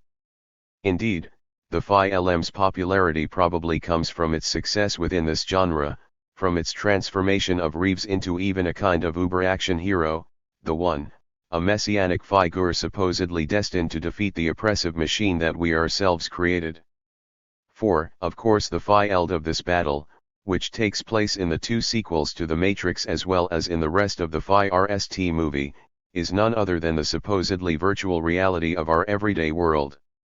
On account of some innate ability and the training administered by Lawrence Fishburne and his troupe of guerrilla renegades, Neo is able to defy what we take to be the laws of nature for bodies in space, leaping impossible chasms, flying, dissipating, and, above all, speeding up and slowing down time. This last set of tricks is especially important, since it produces Neo's video game-like ability to defeat the agents of the artificial intelligence projecting our world. He can dodge bullets, ward off blows, attack multiple assailants simultaneously, etc., etc. Now, with this picture of the Matrix as action film, we might rejoin Žižek's criticism of contemporary ideology in relationship to it, for, everything about the Matrix demands an investment in keeping our world as it is, in preventing real change from occurring. That's the case, THIRD of all, in the very, technological nature of the reality that provides the space for Reeves' heroics. Within the conceit of the Matrix, Neo must remain within or return to the virtual reality that he supposedly escapes at the beginning of the THIRD. 77. film. Only there is he a superhero. More generally, the Matrix seduces us to invest in a reality which is similarly technical, the one that is translatable into the coordinates of modern space. Since what we enjoy about the Phi-LM is Neo's ability to exceed normal humanity, the Matrix calls for a conception of reality allowing such manipulation, precisely a technical reality, a reality conceived in terms of a homogeneous, universal set of laws. In other words, for Neo's powers to surpass the limits we normally associate with reality, it must be something like a video game, an avatar of Newtonian space. 5. Which is as much as to remind us of why conscious projection of a rationalized space provides the obverse, what is in the picture, as it were, to the unconscious frame of the fundamental fantasy. But it also calls our attention to the borderline nature of paranoia itself, its location between neurosis and full-fledged psychosis. Recall that, as a way of framing reality, paranoia brings with it an alternative distancing device to the one produced by transcendence in traditional fantasy forms, namely, the two-story structure of a normal reality and the dark space of the other beneath it. So conceived, paranoia can maintain a minimal consistency, a sense of reality even at the border of total psychosis. This reality presents the face of a rational space, but one also suffused with an organizing power, an organic and dynamic unity that asks for us to lose ourselves within the process of its unfolding. The occupant of this paranoid space, who operates within a kind of secondary symbolic preventing her/him from simply falling into a psychotic suspension of symbolization, is, as we've seen before, the pervert. Perversion plays within the rationalized space undergirded by the paranoid fantasy, dreaming of an ability to plug into the other's projection of that reality. Thus, the irony is that what we desire in watching the Matrix is the suspension of distance, overcoming the necessary delay produced by consciousness and decision, so that we might don the superhuman strength of the other. One could say, indeed, that the set of genres involving superheroes is itself perverse in exactly this sense. The superhero must become a superior machine able to combat machinic evil at its own level while he/she also preserves sufficient humanity to allow identification. This is itself the precondition for our perverse relationship to the perverse hero. It allows us to both enjoy, say, Neo's power and remain conscious of it. Perversion is, in other words, a way of erasing interiority while maintaining its structure. The pervert remains a self, but the life of this self, no matter how intellectual or sophisticated, involves no search for meaning. 78. No sense of self-discovery, etc. A life of an almost pure exteriority, an intentional shallowness. When, almost a century ago, Marinetti and the other Italian futurists decried the decadent culture of humanism, who would have guessed that, in response to their critique, Western culture would give birth to the pervert, spawn of cynicism.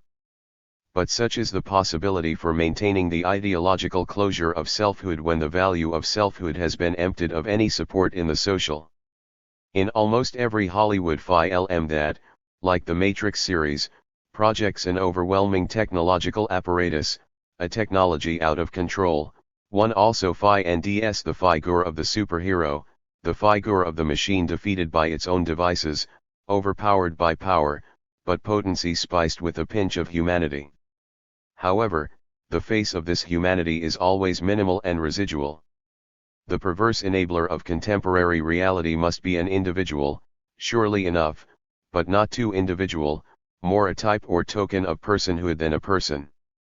Beyond its implications within popular culture, we should treat this depersonalization of the literary hero as quite in line with an overall drift in today's culture.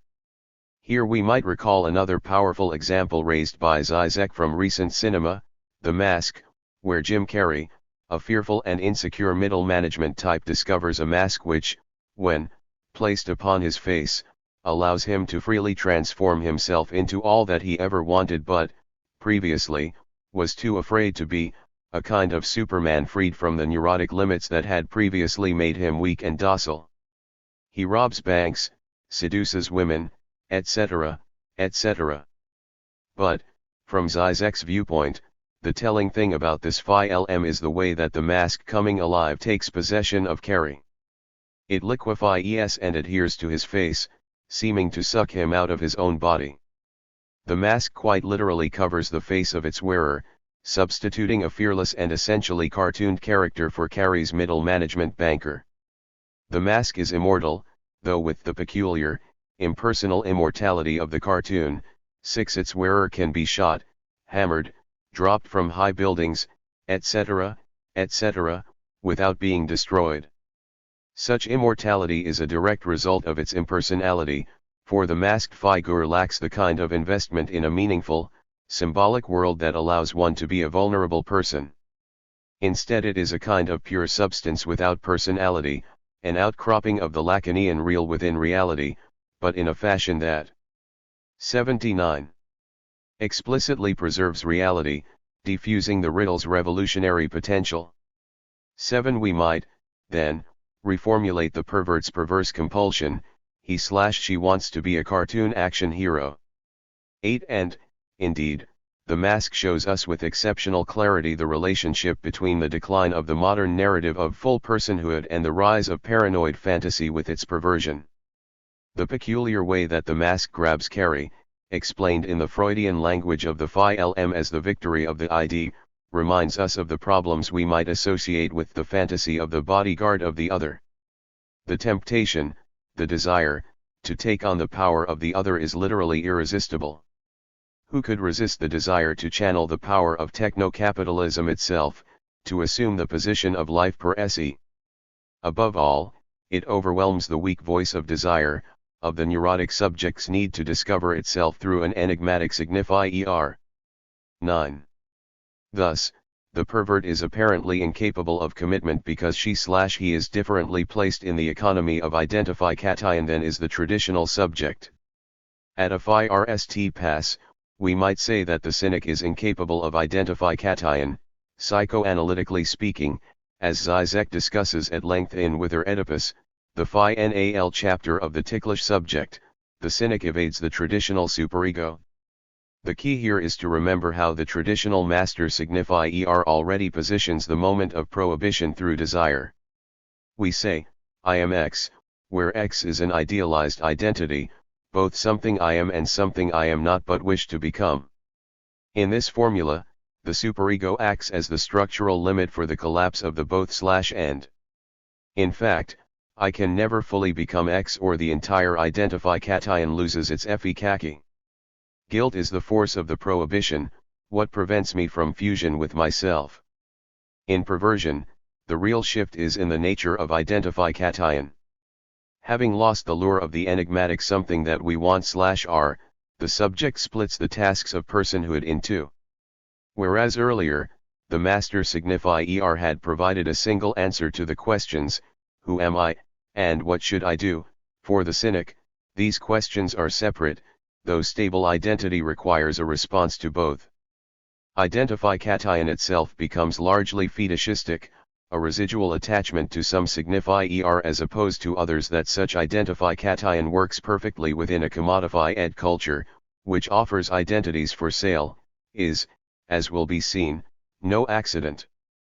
Think here of Patrick Bateman, the psycho killer in Bret Easton Ellis' American Psycho, whose weak identity is stabilized purely by the products and services he uses, the drinks at Harry's, the wing-collar jacquard waistcoat by Kilger. 80. French and Stanbury from Barney's, he wears along with a silk bow tie from Saks and patent leather slip-ons by Baker Benjes, etc., etc. These fetishes, while wholly in the sense of taboo, are not a matter of curiosity or desire for the subject embracing them. The role of the fetish is simply to locate the cynic on the grid of possible types produced by culture. Rather than with curiosity, we should associate the fetishistic identity with a kind of thin-skinned annoyance. I am constantly irritated by threats to my fetish, invasions of my personal space, etc. Žižek reminds us here of the self-righteousness of the anti-smoker, or, again, we might think of Bateman, whose meticulous indifference gives way to uncontrolled sadism on being challenged at all, when, in Mary Harron's Phi-lm of American Psycho, a waiter interrupts Bateman to tell him the day's specials. Bateman smiles and threatens to remove his spleen. 10. And it is the assumption of the cultural space locating the individual that answers the other question of identity, the what should I do question. The pervert is, of course, the ultimate inhabitant of the world of commanded enjoyment, a phrase I already borrowed from Todd McGowan. Guilt and prohibition still operate for her/him, but now an ominous substance of enjoyment displaces previous ego ideals, subjecting her/him to the vague and oppressive totality of commanded jouissance. Above all, we must strive frenetically to live. Thus, a THIRD commandment here is that the pervert must labor on, exploring ever new modes of perverse enjoyment, deferring, always her/his ultimate failure to measure up to life. So, for Žižek, today's world is increasingly peopled by perverse, workaholic, thrill-seekers annoyed at incursions within the fantasy space of their identity and unknowingly committed to maintaining the reality in which this fragile economy of the masked person, the machinic superhero, dominates. Today a new kind of person seems to be emerging from the cocoon of mass culture, a definitively post-Oedipal individual. 11 No longer afflicted by the neuroses of the humanistic individual but also no longer concerned with the interests or well-being of society as a whole. The time and energy of the new, the perverse individual is given over to a strange combination of frenetic loss of self and defense of personal space. For Žižek, the various permutations of the post-Oedipal person amount to a catalogue of the ways that cynicism transforms personhood. Culture, dematerializing the social. If we return to the final question we addressed in the last section, the what should I do question, asked in the wake of the fetishization of 81. Identity, Žižek's work also suggests another response. Repeatedly, he insists that cynical belief is stronger than its naive counterpart. For example, in The Puppet and the Dwarf, he mentions the universality of the Christmas tree in every American home, despite the fact that nobody believes in Santa Claus. 12 The more that we rid ourselves of dogmatic belief, the more we become cynics, the more that we grasp desperately to such disowned belief.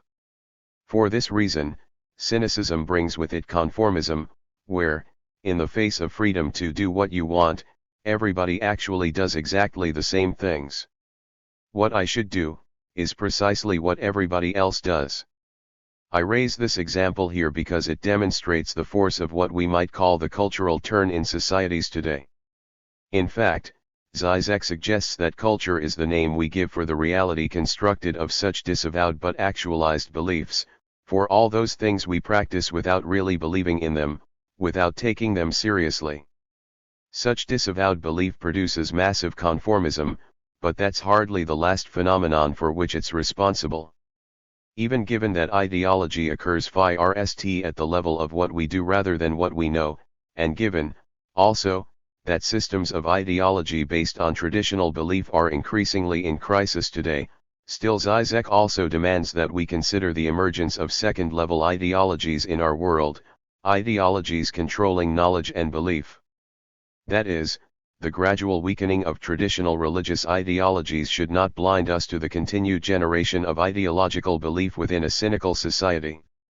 If presentation of the ways that a culture of cynicism transforms individuality seems to pull ideology critique away from its roots in dialectical materialism, Žižek's reflections on the ideas generated by the lifestyle of cynicism, and thus ideological at a second level, reinforces his Marxist allegiance. Indeed, we owe to Žižek's reflection on the missing material element in contemporary academic discourse, perhaps his most famous polemic. 4.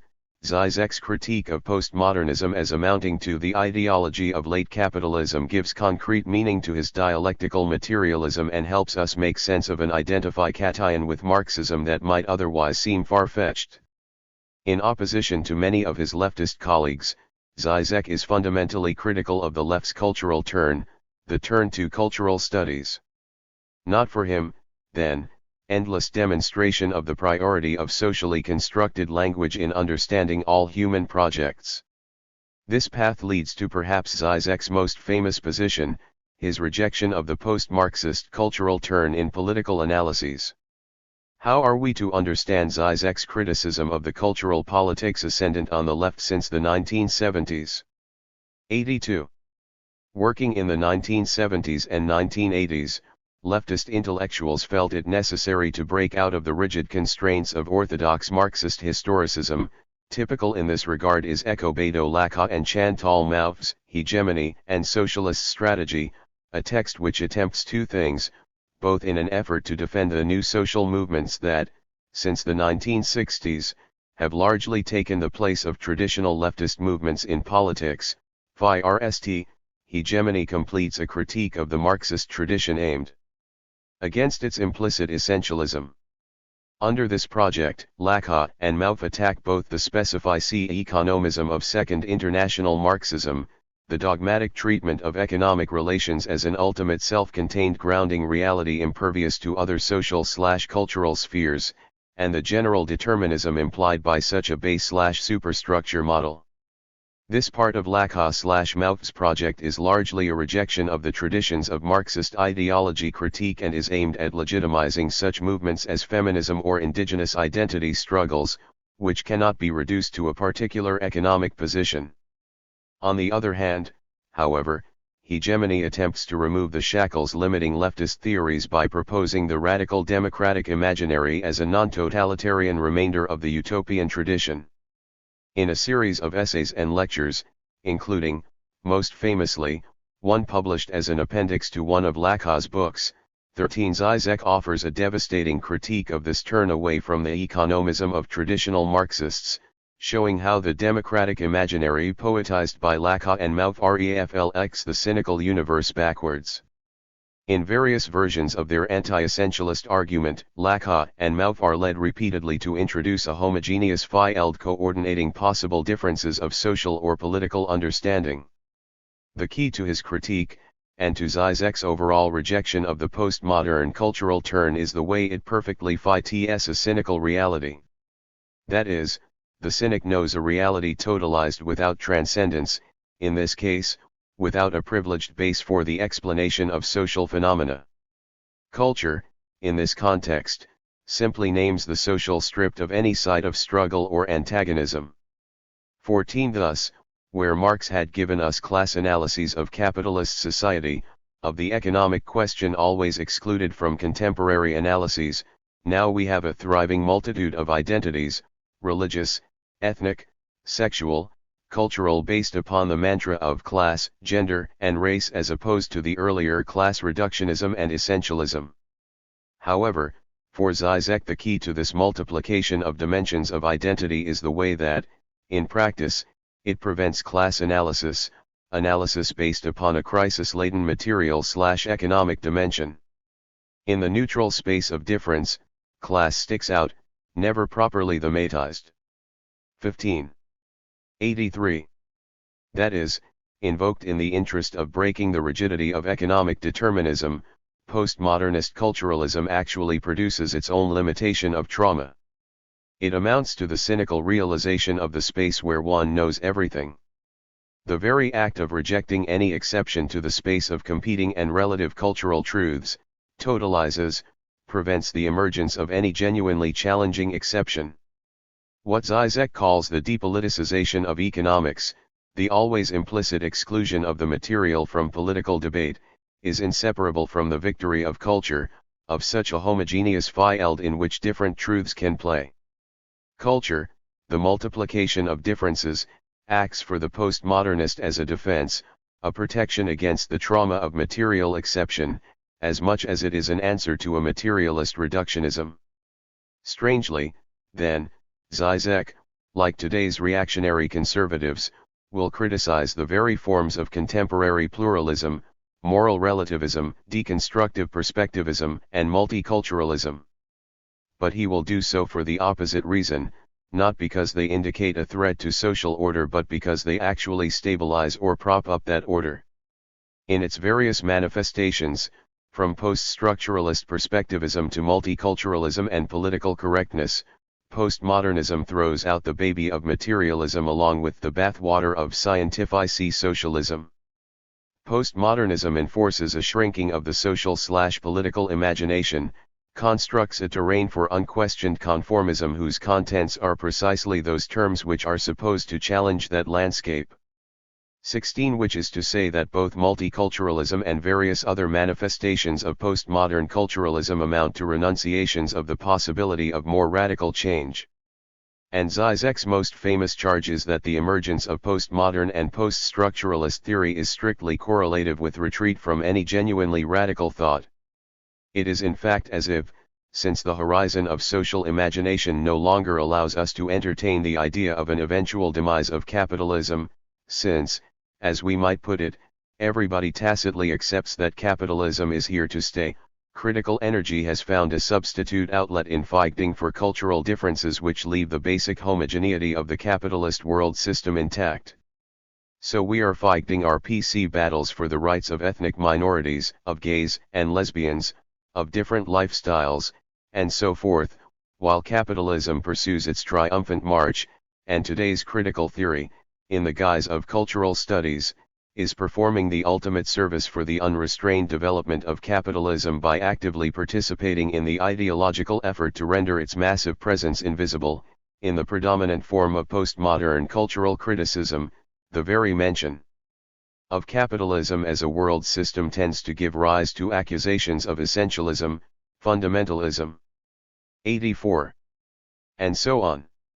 The price of this depoliticization of the economy is that the domain of politics itself is in a way depoliticized. Political struggle proper is transformed into the cultural struggle for the recognition of marginal identities and the tolerance of differences.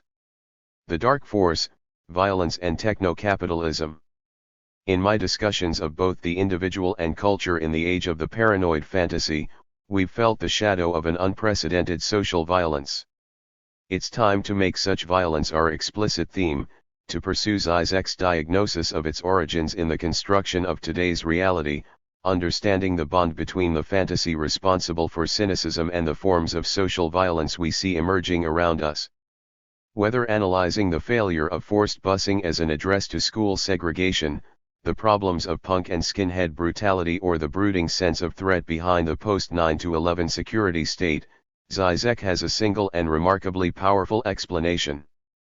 In a thoroughly reflected society, increasingly all social problems and issues are treated as technical. The individual is studied, her social condition quantified by experts and the system ill-serving her adjusted. Or, alternatively, the market is allowed to solve the problem by satisfying the consumer. In these complementary ways, techno-capitalist societies maintain the phantasmatic illusion, the illusion that the world they dominate is ontologically complete. No change in the horizon defining that world is necessary. What is missing, of course, from such a technological/bureaucratic vision is the political itself, a dimension for which the specific case is always the pointer to a lack or insufficiency in social reality. 17. In other words, the claim here is that complaints become political at that moment when we take them to symbolize some more universal cause. The construction of this nuclear power plant is taken by protesters to represent in general a bureaucratic and fossil fuel-based response to global warming, or the Bush administration's bungled response to Hurricane Katrina becomes the symbol of right-wing indifference to the conditions of impoverished blacks.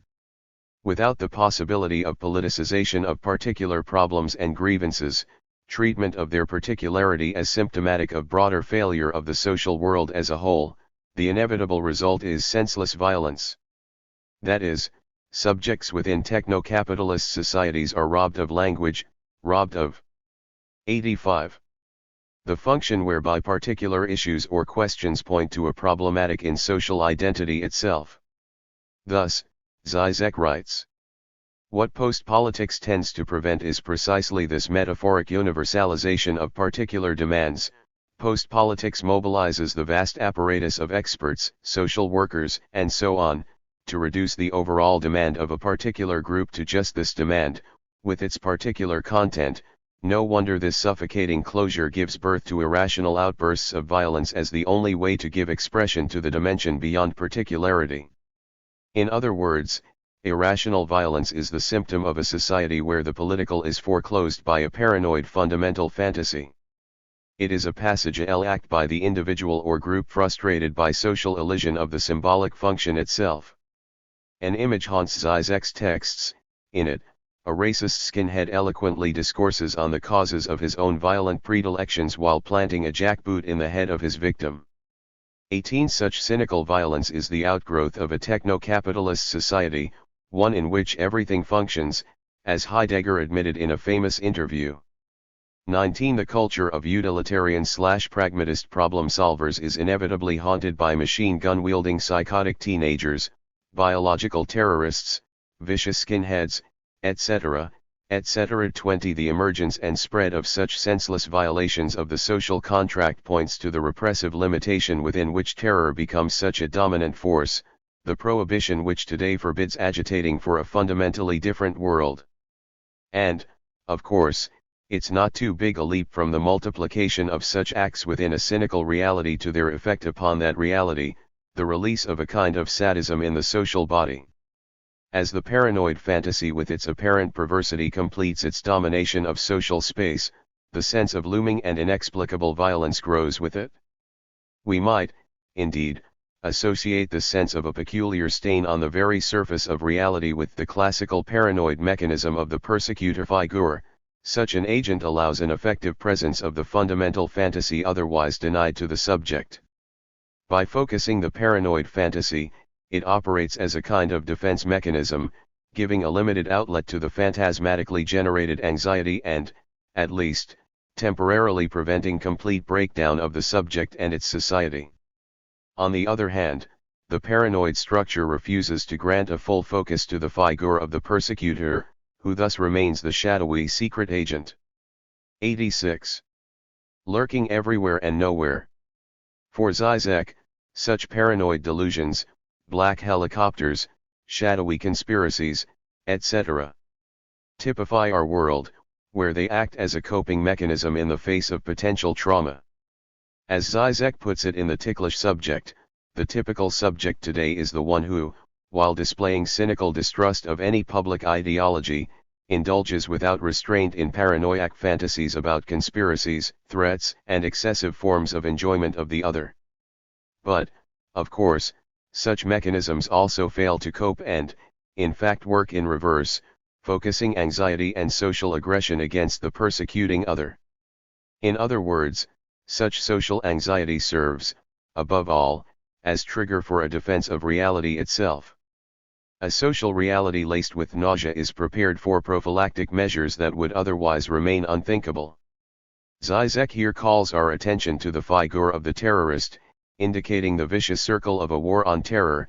In a society where the political is increasingly foreclosed, the possibility of political opposition also withers. Not only do political differences get reduced to subtle technical differences of policy, but the very figure of the political enemy can no longer emerge. 21. Žižek claims that this foreclosure of political difference leads to the emergence of a kind of stand-in for the political opponent, a new kind of enemy in warfare, the unlawful combatant or terrorist. Such a figure is refused the legal status of a criminal or of an enemy combatant. 22. Because the fantasy now, in the New World Order, is that the benevolent empire is itself a neutral force beyond politics, the terrorist must, by definition, be illegitimate. That violence puts her/him beyond all legal protections. The terrorist is an enemy, but an enemy without the legal rights of an enemy who cannot be protected by any neutral law or force. As a result, we visit upon the terrorist the aggression that, as we saw above, leads to terrorism. Or, more precisely, the figure of the terrorist is used to sublimate the anger at the loss of the political which might otherwise create pressure for change. At a time when terrorist violence elicits numerous versions of calls for increased security apparatus, Žižek's analysis is particularly important, for it predicts that the security response is not only bound to fail but also destined to exacerbate the problem it claims to address. Security is always itself essentially technical, an effort to contain or control violence by technical means. As such, it reinforces the fundamental fantasy of a completed social fabric within which the behavior of 87 individuals can be controlled. That means, of course, that the expanded security state is just another way of cutting off the possibility of a genuinely political social life. It's only another invitation to senseless violence. Such is the predictable circle of terror. Senseless acts of violence elicit sadistic social responses, which call forth additional terror. It's important to notice that Žižek's explanation of contemporary social violence, while apparently in line with postmodern analyses, in fact marks a critique of an alternative to such accounts. Žižek always distances himself from Levinas because of the way that he puts respect for the other at the forefront of ethics, a respect which, he argues, humanizes the face of the other, eliding the uncanniness of subjectivity from it. 23. The imperative, within 11 AC on ethics, is to make room for the neighbor whose humanity our chauvinism would otherwise violate. Žižek's question is implicitly whether this respect, ignoring the genuine, monstrous, and inhuman face of subjectivity, doesn't domesticate altruity, leaving us with a new other, one which now includes a space of the excluded in its totalized inventory of being. If that is in fact the case, if this new other is just another version of postmodern cynicism's homogeneous and infinite field inclusive of all difference, then we must suggest an alternative source for contemporary ideological violence.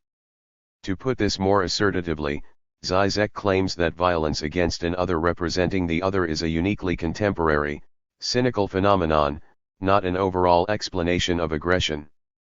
For him, the key to understanding violence today is not only the fictionality of the other but also the sense in which we all know this fictionality full well.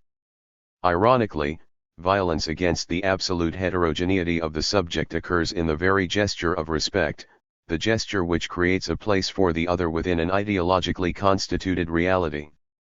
24. Thus, the postmodern, 11 AC on ethics turns out to be exactly the wrong one for today, an ethics whose consequence is more acting out rather than an address to acting out. By contrast, Žižek asks that we pay attention to the way that our cynical world provides a unique host for eruptions of violence against neighbors. 25. Another example from contemporary cinema, though one that, as far as I know, Žižek has not yet interpreted, can help clarify his position. Lars von Trier's recent film, Dogville seems to provide a perfect example of the postmodern idea of violence. The film tells the story of a small, poor American town of that name and, in particular, of a young writer, Tom, who is 88. Convinced that he's figured out the cause of the town's malaise. Tom hypothesizes that the problem with Dogville is that its citizens don't know how to receive. He is proven right, it seems, by the arrival of a beautiful fugitive, appropriately named Grace, whom the townspeople prepare to turn over to her persecutors. Stopped from this by Tom's harangue on the subject of the gift, they are convinced by him to allow Grace into their lives, to have her do various unnecessary favors for them, so, Grace helps out at the local store, watches the children of the overworked mother, etc., etc. The film's point emerges in Grace's eventual fate. She becomes the increasing object of the townspeople's aggressions, which build to a crescendo of murder and rape, leading to the town's very annihilation. Thus, it seems that we have a perfect example of a violence sparked by a fear of altruity as it breaks into a closed community, and the answer to such violence would seem to be a renewed call for respect of difference and openness, a cycle typical of liberal responses to the ethnic and racial violence that convulse the social body today. Indeed, readers have taken von Trier's choice for ending credits of Dogville, a montage of images of lynchings of blacks from the American South superimposed on David Bowie's Young American, as pointing in precisely this direction. 26. However, a closer understanding of the film reveals a more Žižekian understanding on the filmmaker's part. Here, we must return to the specify C constellation indicated by Tom's rule and the name of the fugitive sent as answer. What begins with Grace's small gifts to the townspeople in work she does for them soon becomes expectation.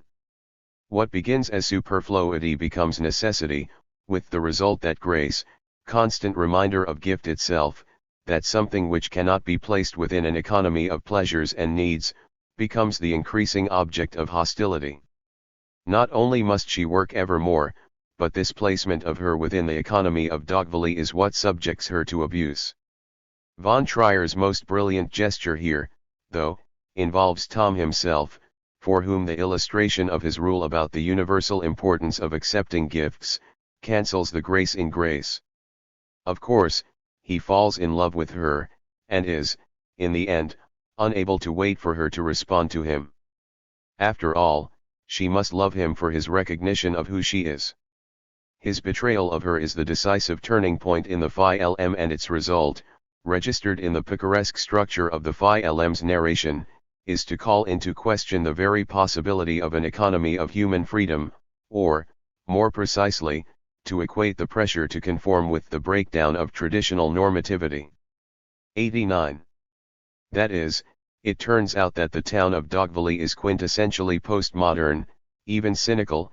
Its citizens, accepting of difference, make no demands that anybody hold any particular set of beliefs. But this is precisely the source of the one demand they do make, that everybody conform to law itself, to economy in the broadest sense. Grace can be superfluous, unnecessary to them, but this lack of necessity must be immediately commodified, bought and sold, rewarded or withheld from her or from the citizens. As one character, Chuck, puts it, we just don't have enough to support a freeloader. In this, Tom, with his rule for excess, is no exception at all, quite the contrary. His position perfectly illustrates the Phi LM's insight about the cynical, postmodern origins of conformism, precisely when no substantial identity maintains social reality, when there's no communal persona to which individuals are supposed to conform, then what does not belong within the social totality Phi RST threatens to emerge in its purity, as grace. But it is this threat against which the entire social apparatus acts as defense, with Tom as its leader. Conformism is, above all, the pressure to displace grace, the marker of the not all, the rupture in social totality, into a substantive container of excess. The excessiveness of her position must become her excessiveness. One of the most interesting things about Grace's reception in Dogville is the citizens' lack of curiosity about her. They could care less about who she is, because it is their self-appointed task to produce her identity out of the role that she plays in the town. She becomes the mysterious symbol of all that they are not and don't need. Thus, under their domination she becomes a scapegoat, the site of both their lust and their hatred. Here we find a uniquely cynical form of social violence. Indeed, it's vital to see how this violence reverses even traditional psychoanalytic models for aggression. In Lacan's older model, the bond is between aggression and a basic lack in reality. Thus, for example, the master signify is a phi at that point in the subject's experiential matrix where something's missing, where it seems that reality itself is inadequate.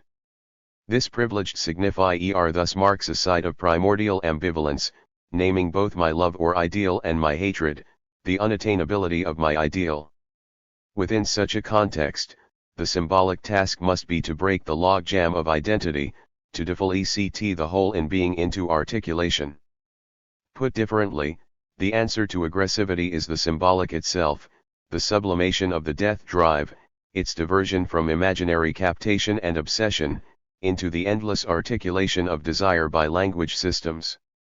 In the Derridian version of such a response, we must rework difference, developing new sites for the other who otherwise provokes violence. In any case, it's a matter of 90. Taking advantage of the symbolic order's lack of closure to open new spaces within it. Grace, however, encounters in Dogville a reality without substantial lack, a world which has no identity because it is missing nothing, except, of course, gift or grace itself. That everything without lack is exactly what cynics know. Grace is pure excess to the cynical social totality of Dogville. In such a situation and as such an excess, grace is a kind of mark for pure aggression, even when, nominally, as in the case of Tom, she's loved. The townspeople can't accept grace per se but only its commodified simulacrum. And their violence to her excessiveness is reenacted over and over in their violation of her. In this she stands for the fundamental transformation of human behavior ongoing in our world today. And this means, too, that we lose the therapeutic affect of the symbolic order per se, for it is precisely in the desire to find a place for grace within this cynically totalized reality that violence subsists. The inhabitants of the town come to visit the violence of paranoia upon her precisely in reweaving the fabric of their culture to make room for her. The lesson is that the language of difference, multiculturalism, etc. belongs together with, is inseparable from, the racist violence it supposedly opposes. They are simply two different faces of the same violence. Every call for tolerance and understanding, every revisionist reweaving of social space so as to open it to difference, simply reinforces the condition that elicited violence in the first place. The economy of openness demands the enslavement of grace. Over-identify cation and revolution. All of this suggests, what is most difficult to accept about Žižek but also most compelling in his work, that for him there is no way out of postmodern violence short of revolution, only if the very economy of the paranoid fantasy and its perverse signifier is overturned can we break the circle of paranoid/cynical sadism. Žižek's consistent work as a critic has been largely directed to pointing this out, to yanking the rug out from under all forms of realistic address to the problems of a cynical world. For him, the games played by postmodern theorists, which aim to subvert power by subtly shifting its symbolic bases, simply amount to ideology itself, ineffective solutions that cover over the deeper issue, and, in so doing, exacerbate the problem. It is with this in mind that we can understand how Žižek has 91. Resurrected the stance of the traditional leftist with regard to liberal compromises, demonstrating how they inevitably exacerbate the condition they intend to remedy. This ethos or attitude, as much as Žižek's substantive reconceptualization of dialectical materialism and ideology critique, places him solidly in the tradition of Marxist critical theory.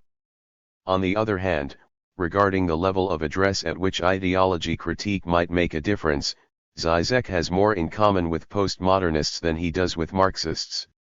If, that is, we make the question, how is it that criticism of ideology can make a difference, we must recall his rejection of the idea that simple enlightenment might help. This is, after all, precisely the issue that led to Žižek's critique of Sloterdijk, to his discovery of a cynical ideology. To repeat the argument I articulated above from the sublime object of ideology, by definition no amount of knowledge, no surfeit of enlightenment, can peel back the facade of today's ideology. For Žižek, as a result, the genuine critic of ideology is not the theorist who discovers truth. As to who this critic is, Žižek repeatedly finds her in the one who over-identifies with an official ideology. 27. To understand the kind of critique Žižek associates with such philosophers as Pascal, Malebranche, and Kierkegaard, as well as with writers and artists like Brecht, Kleist, or the Slovenian rock group Laibach, let's turn to over-identify cation's possible operation in the rituals of politics. 28. In such cases, over-identify cation depends upon the spectacular nature of symbolic empowerment.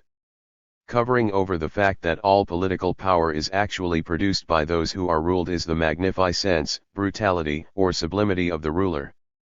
Of course, the proper acknowledgement of power involves some form of humility on the part of the subject.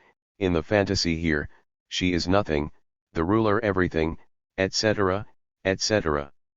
However, in such self-abasement, one might already discern a note of discord, of parody, and in that note lies the possibility for over-identify cation, for what happens when the excremental identity of the subject in relationship to the ruler becomes too obvious, when she really insists upon being seen as a piece of shit?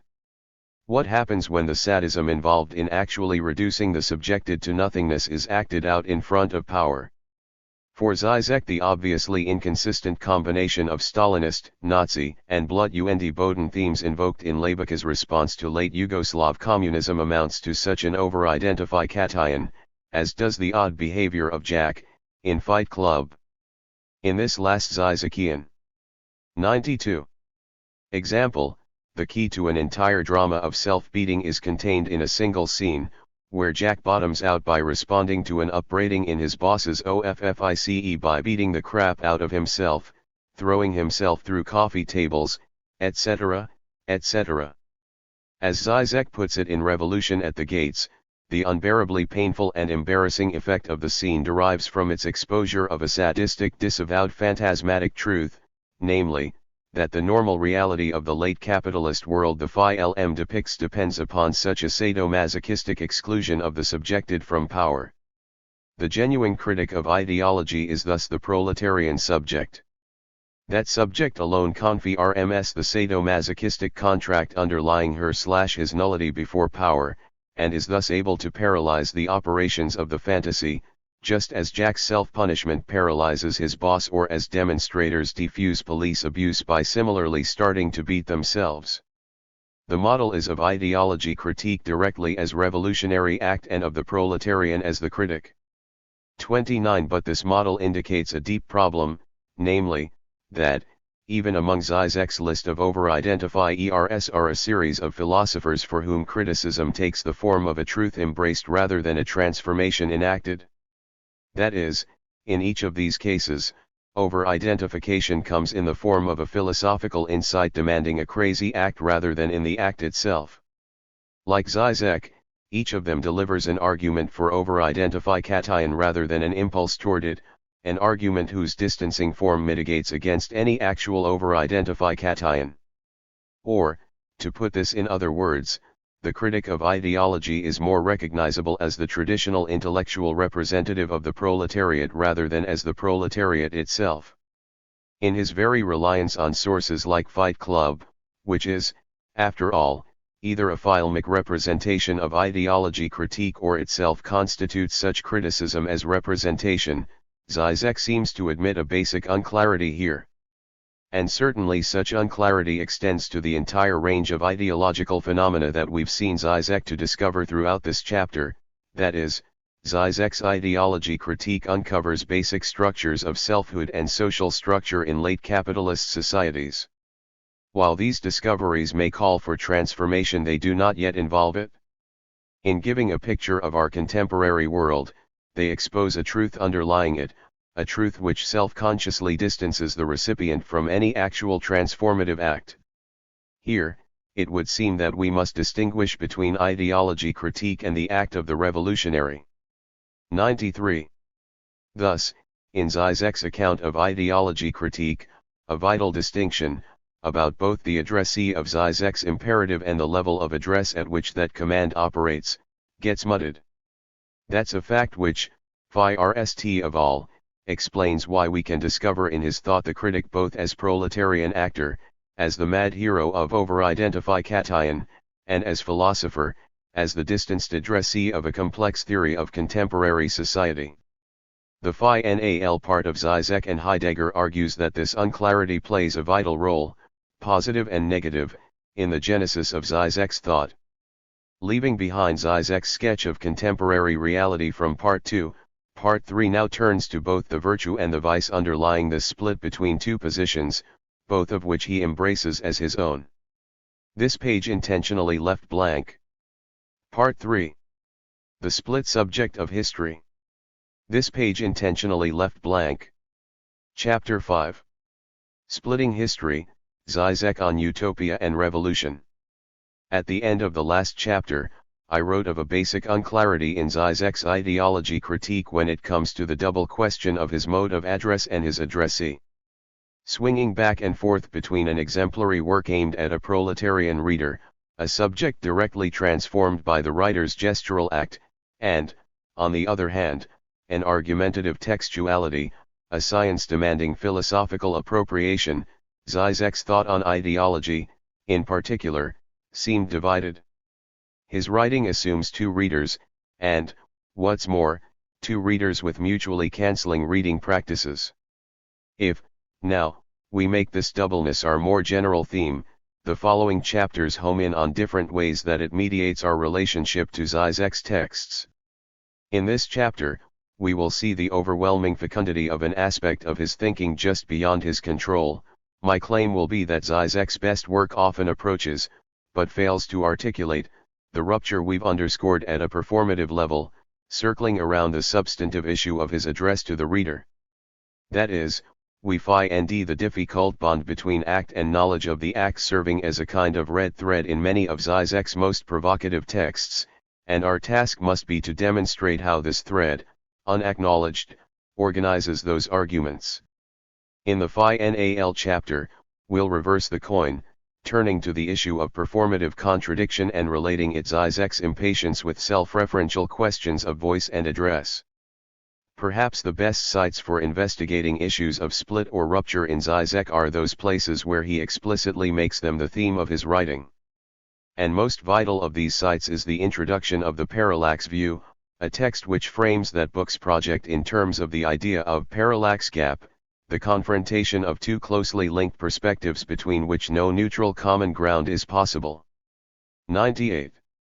Having introduced this concept, however, Žižek quickly blocks its most obvious, Kantian understanding, an interpretation which would conceive of parallax as transpiring in a completed universe of multiple perspectives, between which there simply is no translation. This conceptual move should be quite familiar to my reader at this point and demands little commentary, except that Žižek's answer to the Kantian interpretation, he names it dialectical materialism, itself introduces a second-level parallax which doubles Žižek's explanation. In other words, we have here a text which performs the very phenomenon it describes. In order to trace this doubling in Žižek's introductory text, let's follow two paths leading from the essay's very title, Dialectical Materialism at the Gates. First of all, of course, that title alerts us to the praxical nature of philosophy for Žižek, its self-understanding as intervention rather than mere knowledge. Žižek describes parallax gaps as something to be practiced in a fashion designed to produce maximum discomfort, by producing an unbearable effect. The context of Žižek's praxical argument about parallax is indeed a discussion of philosophy and its origination in pre-Socratic and Socratic Greece in the philosopher's inability to identify with the particularity of the local community, its substantial national or ethnic identity. According to Žižek, accused of simple disloyalty, philosophy developed a shocking response. Instead of merely giving up on identity, these philosophers transformed identify-cation, suggesting a new, universal identity. Nor, in Žižek's understanding of it, is such identify-cation simply a new, Enlightenment-style, universal religion. In tracing this new identity, Žižek claims that it derives from the subtraction of substantial particularity from the triad of singular, particular, universal. Philosophy suggests an identity which itself has the form of a parallax gap, a direct binding of singular and universal without the content provided by particular community.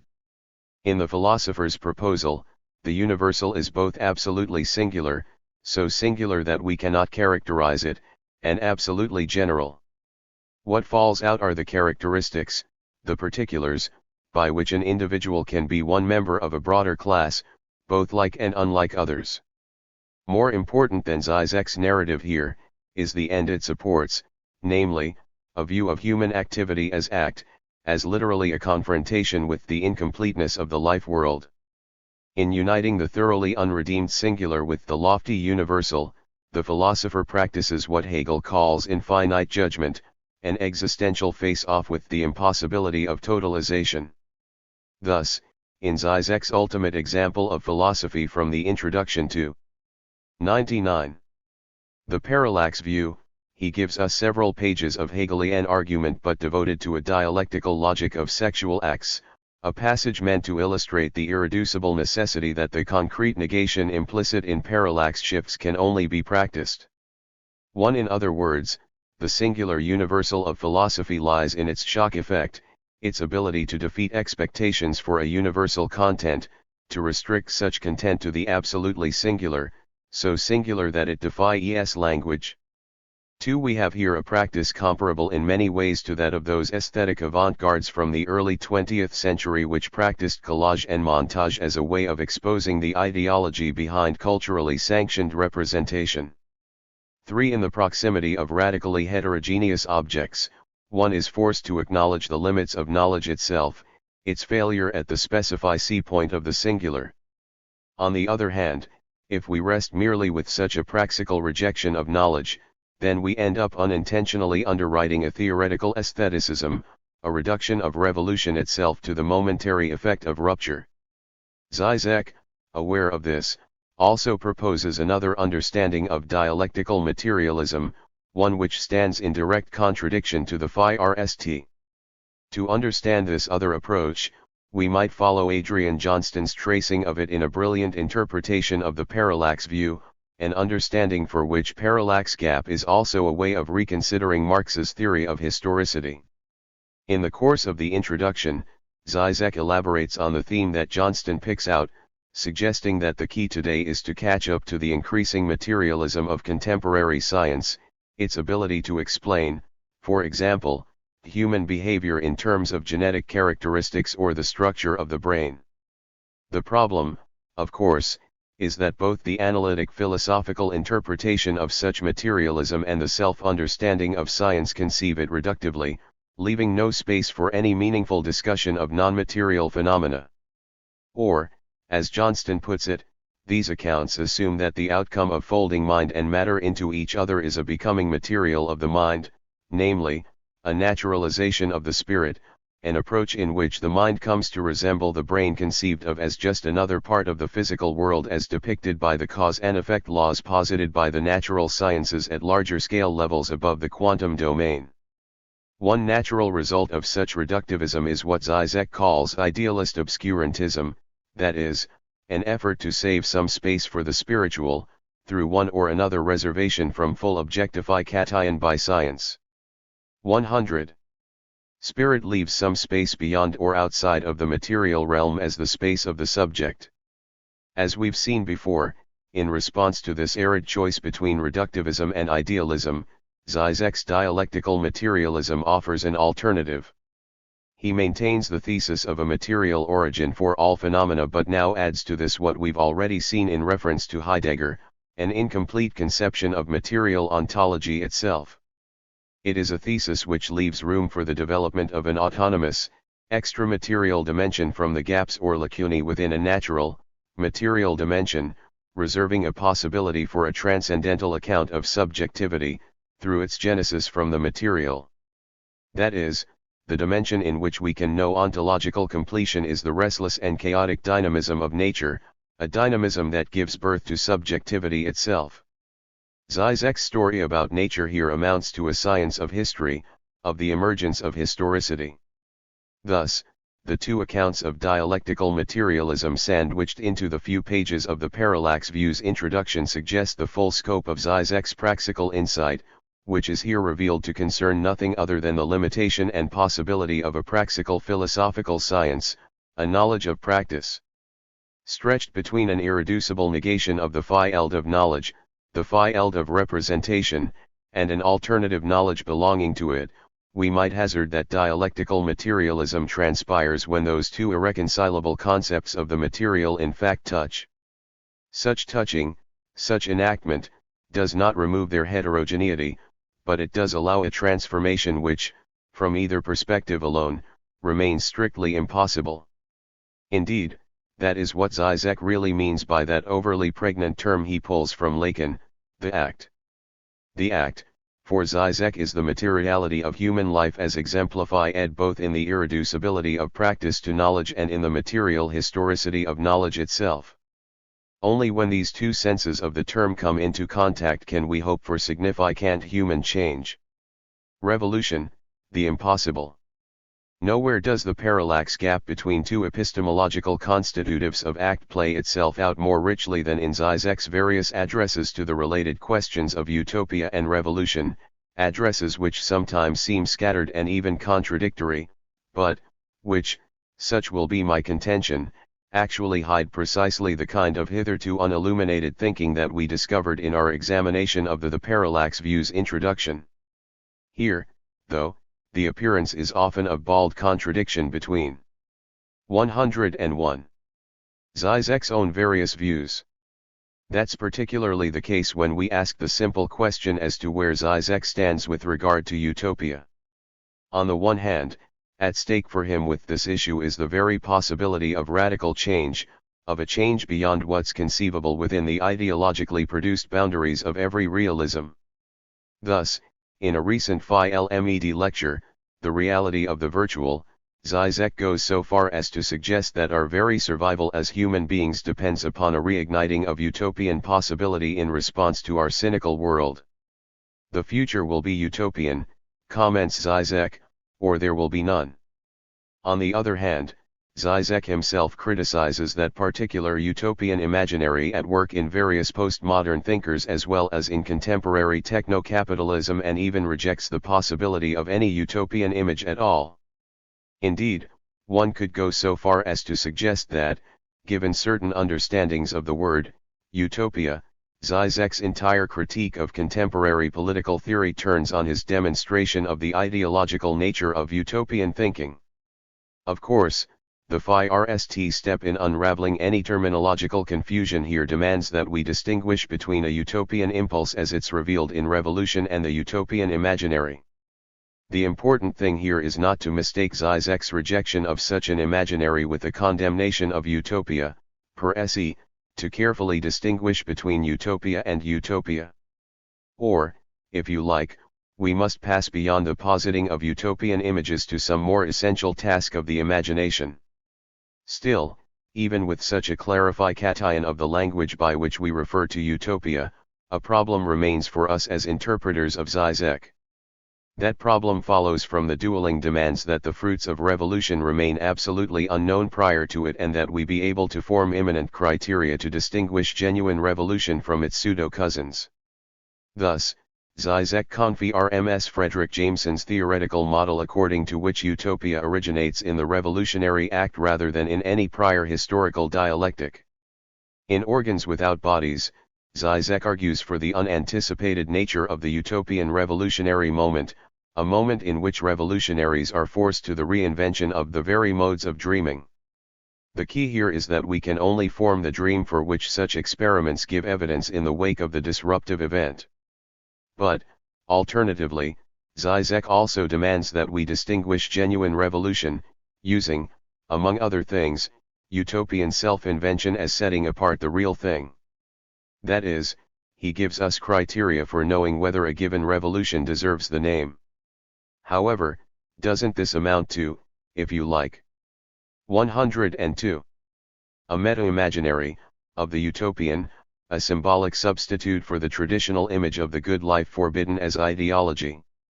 That Žižek conceives of utopian novelty as somehow ingredient to an overall revolutionary spirit would suggest that we can come to know and desire precisely those sorts of social change which fulfill this criterion, that they come to act themselves as a new utopian imaginary. So, it cannot be for Žižek simply a matter of defeating the utopian imaginary in favor of another kind of utopian impulse. The contradiction here demands a more substantive investigation of the utopian issue as it attaches to Žižek's revolutionary program. To that project, we now turn. In a sense, the anti-utopian Žižek simply radicalizes a move repeatedly made by Marx and Engels, from the Communist Manifesto of 1848 through the Anti-Düring, when they explain the program of Marxist communism in contrast to the utopian socialism of others. Now, obviously this reference to the utopian nature of earlier socialisms was not meant to suggest that Marxists eschew utopia in the sense of the possibility for radical change. Rather, the notion was that exercises in imagining a better world, always conceived from within the enclosure of our ideologically saturated reality, inevitably fail to be sufficiently radical. In effect, any vision produced from within such a society necessarily carries within itself the limited historical situation of the visionary. The next step here for Žižek would be to see that and why Marx and Engels themselves failed to live up to their critical insight about the ideological nature of utopian thought. If, so their implicit reasoning went, from within the confines of our historical situation, we cannot imagine a redeemed world, then it might still be possible to deduce at least the form of such redemption from the present. In other words, we might say that some particular structural element in capitalist society is responsible for the maintenance of oppression, the failure of utopia to have realized itself heretofore, and on that basis we could project communism as the condition in which we would subtract that structure. Such is the gambit of scientific socialism.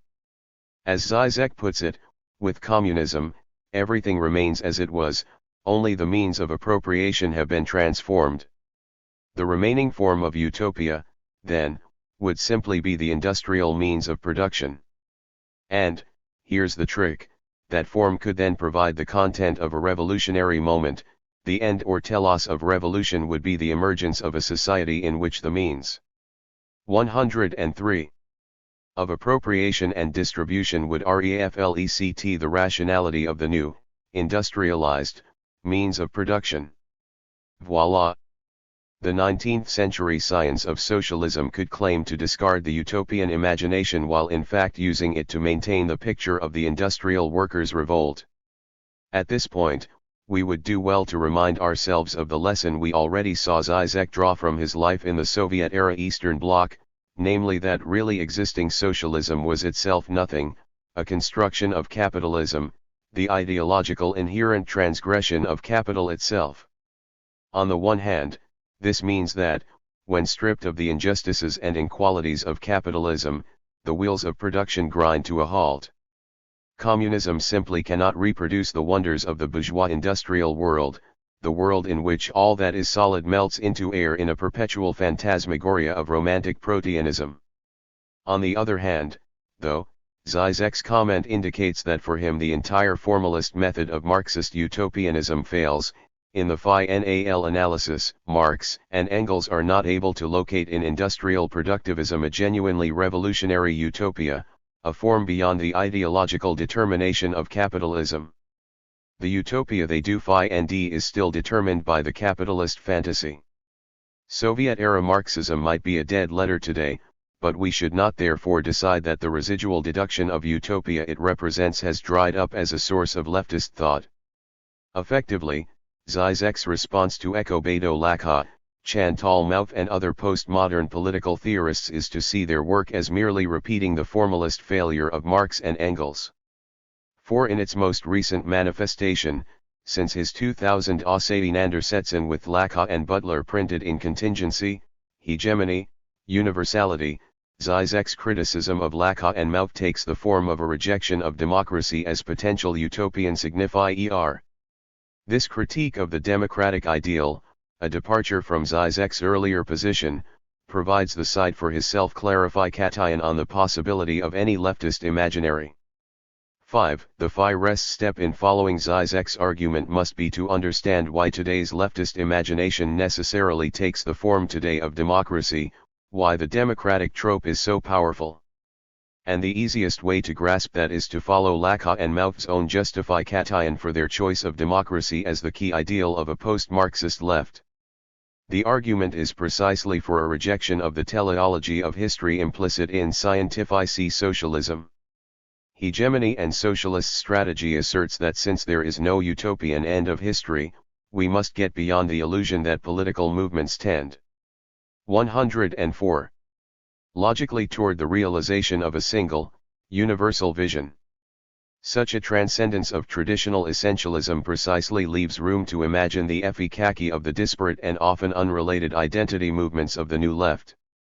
In other words, the pluralizing response to our query about the radical democratic imaginary is absolutely vital to Lakha and Mouffe's defense of such movements.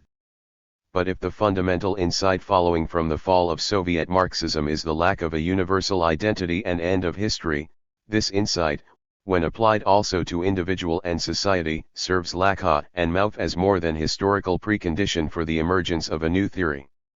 6. More strongly, the impossibility of closing social identity justifies asserting the ultimately political nature of all societies. Neither I nor we can ever finally know who we are. Indeed, the reason for this impossibility is that identity is indeterminate. There is no complete identity either for individual, group or society. Politics takes place in the undetermined interstices of social identity. To say that society is structurally prevented from knowing or being itself is just to say that identity is a matter of political struggle rather than of some kind of deduction. And that assertion of openness, in turn, serves as another condition for the possibility of the formation of particular social imagine rise today.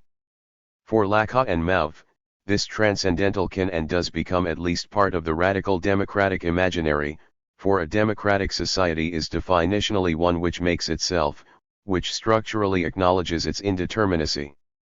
In effect, the democratic revolution that Lacan and Mauve identify with modernity itself involves a self-realization of the truth of society's lack of truth. 7. In a sense, the historical particularity of the radical democratic imaginary just refers to the various guises in which the ideal of a society radically open to ceaseless redefinition can emerge. As Lacan puts it, a consciousness of the impossibility of identity can be important for democratic politics in that it involves the institutionalization of own openness and, in that sense, the injunction to identify with its own impossibility. Democracy is the ideal of a society in which the God of history is dead, which knows that it is free. Because of this, it is the only ideal that can survive the tide of cynicism, the only one that can mark the end or goal of history. History, all along, has been moving toward the social form in which there is no content, the identity of lacking an identity. But that means that all particular identities, while negotiated through democratic structures, are, in the end, 105. Subsidiary to those structures, those forms. Of course, for Žižek the irony here should not be lost. Democracy's content is liberation from such ends only at that same time that it emerges as the truth of history, as the obvious end of every incomplete ideal of historical identity. Or, to put this differently from Žižek's perspective, democracy is actually the least open of social forms, the social form in which the identity of openness leads to the greatest actual pressure to conform. A democratic society doesn't only provide a home for differing communities, maintaining the open society of liberal dreams, it can only do that by also maintaining a framework within which such differences are coordinated. Incompleteness in principle is such a framework, one which takes the form of that neutral field we have previously associated both with law itself and with the capitalist field of exchange. What we believe in, when we believe in anything, is this space of equal rights, of democratic procedures, etc., etc. 8. This returns us to the reality of the virtual, where Žižek rejects utopia as imaginary and symbolic construct, but does so in order to embrace utopianism in the real. To explain this distinction, let's begin with the difference between imaginary and symbolic utopias, a difference which corresponds, more or less, to that between traditional dreams and the formalist deduction suggested by Marx and Engels. Utopian socialists imagine a better world, scientific socialists deduce its content from the form of class conflow ICT.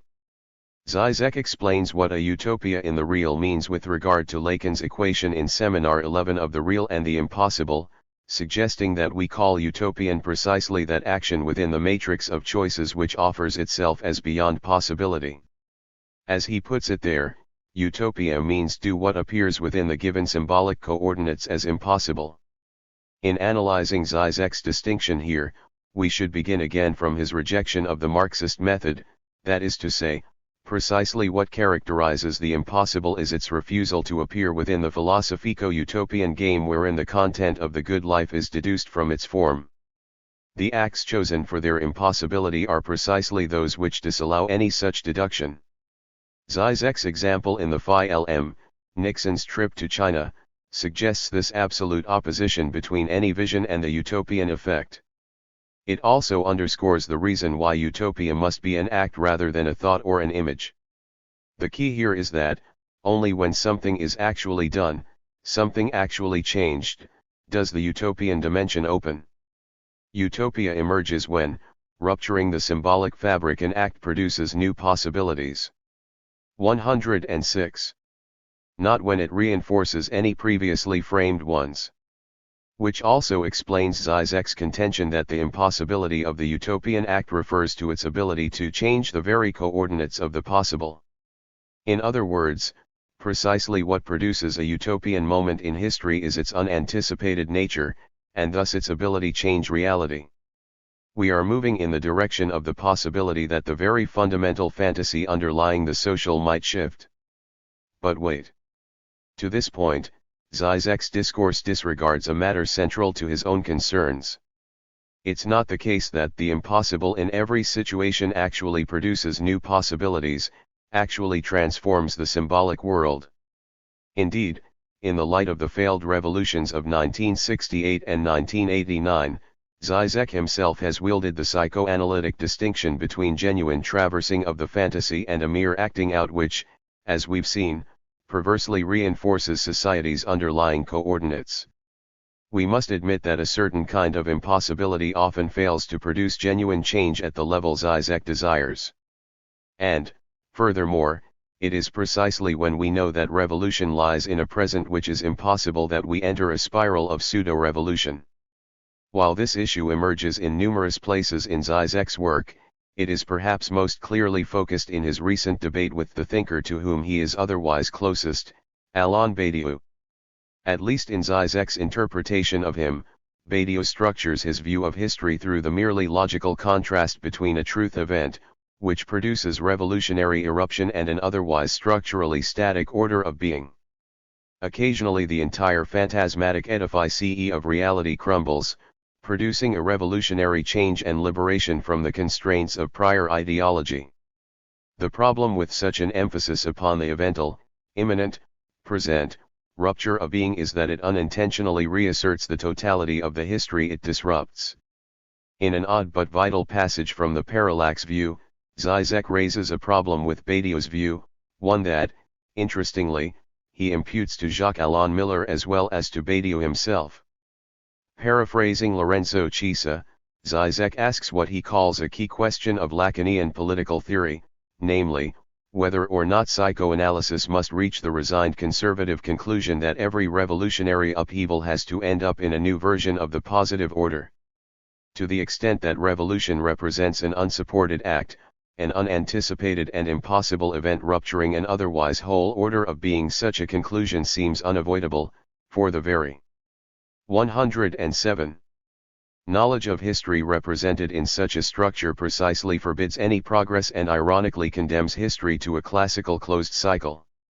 Given such knowledge, one must inevitably arrive at an essentially conservative e-politics. What happens when I know that the revolution in which I participate is a mere break or rupture in a soon-to-be re-established fabric of reality? Doesn't this subvert every effort to revolt, either undercutting it entirely or transforming revolution into a neo-Aristotelian project of restoring some fictional balance missing under current conditions? Doesn't this cynical wisdom suck the very energy out of every revolution? The effect is bound to be revolutionary paralysis. Revolution can change everything, except what matters.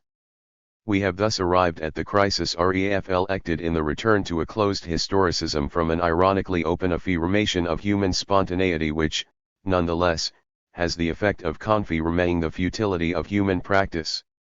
In other words, we get the cynical situation facing us today, above all, in the wake of the theories of revolutionary rupture emerging after May 1968. When it knows itself only as such, revolution, the pure moment of a radical rupture, fails. The impossible becomes merely the impossibility inscribed within the symbolic texture of reality, the inherent transgression allowing reality to maintain itself. We can see this structural boomerang particularly clearly when it comes to the question of the present, the purely dimensional moment of historicity which comes to represent revolutionary imminence, becomes, when posited as the end or purpose of political activity, anything but revolutionary. To aim at a revolution of the present is to forego revolution itself, to place it safely within the boundaries of a repeating and stable historical structure. This problem allows us to understand a move Žižek makes in For They Know Not What They Do's Final chapter, a radical reflection on historicity, within which he refuses to place the act of liberation in the present. Refuting the common wisdom that sees the past as determined but sees the present, the moment of decision as free, Žižek writes there. An act is never fully present, the subjects are never fully aware that what they are doing now is the foundation of a new symbolic order. It is only afterwards that they take note of the true dimension of what they have already done. The common wisdom about how history in actu is experienced as the domain of freedom, whereas retroactively we are able to 108. Perceive its causal determination, is therefore idiotic after all and should be reversed.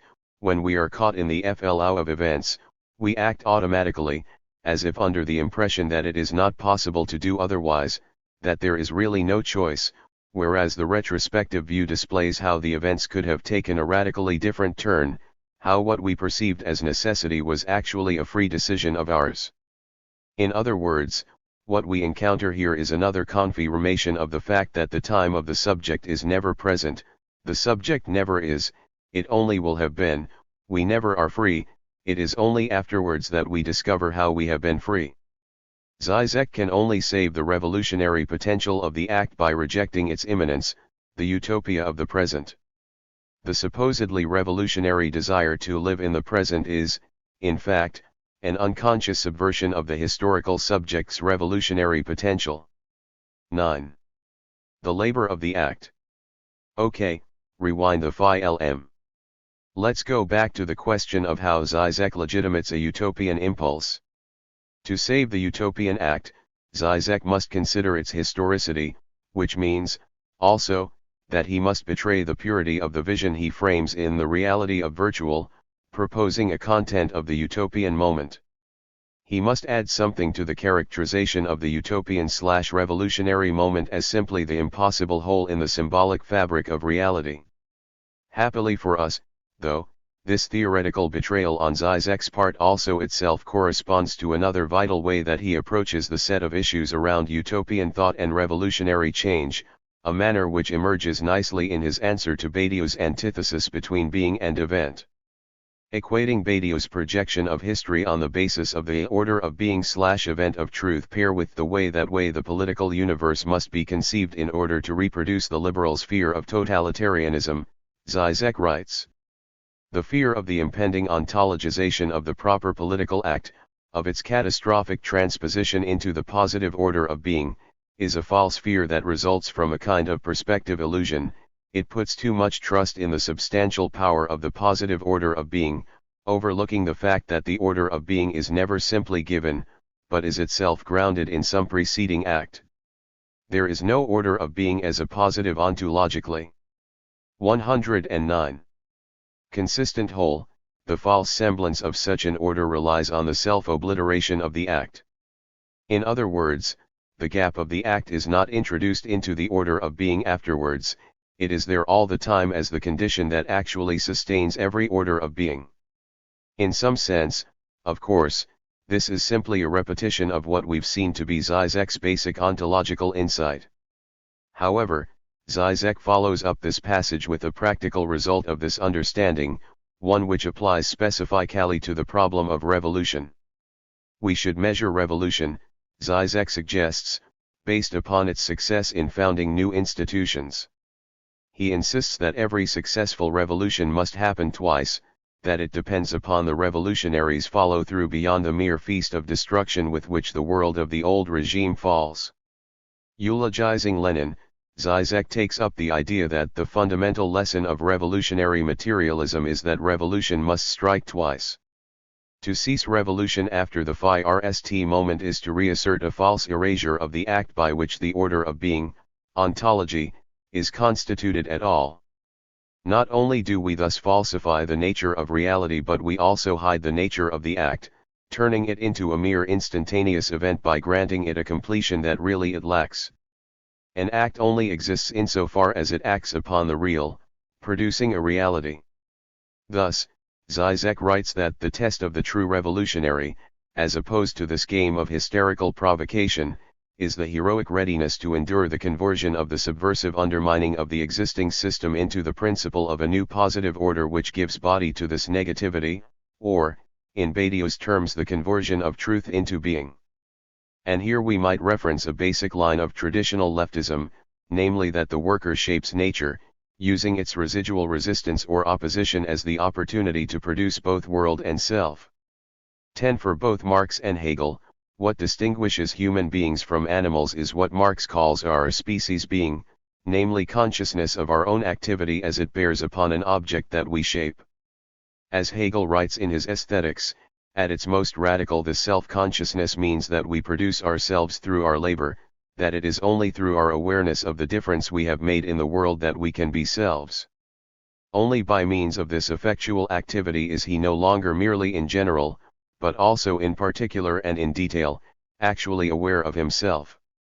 Of course, what I'm suggesting here is that the revolutionary is ironically an archetypal worker, the one whose act forms a new world. Recall that Žižek 110. Key insight about ideology, for they know not what they do, invokes the insubstantial nature of subjectivity. The deed, the act, is nothing. It only exists insofar as it works upon something. If, for the most part, this action registers itself in the projection of the fantasy sustaining reality, in revolution, where both constituted self and reality crumble, it emerges more forcefully as the construction of new institutions, new forms of life. If you like, the very conceptual space in which things fall apart is the space of a revolutionary work, the space of the time in which such work occurs, transforming stuff into meaningful life forms.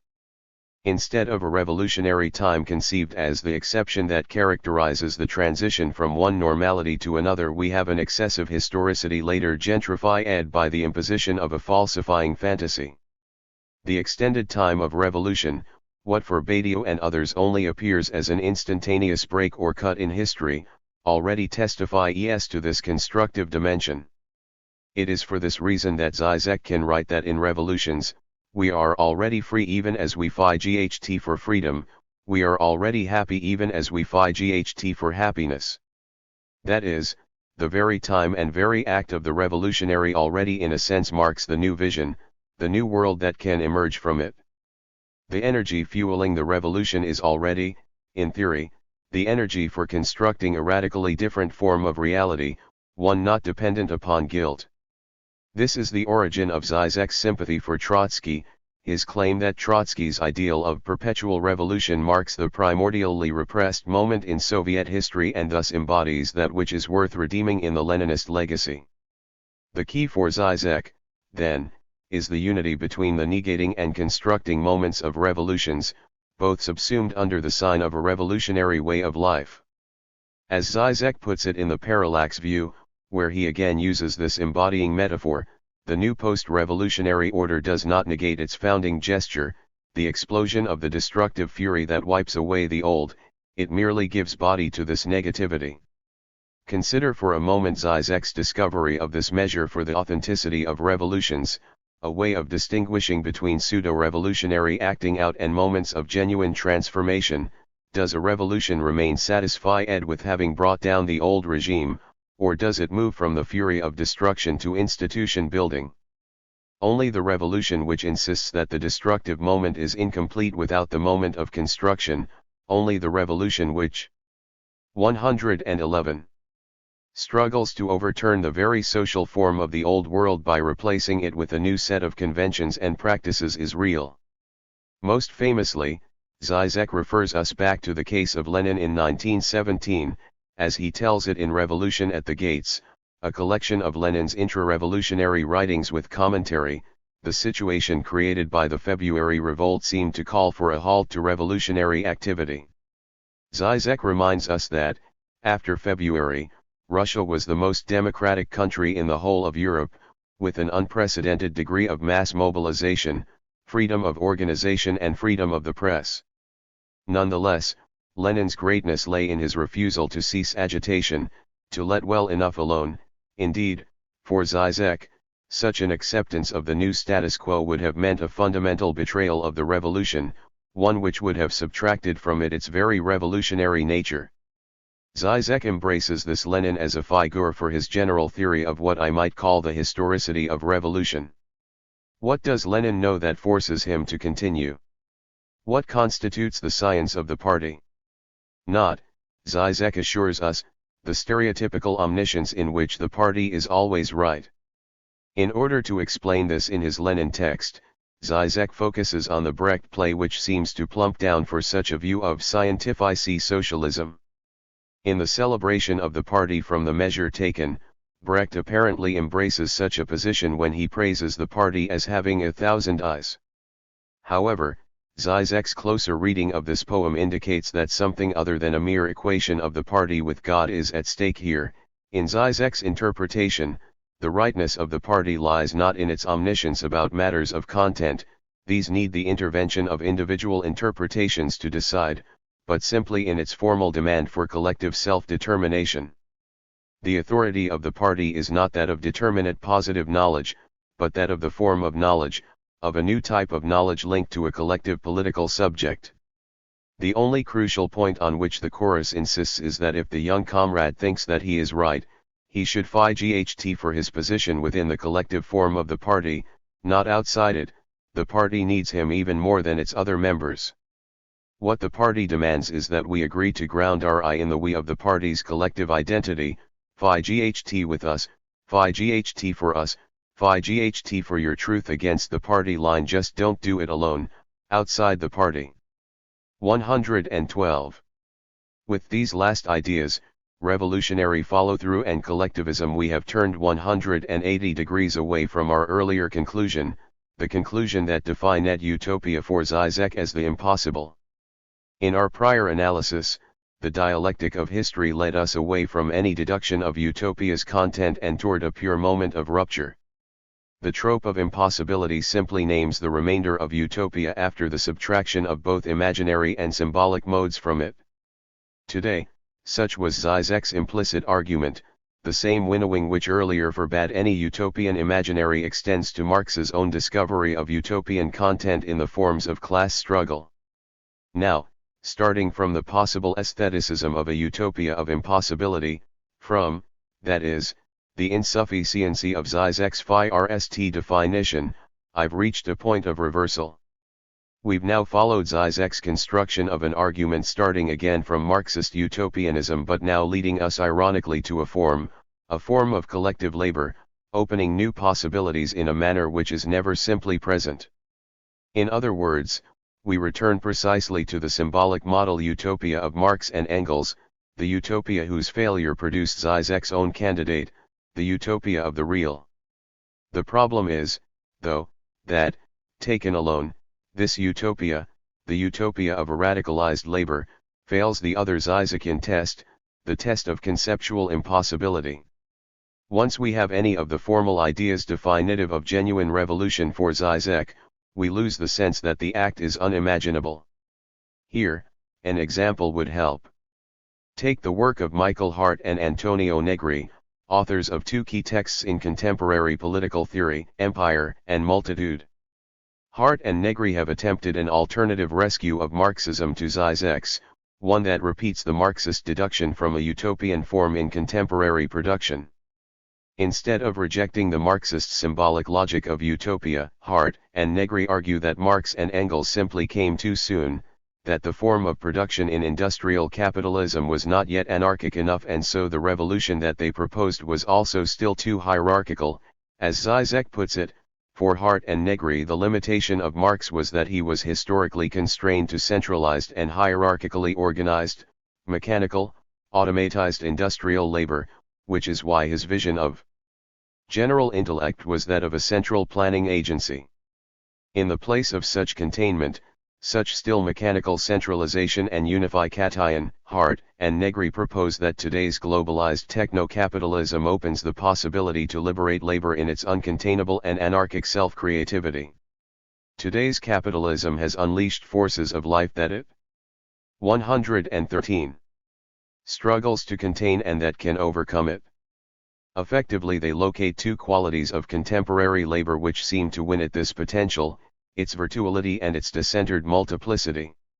Today's labor is network-like, rhizomatic, etc. And its subject is the irreducibly plural multitudes rather than the proletariat. To oversimplify a little, Hart and Negri argue that today's completed, globalized capitalism, offers a unique opportunity to finish the history projected by Marx and Engels, to decapitate capitalist empire and replace it with the plural and non-totalized multitudes. All that's necessary to derive Hart and Negri's approach from Marx's is to translate immaterial or communicative for industrial labor, while getting rid of the obvious positivistic falsehoods of the 19th century science of history and adjusting the theory of class in accord with these changes.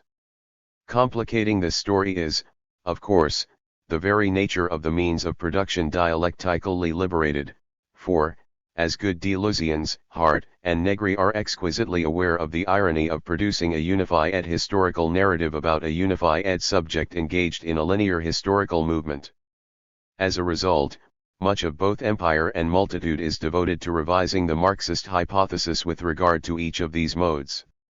We not only lose the linear historical necessity of scientific socialism but also find revolution reconceived on a model of the emergence of new organisms within the life sciences. With the death of the center comes the possibility for revolutionary movements without boundary, margin, or center.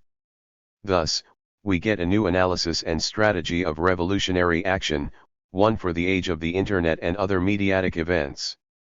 Still, for all their postmodern emphasis upon decentering and emergence, Hart and Negri remain, in Zizek's view, as unsuccessful as was Marx in genuinely liberating the historicity of labor. For Zizek, Hart and Negri remain too much Marxists precisely to the extent that they think labor so framed, whether by an historical theory or a party structure, can ever deliver its revolutionary potential. Zizek develops this argument in several places but most forcefully in a recent essay on Lacan's Seminar 17, Objet and Social Relations. 11. There he notes that the very narrative by which Hart and Negri claim to protect the act of labor from substantialization has the opposite effect, that it transforms that act into a traditional, proletarian subject. For all their care to complicate it, to find a new immanent form of power present in empire to construct an open history and a new 114 subject for that history, the story remains basically unchanged. It is a single story because it is a story about a single subject and must remain so in order to maintain its rhetorical/political power. Why is it tempting to return to the Marxist view of history, as Hart and Negri, despite all protests to the contrary, do? 12. Because such a return allows us to say what single thread in the corrupt world of capital holds redemptive power. Because doing so allows a glimpse of the content of a better world connected to ours but distinct from it. Or, as Zizek puts it, Hart and Negri continue to rely on the rhetorics of the one, the sovereign power, against the multitude. Now, without having to repeat Zizek's critique of Marxist historicism, of that symbolic utopia which displaced its imaginary predecessor, it should be clear at this point that empire and multitude repeat the failure of such a view of history. That is, the way in which the rhetoric of multiplicity gives birth to a narrative unity simply repeats the breakdown of the illusion that we have really seen labor beyond its corrupted form. In imagining an unlimited productivity without the oppressive social relations, poverty, exploitation, class, constitutive of capitalism, both Marx/Engels and Hart/Negri fall prey to the mirage that they have really transcended the capitalist fantasy. In both cases, the subtractive method fails. The utopia of labor turns into just another way to locate the inherent transgression of capitalism, the key to its maintenance of ideological hegemony. 13. In other words, precisely in giving us an imaginable content of a post-revolutionary world, even the content of its labor, Hart and Negri fail to think critically about our world at all. For all Zizek's admiration of them as thinkers attached to a genuine political movement, in the end he must condemn Hart and Negri as little better than mouthpieces of techno-capitalist ideology. More vitally from the viewpoint of my argument here, Zizek's critique of Hart and Negri suggests the insufficiency of his own characterization of authentic utopia as revolutionary collective labor. That is, after all, precisely what empire and multitude propose by way of a contemporary revival of Marxism. In other words, so long as we understand the end or goal of revolution only in the terms of such radical historicity, we will fall into the trap that Žižek has exposed with his other critique of utopia, the critique which leaves us with the category of the impossible. As soon as we think to derive the content of utopia from its form, as Hart and Negri's Marxism still does, we find ourselves back within the perverse ideology of the paranoid fundamental fantasy, back within the terrain of what revolution must traverse to deserve the name. And doesn't the same argument count, too, for the utopia of collective labor that Žižek has allowed to blossom in his 115 recent commentaries on revolution? Aren't Žižek's encomia to the labor of Lenin, Robespierre, or Mao, if taken alone, simply exercises in the ideology of utopian imagination? Unfolding revolution, where does Žižek stand? Now, to be clear, my intention here is not to accuse Žižek of becoming a Marxist ideologue. Far from it, I'm raising, instead, the question of what prevents him from suffering the fate he so powerfully detects for Hart and Negri. And the answer to that question is, of course, that Žižek supplements his formalist understanding of utopia, his concept of it as revolutionary, collective labor, with his characterization of it as impossible, as defying the grasp of imaginary or symbolic activity. Indeed, in an apparently complementary way, this just reverses our earlier discovery, wherein the utopia of the impossible needed a formal supplement to keep from sliding into mere immanence. It would seem, altogether, that we must construct a compound definition between these two approaches. For Žižek, utopia takes up the possibility of a revolutionary, collective historicity by means of an act aimed at the point of impossibility within symbolically constituted reality. But, for all of its apparent encyclopedic virtue, this compound approach also soon falls apart, for the two ends of the definition contest each other. They cannot be thought together within any normal dialectical process. That is, to the extent that the winnow of history, post-Marx, forbids the deduction of any form of utopia, a form which would then provide the content of the utopian imagination, we cannot admit the form which Žižek, in the second argument, uses to distinguish utopian historicity. Utopia is only admissible as the impossible. On the other hand, to the extent that we must posit the utopia of collective labor in order to prevent translation of impossibility into an aestheticized present, we cannot accept Žižek's thesis of a utopia of the real, in other words, because we can deduce the content of utopian historicity from its form, we must forego the thesis of utopia's impossibility. The material movement of work is precisely not unimaginable, but has provided stuff for a particular symbolic, philosophical imagination since Schiller and then Marx redeemed it, and, as a result, it simply cannot be unproblematically joined with Žižek's radical Lacanian formula. Or, put differently, there can be no marriage of Žižek's anti-formalism and his formalism. We are, then, in a situation rather like the one that Žižek underscored with regard to Heidegger's finitism. My book began from Žižek's reconsideration of finitude, his discovery in it of an irreducible doubleness. Recall that his 116 reading of Being and Time demanded that we understand such doubling in terms of an historical narrative involving two moments or even stages. Heidegger's virtue, the positive virtue of a philosophy of finitude, lay in his movement beyond a mere Kantian skepticism and into a characterization of being itself with the incompleteness which, previously, we had only attributed to our knowing. A first effort to understand what Žižek's two approaches to utopia would suggest that we might adopt a similar historicism.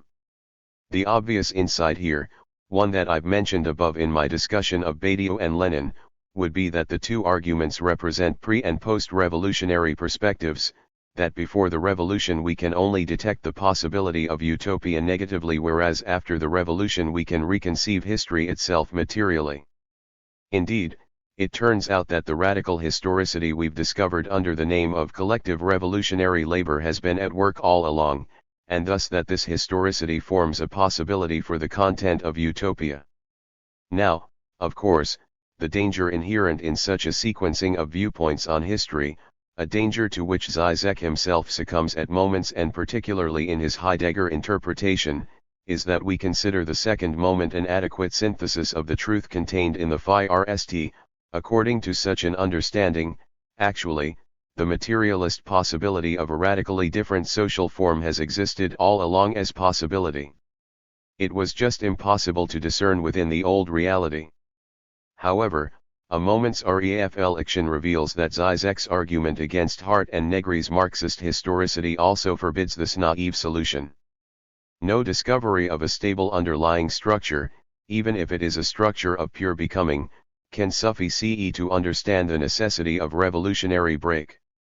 Return here to Žižek's insistence that genuine subjective freedom demands the reinvention of the past, the production of new possibilities for human life. We can't say that utopia is always already there in the form of a potential to be realized without compromising this truth of its unanticipated nature. One of Žižek's most brilliant insights concerns this very aporia to which we have now brought the question of history. I've referred previously to this idea, particularly in Chapter 2 when I discussed Žižek's interpretation of Minority Report. We might best re-inject it as it emerges in The Puppet and the Dwarf, where it appears as a reinterpretation of Walter Benjamin's conception of history, the idea referenced in the very title of Žižek's book. What if, Žižek asks, the ordinary historical notion of time were wrong? For the most part we operate within a common sense, Leibnizian understanding of 117.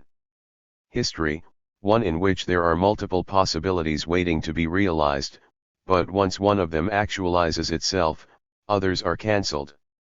The key to such a view is, of course, that possibility precedes choice, the choice is a choice among possibilities.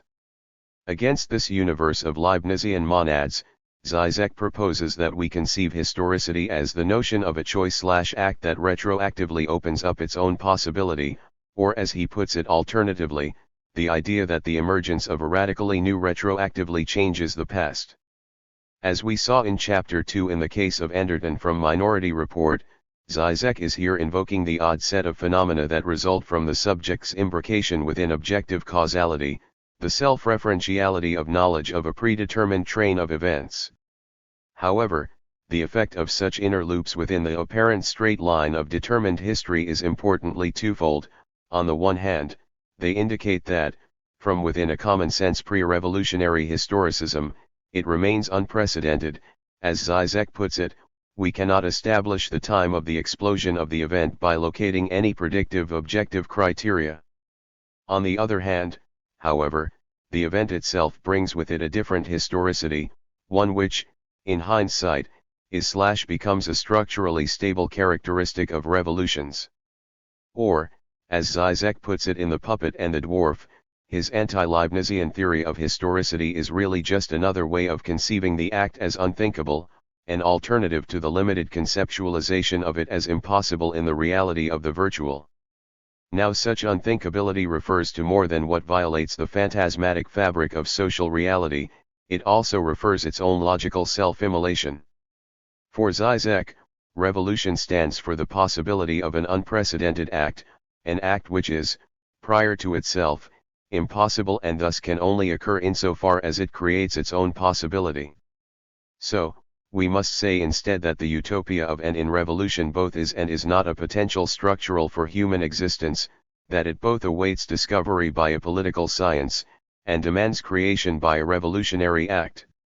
Which is, first of all, strictly to equate Žižek's full treatment of revolutionary utopia with the central theme of the parallax view. As we already saw, for Žižek the existence of a parallax gap is indicative of the confrontation of two closely linked perspectives between which no neutral common ground is possible, and, in dedicating an entire division of the parallax view to the revolutionary parallax, he himself indicates that it makes up one such topos. Moreover, the structure here both mirrors and adds something to the additional understanding of parallax we derived above through a close reading of the parallax view's introduction. That interpretation, 118, suggested that the heterogeneity at stake here concerns above all the epistemological question, the question of how and to what extent the essential issue provides an object for a potential science. One way to put our finger on what utopia adds to our earlier understanding of parallax might lead one last time through Marx's theory of history. Couldn't we say at this point that the epistemological/ontological issue here really concerns, above all, historicity? That is, the underlying heterogeneity in our investigation of Zizek's theses about utopia has really divided between, on the one hand, an impossibility which boils down to the dimensional, ahistorical presentness of subjectivity, and that essentially non-present historical dimension, the subject as labor. Above all, Zizek's thought pursues and assumes this division between these two historicities, both of which are necessary to constitute the possibility of a genuinely revolutionary act. And this splitting is, such is my argument, the great strength of Zizek's approach to the question of revolution and utopia, a virtue that he does not himself sufficiently acknowledge. In concluding, we might reformulate this last assertion, suggesting now that Zizek's thought about utopia is a way of remaining loyal to Marx. We saw above that both the thesis of utopia's emergence as impossible and the idea of a utopian form of collective labor are of Marxian provenance. The only problem, we might now say, with that perspective lies in the efforts of Marx and Marxists to marry these demands, to overcome the essential heterogeneity of a parallax gap, substituting for it the power of a unified insight. The subtractive method amounted to precisely that, defending productivism as both the site of presentness and of the alternative historicity of labor.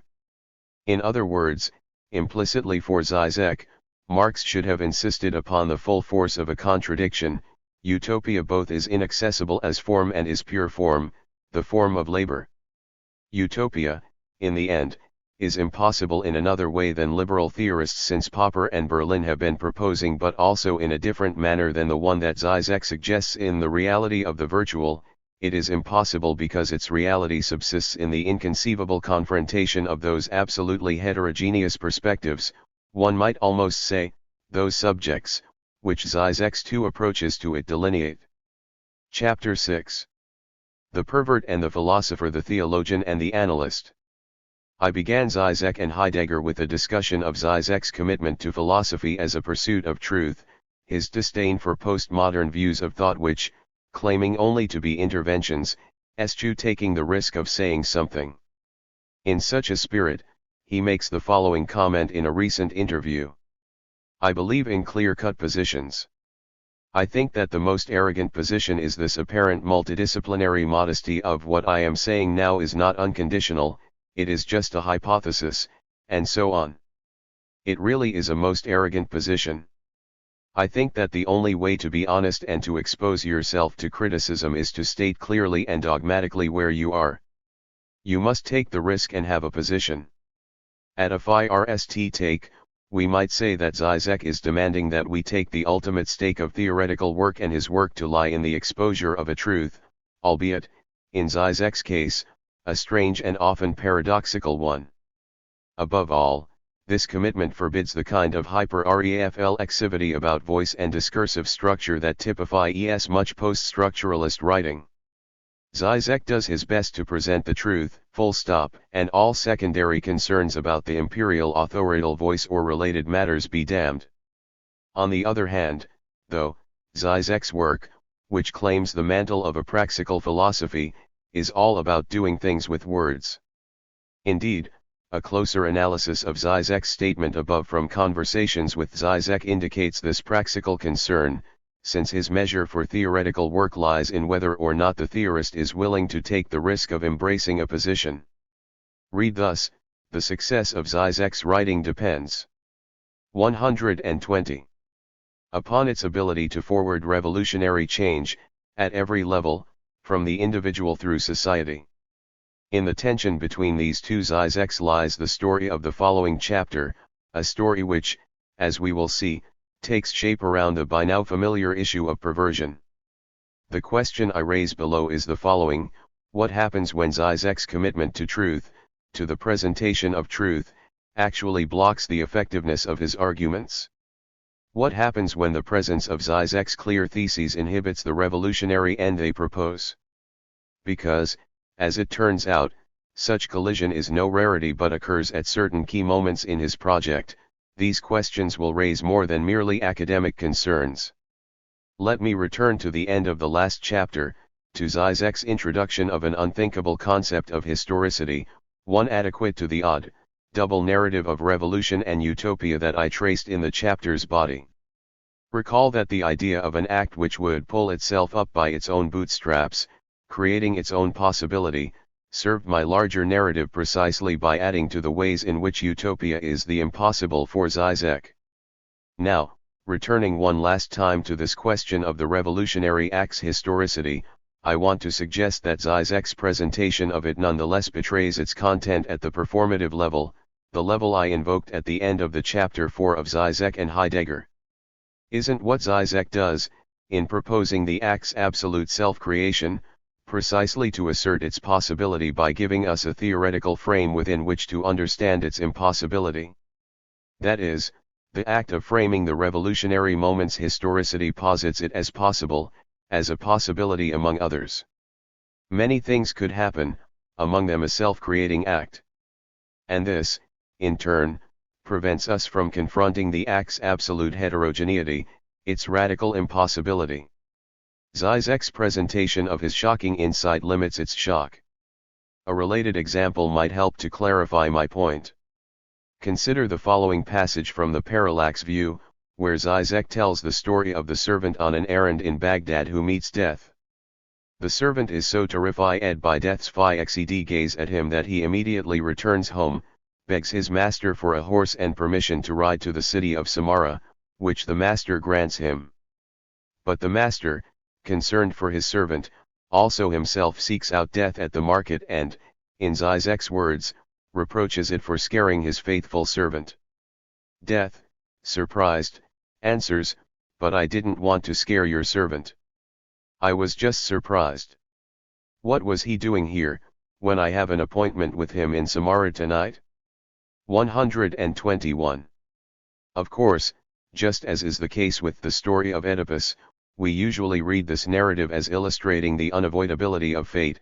The very thing the servant does to avoid death leads him into its arms. The story, then, would seem to teach us to become fatalists. But for Žižek there is an opposite lesson here, one that it shares with numerous time travel narratives, which is that destiny already includes our consciousness of it.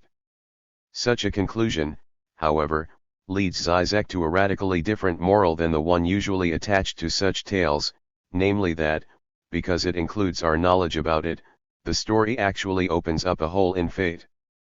The problem is just that the servant refuses this path. It is a moral that Žižek explains in regard to the Samarra anecdote.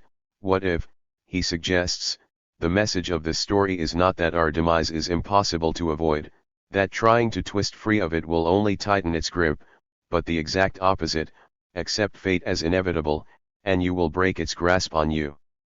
I might translate Žižek's odd interpretation here as follows: our real experience of unfreedom emerges from our inability to accept the choices and conditions of choice we face. If only we could escape, we complain, betraying our efforts to twist free of fate, our hidden belief in the arbitrariness of reality.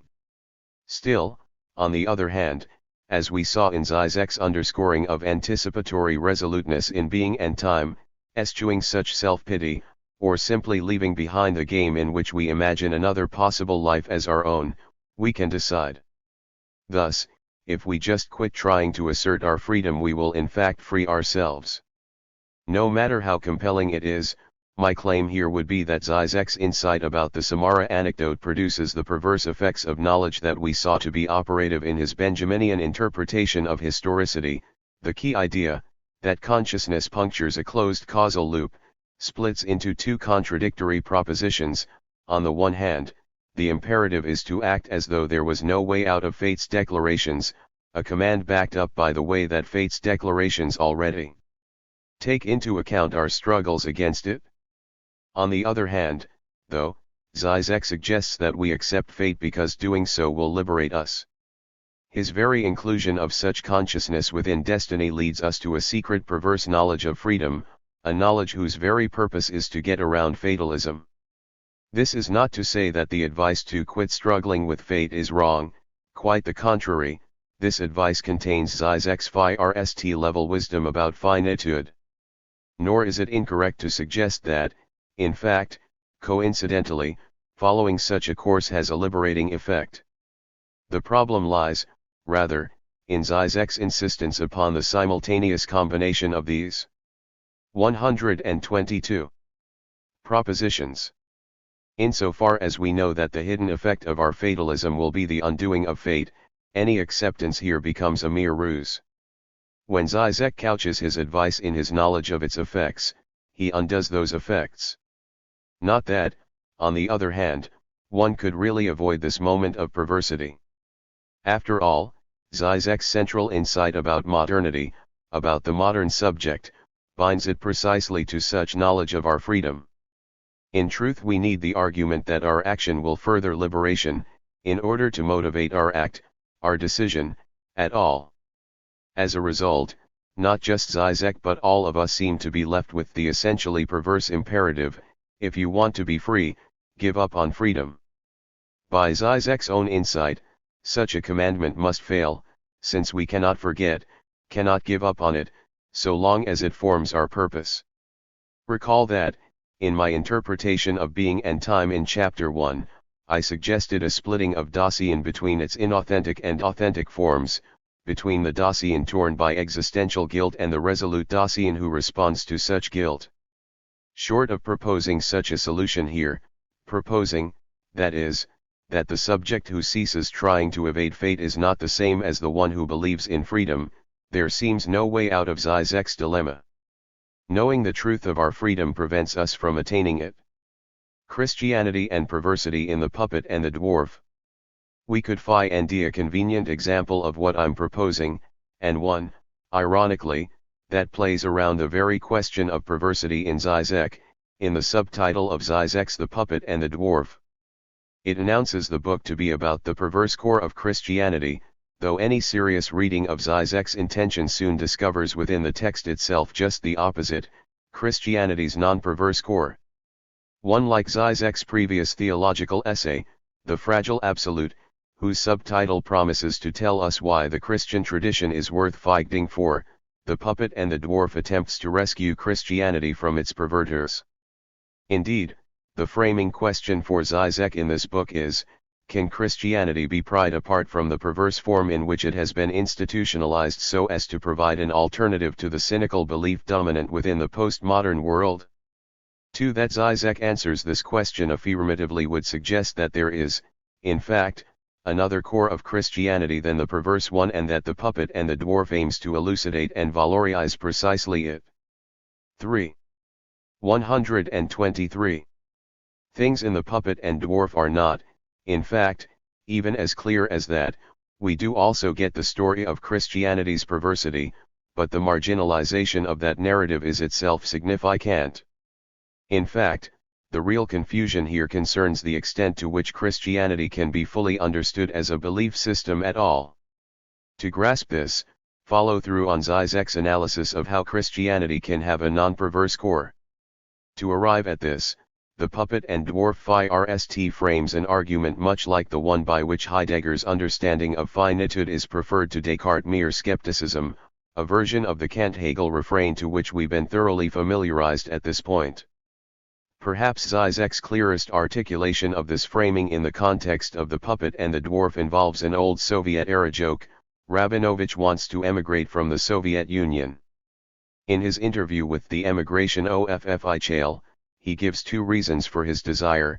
First, I'm afraid that, if the socialist order disintegrates, all the blame for the communists' crimes will be put on us, the Jews. To the state bureaucrat's exclamation, but nothing will ever change in the Soviet Union. Socialism is here to stay, forever. Rabinovich calmly answers, that's my second reason.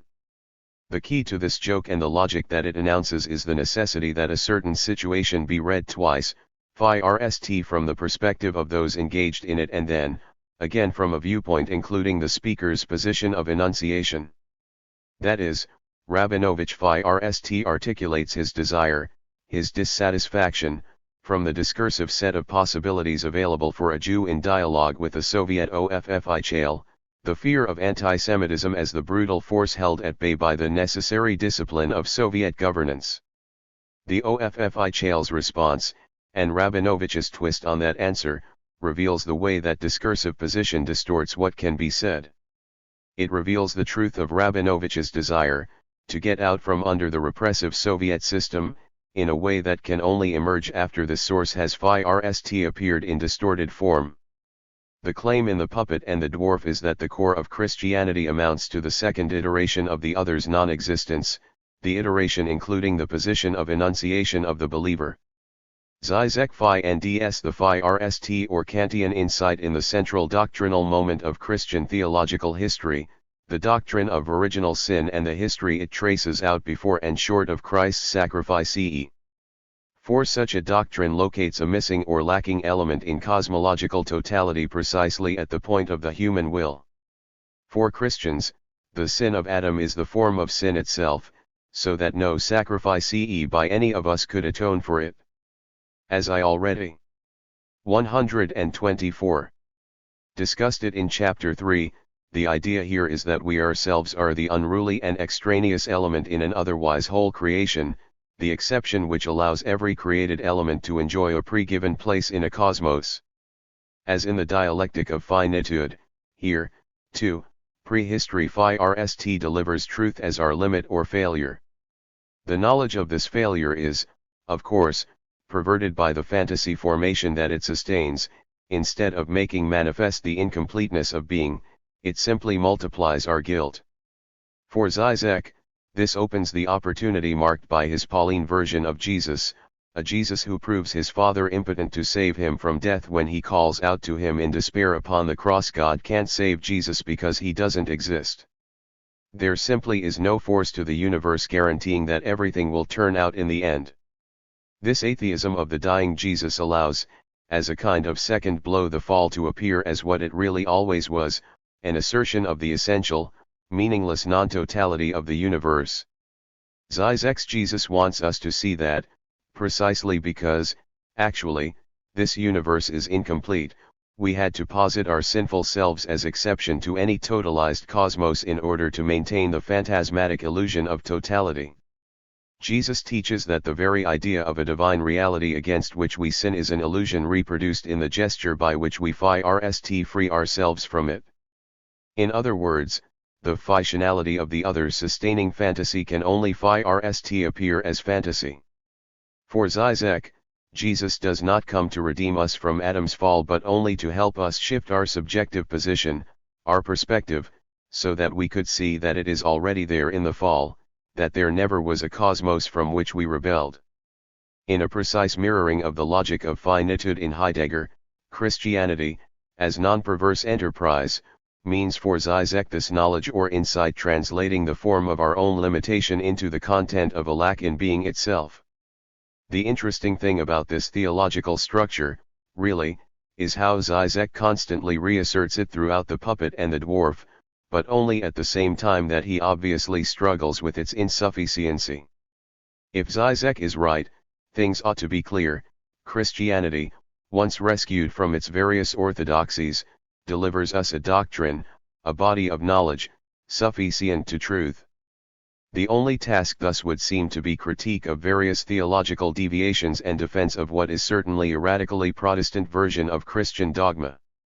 But Zizek knows full well that no such sufficient doctrine exists, that there really 125 couldn't be an adequate theology.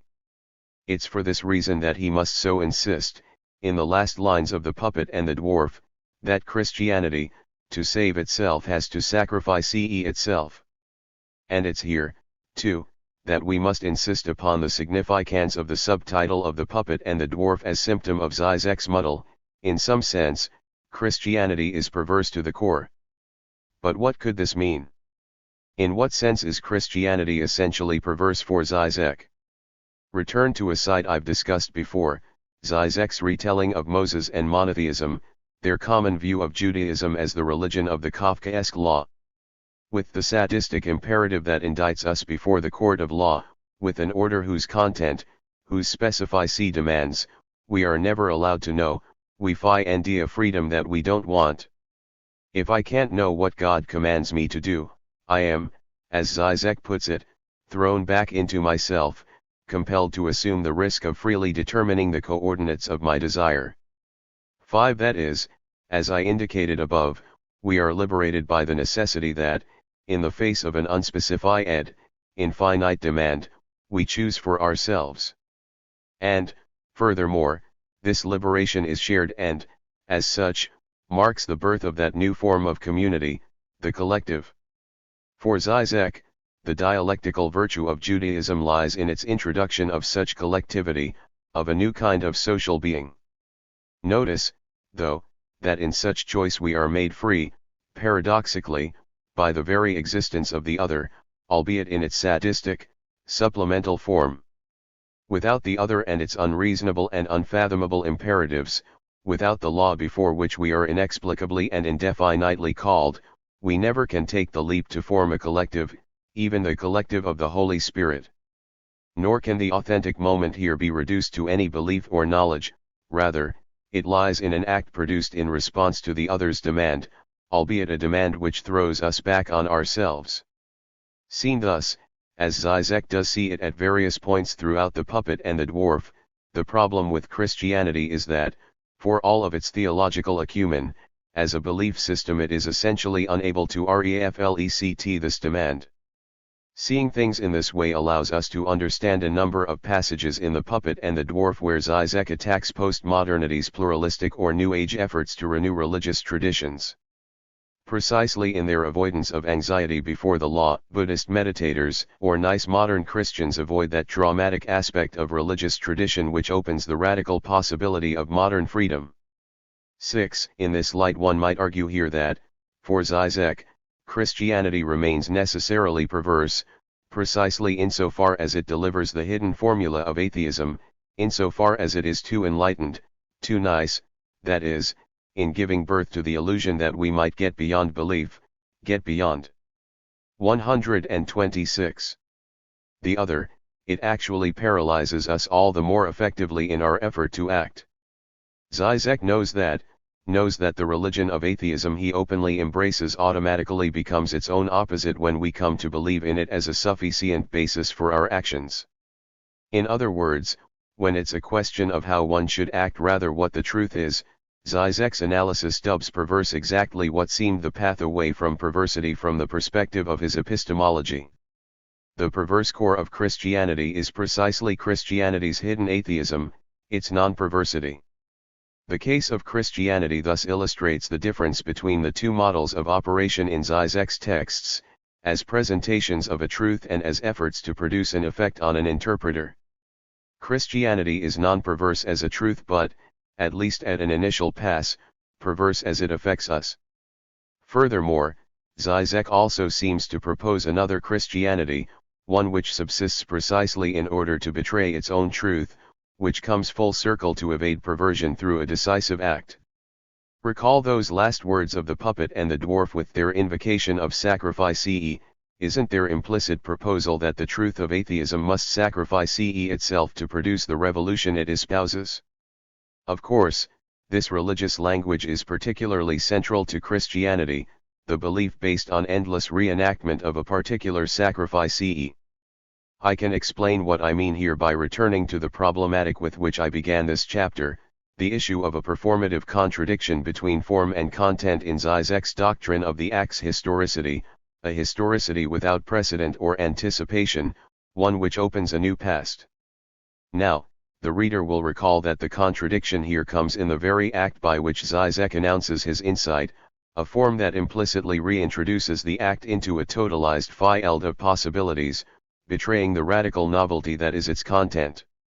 At this point, though, we might extend the question of performativity yet further, all the way, in fact, to the point of self-reflection. That is, we can also say that Žižek's performative contradiction helps him make his case for the unthinkability of the act. What better to boggle the mind, to resist thought, than a full-scale contradiction between what I say and the way I say it? Which as much as to suggest, when we treat Zizek's discourse about the historicity of the act as itself a kind of act, a way of directly confronting us with the unthinkable, the problem of perversity seems to melt away. To the extent this performative contradiction actually helps Zizek to make his point, that the act occurs beyond the historical categories by which we comprehend it, the fact of his own self-contradictory deed in thinking it. 127. Ceases to be a problem. We might then, try reading Zizek against the grain of his own desires, seeing his texts precisely as interventions, as efforts to directly change the world rather than to understand it. More than this, the redemption above of a second level, non-perverse Christianity opens up several possibilities for understanding how Zizek pursues such textual action. First of all, if Christianity redeems itself by sacrificing itself, we can suddenly see Zizek's own role as precisely one of sacrifice. He takes on the knowledge of historicity for us. In his function as vessel of the truth of atheism, we have literally a kind of imitatio Christi, a priestly function or, even, a kind of sin-eating. Zizek suffers so we don't have to. There's also another, related, set of metaphors by which we could understand Zizek's texts as themselves acts, themselves effort to produce change rather than to share knowledge, and that is, of course, the language of psychoanalysis, of the relationship between analyst and analysand.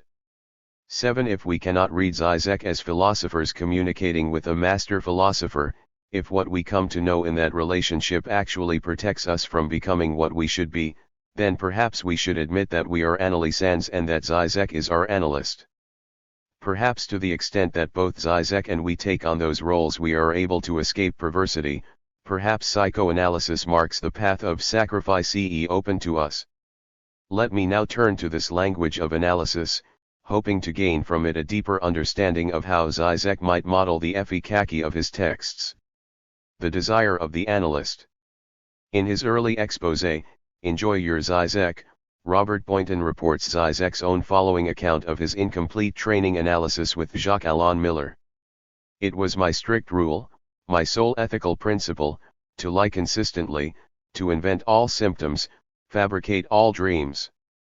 It was obsessional neurosis in its absolute purest form. Because you never knew how long it would last, I was always prepared for at least 2 sessions. I have this incredible fear of what I might discover if I really went into analysis. What if I lost my frenetic theoretical desire? What if I turned into a common person? 8. A telling analytic moment, if there ever was one, even if it comes in the form of a ruse to avoid such telling moments. What does it tell us? 128. First of all, it suggests that, even when he is supposed to play the role of the analysand, Zizek is unable to do so. He cannot let go of the psychical economy, Zizek, the economy responsible for his frenetic theoretical desire, the structure which differentiates him from the common person. It's worth noting that the passage I've quoted above continues with a detailed account of how Zizek was able to maintain his practice of lying while on the couch, how he was able to fool Miller. He geared what he said to Miller's own fascinations, for example, obsessively reporting dreams about Bette Davis' role in All About Eve, whose title character shared the name of Miller's daughter. In other words, Zizek seduced Miller into a transference relationship, subverting the analytic situation by making himself the analyst. 9. Zizek the analyst. Such a characterization certainly goes some way to explaining the obstinate stability of the self, Zizek, through countless books and a couple of decades the analyst even when he should be an analysand.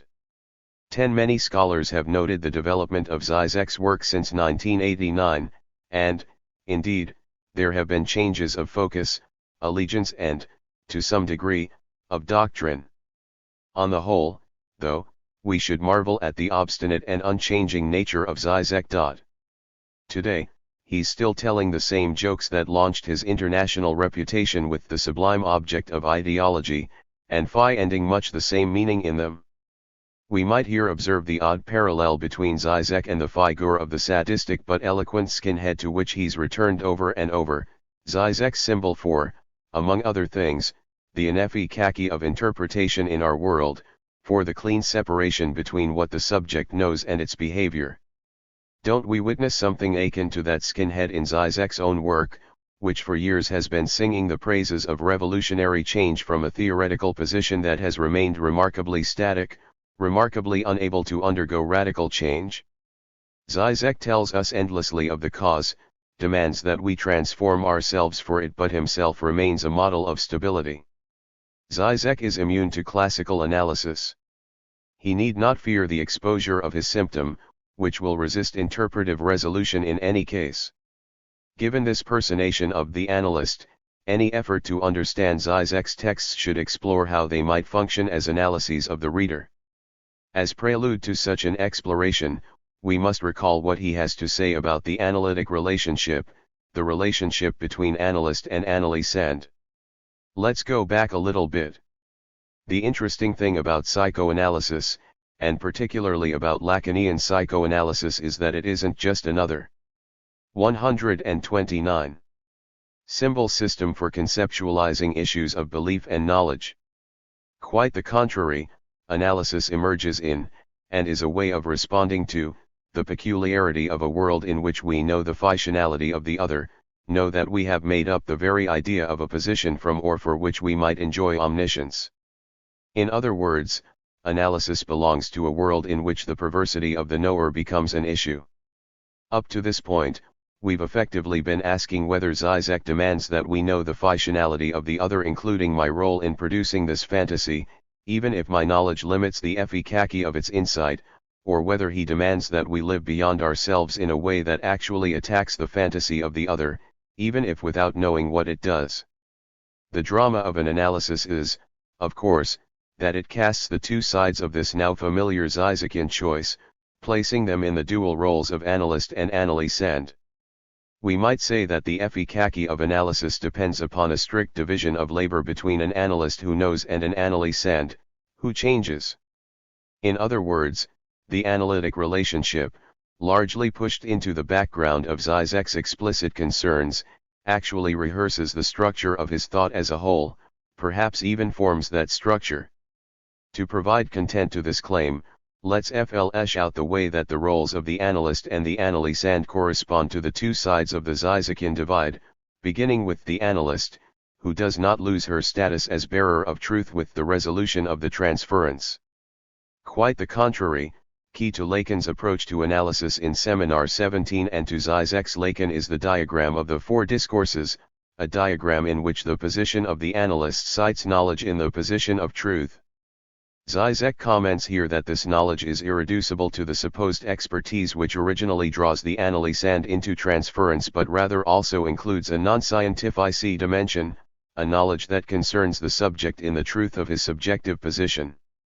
In other words, the analyst knows in theory the insubstantiality of the subject that is its truth, and knows, further, how to draw the analysand to an act affirming this very insubstantiality. According to Žižek, such knowledge grants to the analyst a certain enjoyment in the analytic relationship. Indeed, for Žižek the analyst becomes exemplary in his success within the economy of perverse enjoyment, profiting from his labor in eliciting a revolutionary change in the analysand. In a recent essay, Neighbors and Other Monsters, 11, Žižek uses Henry James' novel, The Lesson of the Master, to illustrate this economy of the analysis. In the novel, the old master, Henry St. George's, advises his younger friend. 130. Paul Overt, that becoming a great writer demands giving up love, and particularly the love for his beautiful fiancée. After Overt takes his advice, leaving the young woman, St. George's marries her. When confronted by Overt, St. George's, surprisingly, defends himself, claiming, in Žižek's words, that he will not write again, but Paul will achieve greatness. This is the basis for Žižek's claim that St. George's appears as a true analyst in the narrative, one who is not afraid to profit from his ethical choices. Žižek's essay then turns to an analogy between St. George's, Jewish law, and the analyst. As we've already seen in several places, Judaism for Žižek represent a new relationship to law and prohibition, one wherein law is separated from any transcendence it might represent. One follows the law because it is the law, infinite in itself rather than representing the divine. On the one hand, the Jews are like every other nation, transfixed by a master signify pursuing an identity held in place by a name. On the other hand, the law qua identity challenges the very economy of fantasy and master signify if the law is the divine, then that is as much as to deny the existence of an other beyond our world. All there is the law. As we've already seen in a couple of places, within the practices of Judaism, this tension in the very status of identity can best be understood in terms of what it does to the usual economy of prohibition and enjoyment. Usually we oppose law and enjoyment, or think of enjoyment as transgression of the law. Within Zizek's Judaism, however, law is enjoyment, is its excess beyond finite understanding and representation. Zizekian Jewish law leads naturally to the universe of Kafka, a universe in which the law, as divine, exceeds all finite instantiations of it. Law corresponds with the command to obey, in which we are not allowed to know just what we are to do. Thus, the two sides of an ambiguity, phi-rst, we get the implicit denial of the other visible, for example, in the passage from the Kabbalist, Isaac Luria, in which the entire universe is constructed from the letters of the Torah. There is no God beyond the text of the law. Here, we might also mention the famous Mishnah of the Pards, in which a court of great rabbis defy a heavenly voice in their judgment of the law's application, declaring it's not in heaven anymore. On the other hand, this very construction transfers the excess of the other into the body of the law, which then becomes a side for an enjoyment no longer opposed to following the rules. To live a holy life is to excel in enthusiasm for following the mitzvot, even down to the smallest details of personal hygiene or sexual regimen. 131. If we return to the question of analysis, the import of this analogy should be clear. The analyst is like the Jew, she knows the truth of the other's fictionality. Indeed, her role is to be this truth for the analysand, but because, like the Jew, she maintains an identity, because, as bearer of knowledge for an other, she holds onto a self, she is forbidden the analysand's liberation. Precisely because of this limitation, she is granted an enjoyment parallel to Judaism's enjoyment of the law, an enjoyment in the body of the law rather than beyond it. Thus, St. George's virtuous theft of overts phi ain't she. The analyst, after all, gets to have the knowledge of the other's fictionality, a truth which she enjoys as it emerges in endless interpretive variety through the analysand's symptoms. On the other side of the room lies the analysand. Actually, the couch metaphor here is inapt, because, for Zizek, following Lacan, the analysand is the active partner in the analytic relationship, the one whose act creates decisive change. Indeed, the repeating figures in Zizek's discussions of analysis play with the image of the analysand as almost a suicide, a most decisive actor. Thus, we have the position of overt in the James novel, a position destined for genuine creativity. But, of course, it is creativity with a price, namely, a certain blindness, an inability to hold onto reality sufficiently to enjoy it. That is why Zizek returns ever and again to the metaphor of the analysand's act as a suicidal gesture in which she/he step out of the symbolic order of constituted fantasy, a gesture in which the very consistency of reality is threatened. Though it is not literally suicide that's at stake here, but rather a destruction of the band-aid covering over the incompletion of reality, the difference here is dangerously subtle, as indicated by one of Zizek's favorite examples, the end of David Fincher's Fight Club, where Ed Norton's Jack frees himself from his paranoid delusional double by shooting himself/his double in the head. Indeed, Zizek insists that we cannot abridge the violence of this act without denuding it of its liberating potential. Now, the Fight Club example is helpful because it presents perhaps Zizek's most vivid images of the analysand's path to an act beyond knowledge. Indeed, this is contained in the central metaphor of the Phi LM, a metaphor already activated at the end of the Phi LM's opening shot, where Jack has his gun in mouth ready to kill himself. To free oneself is to do violence to even do away with oneself. That is, Fight Club substitutes beating oneself and even killing oneself for any kind of self-knowledge. Recall that the Phi-LM largely evolves in the psychotic relationship between Norton's Jack. 132. A narcoleptic yuppie, and his delusional double, Tyler Pitt, as Tyler Durden, pulls Jack away from his conformist life as corporate clone into an increasingly desperate and dangerous underworld, an underworld whose thematic unity is provided by the Phi GHT clubs that the two found together, clubs dedicated to ritualized fighting between board workers. Rejecting the various ideologized pastimes and identities offered to pacify them, these men choose a kind of direct contact with the real by way of beating the pulp out of each other. For Žižek, Fight Club contains a profound insight about how we might challenge the otherwise unchallengeable and unconscious structure producing our very reality.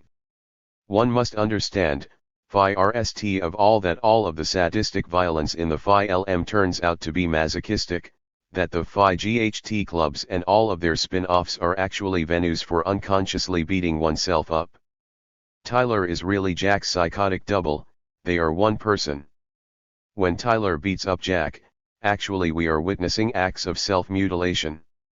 As the Phi LM progresses, Jack kills his identity, such as it is, as a worker, a young, urban professional and a civilized man.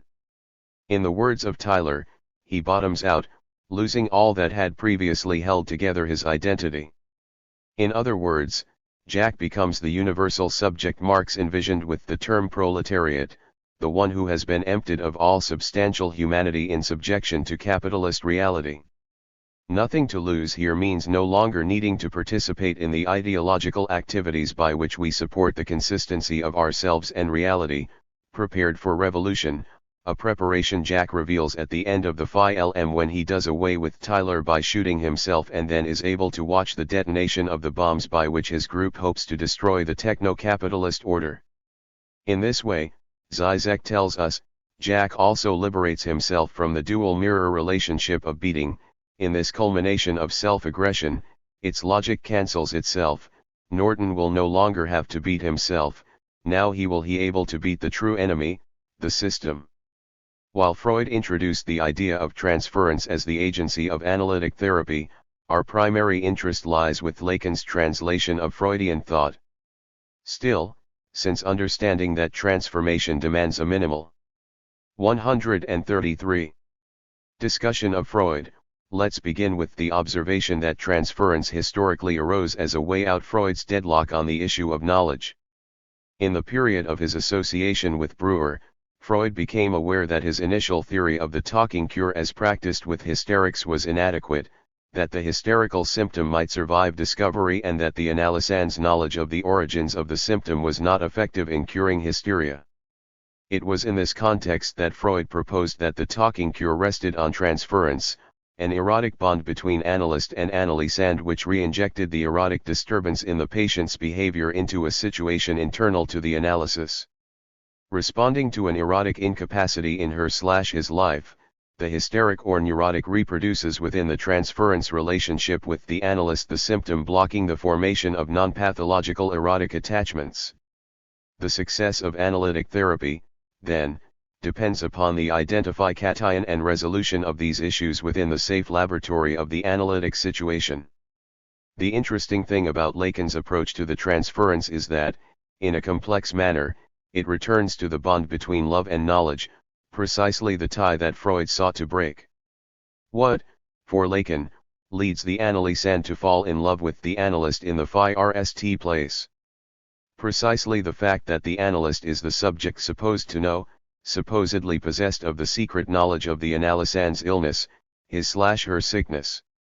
In other words, the transference relationship is predicated on the medical myth endemic in our society, the myth that there is an expert who enjoys a complete knowledge, a knowledge in the other, of what ails me.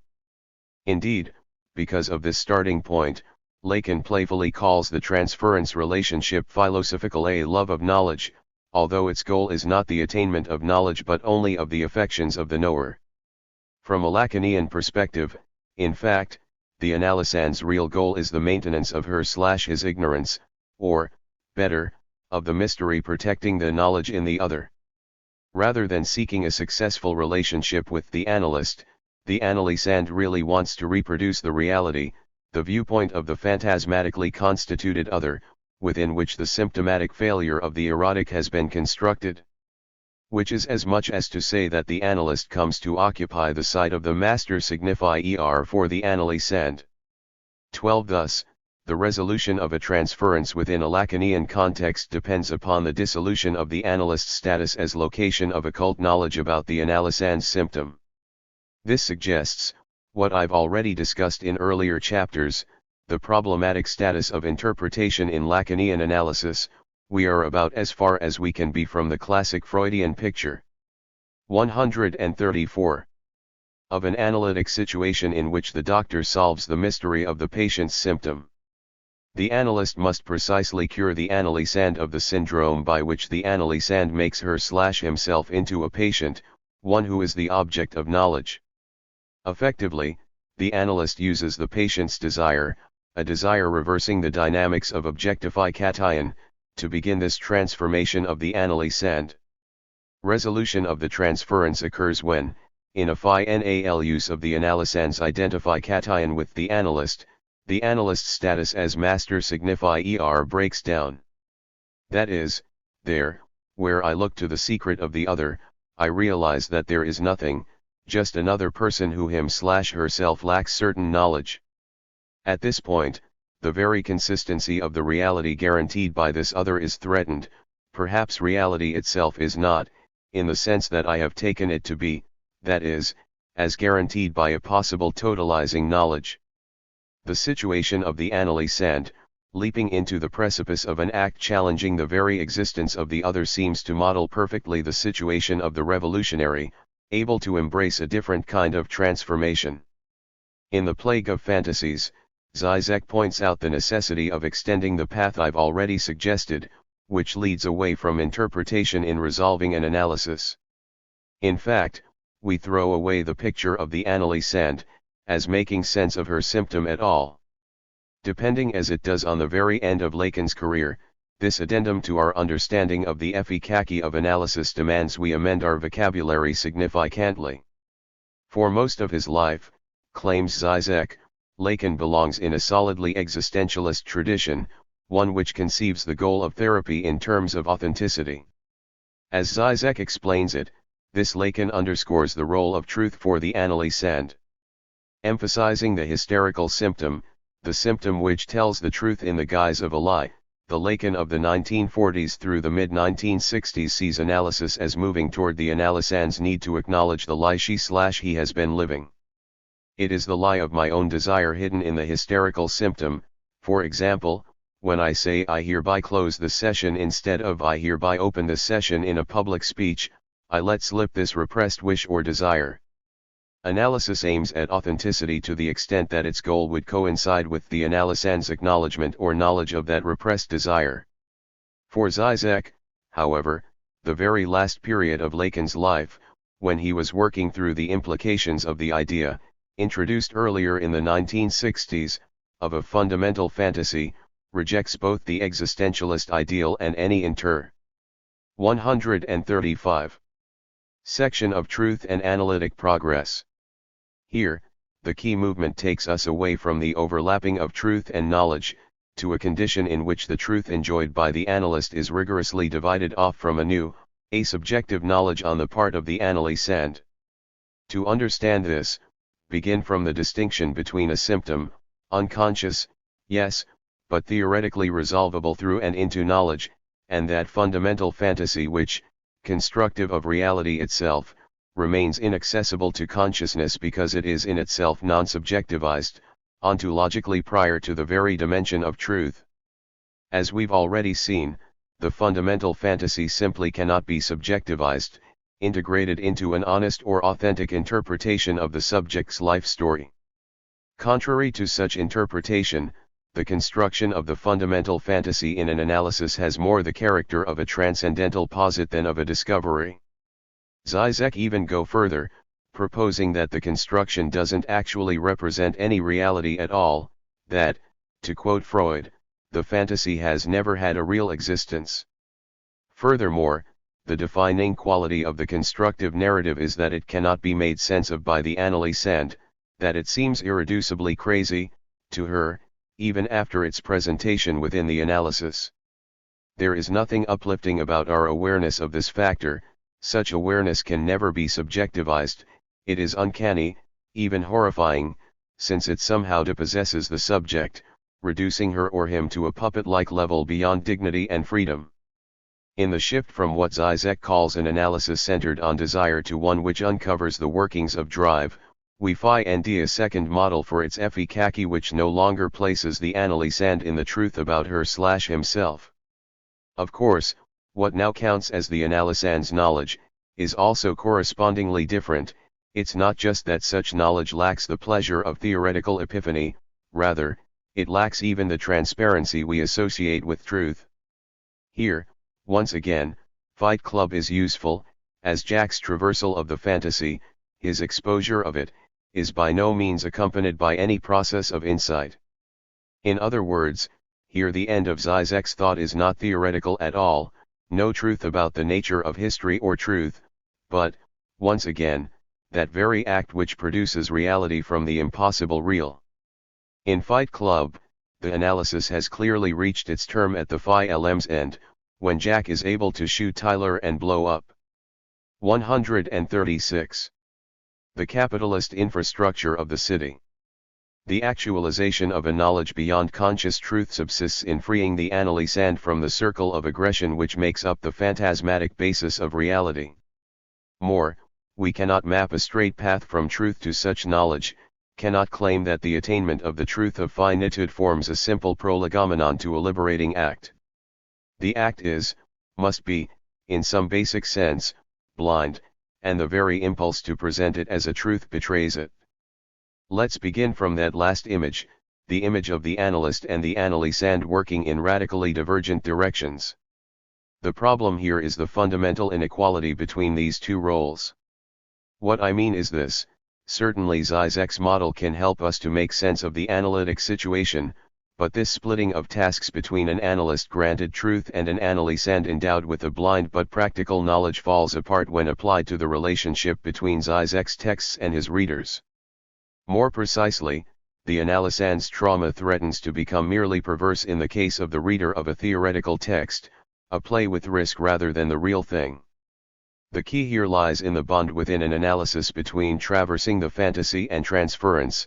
The former can only take place on the back of the latter on the basis of the positing and subversion of the subject supposed to know. Only when the analysis itself subverts any expertise with regard to my symptom, undercuts even its possibility, is the road open for the peculiar, non-epistemic knowledge resolving the analysis. But the experience of reading Žižek cannot in fact substitute for such a transference relationship. One way to see this would be to insist that the very focus of almost any reading of a theoretical text must be what the author is trying to say, a focus that Žižek's own dense but lucid writing only intensifies. It is a practical demand which undercuts any passage beyond such interpretation. Reading Žižek demands that we retain a master, one whose prophetic knowledge we pursue. My last assertion here demands a brief aside, a momentary return to the question of Žižek's style, for it is in that aspect of his work that he implicitly gives fodder for the reader's effort to resolve a transference relationship with him. Specifically, to understand how Žižek's writing might support such a claim, we might reference the site I discussed at the beginning of the last chapter, the introduction of the parallax view, where I discovered a metagap of sorts in Žižek between two dialectical materialisms, one of which presents a doctrine for understanding history and nature and 137. The other of which, the singular universal, subsists precisely in style, the philosopher's ability to produce shock effects. Žižek describes the second characteristic of his writing in the language of aesthetic avant-gardism, a kind of montaging of serious dialectical analysis with radically inappropriate content. So, for example, we get a discussion of Hegel delivered as analysis of Feisting. That kind of stylistic collage of high and low is a trick, of course, that Žižek self-consciously maintains throughout his work. 13. He mentions this aspect of his style in Conversations as part of his Oedipal struggle with Heidegger, where he argues that rejection of Heideggerian pathetic style underlies his own absolute compulsion to vulgarize things, a compulsion which leads him to jump suddenly from the highest theory to the lowest possible example and choose topics consistently from popular culture, the scatological, the sexual. In other words, as a sometime Heideggerian himself, Žižek feels compelled to drag in the mud the Heideggerian discourse of the peasant, its location of an untouchable thing. The very language of collage here, of heterogeneous discourses placed together on a table to paraphrase Breton, indicates the necessarily limited hold that Žižek's writing can offer for a transference, that is, Žižek's wild forays into popular culture only appear at the same time and in the same gesture as his most intense and controlled philosophical explorations. Indeed, it's a good bet that the more bizarre and inappropriate the example, the more serious and precise the Žižekian discussion it accompanies. Or, to put this differently, the digressive nature of his texts, their movement from philosophical concepts to examples from popular culture to other concepts implied by those examples, etc., etc., really determines that they will retain a quite traditional narrative structure, wherein everything revolves around what Žižek has to say in a fashion that never allows doubt that there is something we seek but also never finally raises the veil on that hidden treasure. Indeed, the only space Žižek allows for a hermeneutical disappearance of his authority is the one from which we began in the to Žižek and Heidegger, the one where the reader simply pulls the plug on Žižek, declaring him a charlatan who doesn't really say anything. Such a solution, however, amounts to no resolution at all, since it maintains Žižek's mastery in reverse. Žižek becomes what he is, for example, for Ian Parker, a dangerous poseur, the Pied Piper who leads theorists away from serious commitments. 14. In other words, still a master, but now a dark master. There's never a possibility in Žižek's writing that we will leave the controlled textuality of the masters. 138. Discourse, never support for a genuine disappearance of the writer/analyst so as to clear the way for the reader/analysand's act. 15. Or, to put this last point differently, Žižek's texts put the reader in a perverse position rather than a genuinely transformative one. To the extent that we follow Žižek's occasional desire to be read as analyst, we must argue against the potential success of such an analytic process. After all, the attentiveness Žižek demands of his readers maintains a stable symbolic framework, one which forbids the very crazy act for which he argues. In this situation, the voice of Žižek is fundamentally reassuring, stabilizing. By demanding our interpretive attention, it prevents real change. Instead, we face the peculiar both/and of the pervert, the promise that we can have revolution without revolution, that we can fantasize about radical change while identifying with the framing voice of the master, the voice whose stability itself stands in the way of such transformation.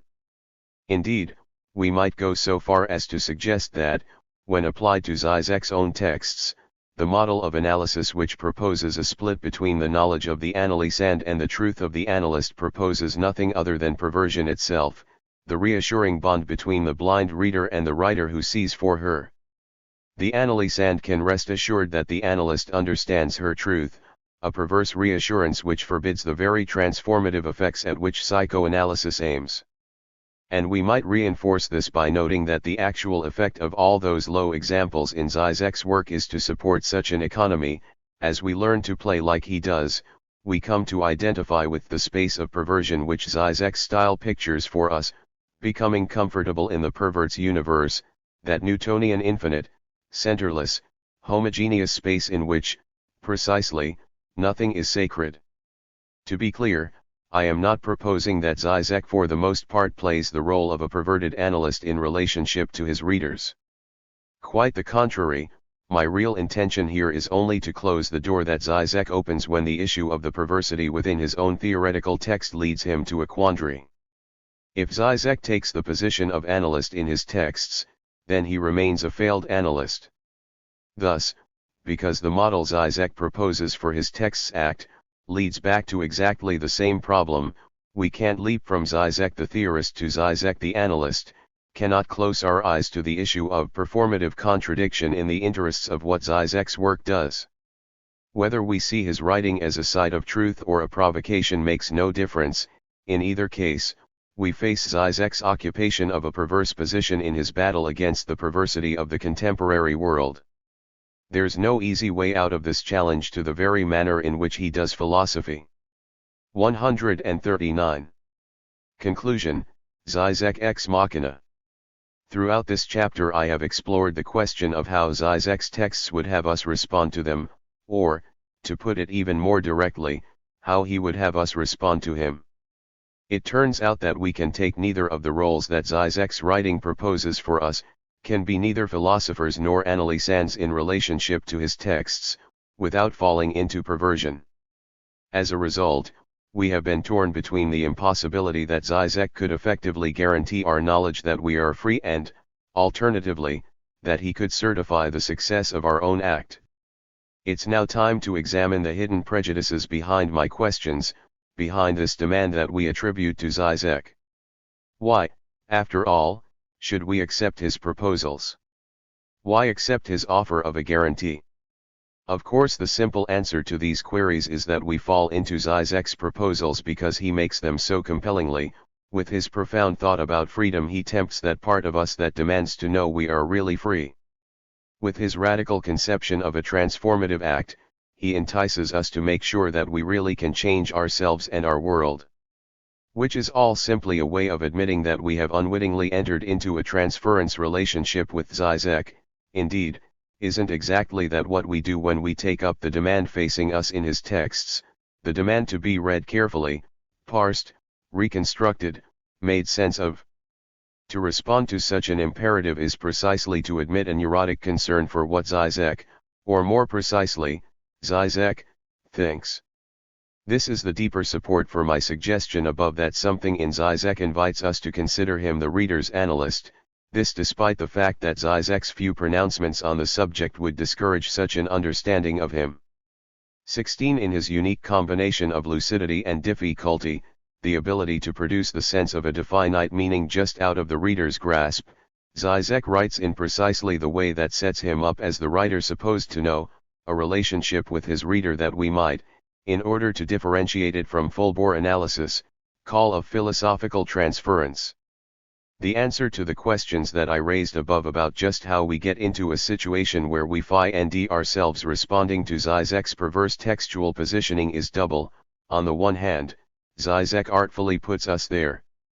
On the other hand, in accepting Žižek's challenge, we put ourselves there, and in a fashion which, following from what he has to say, invites us to pull ourselves out, to resolve the philosophical transference. 140.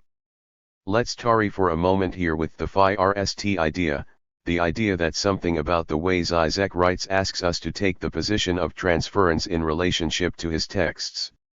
Indeed, precisely this combination of Žižek's placement of his readers and their necessary complicity in this citing explains, I think, the attitude of many of his most angry critics, like Ian Parker or Paul Bowman.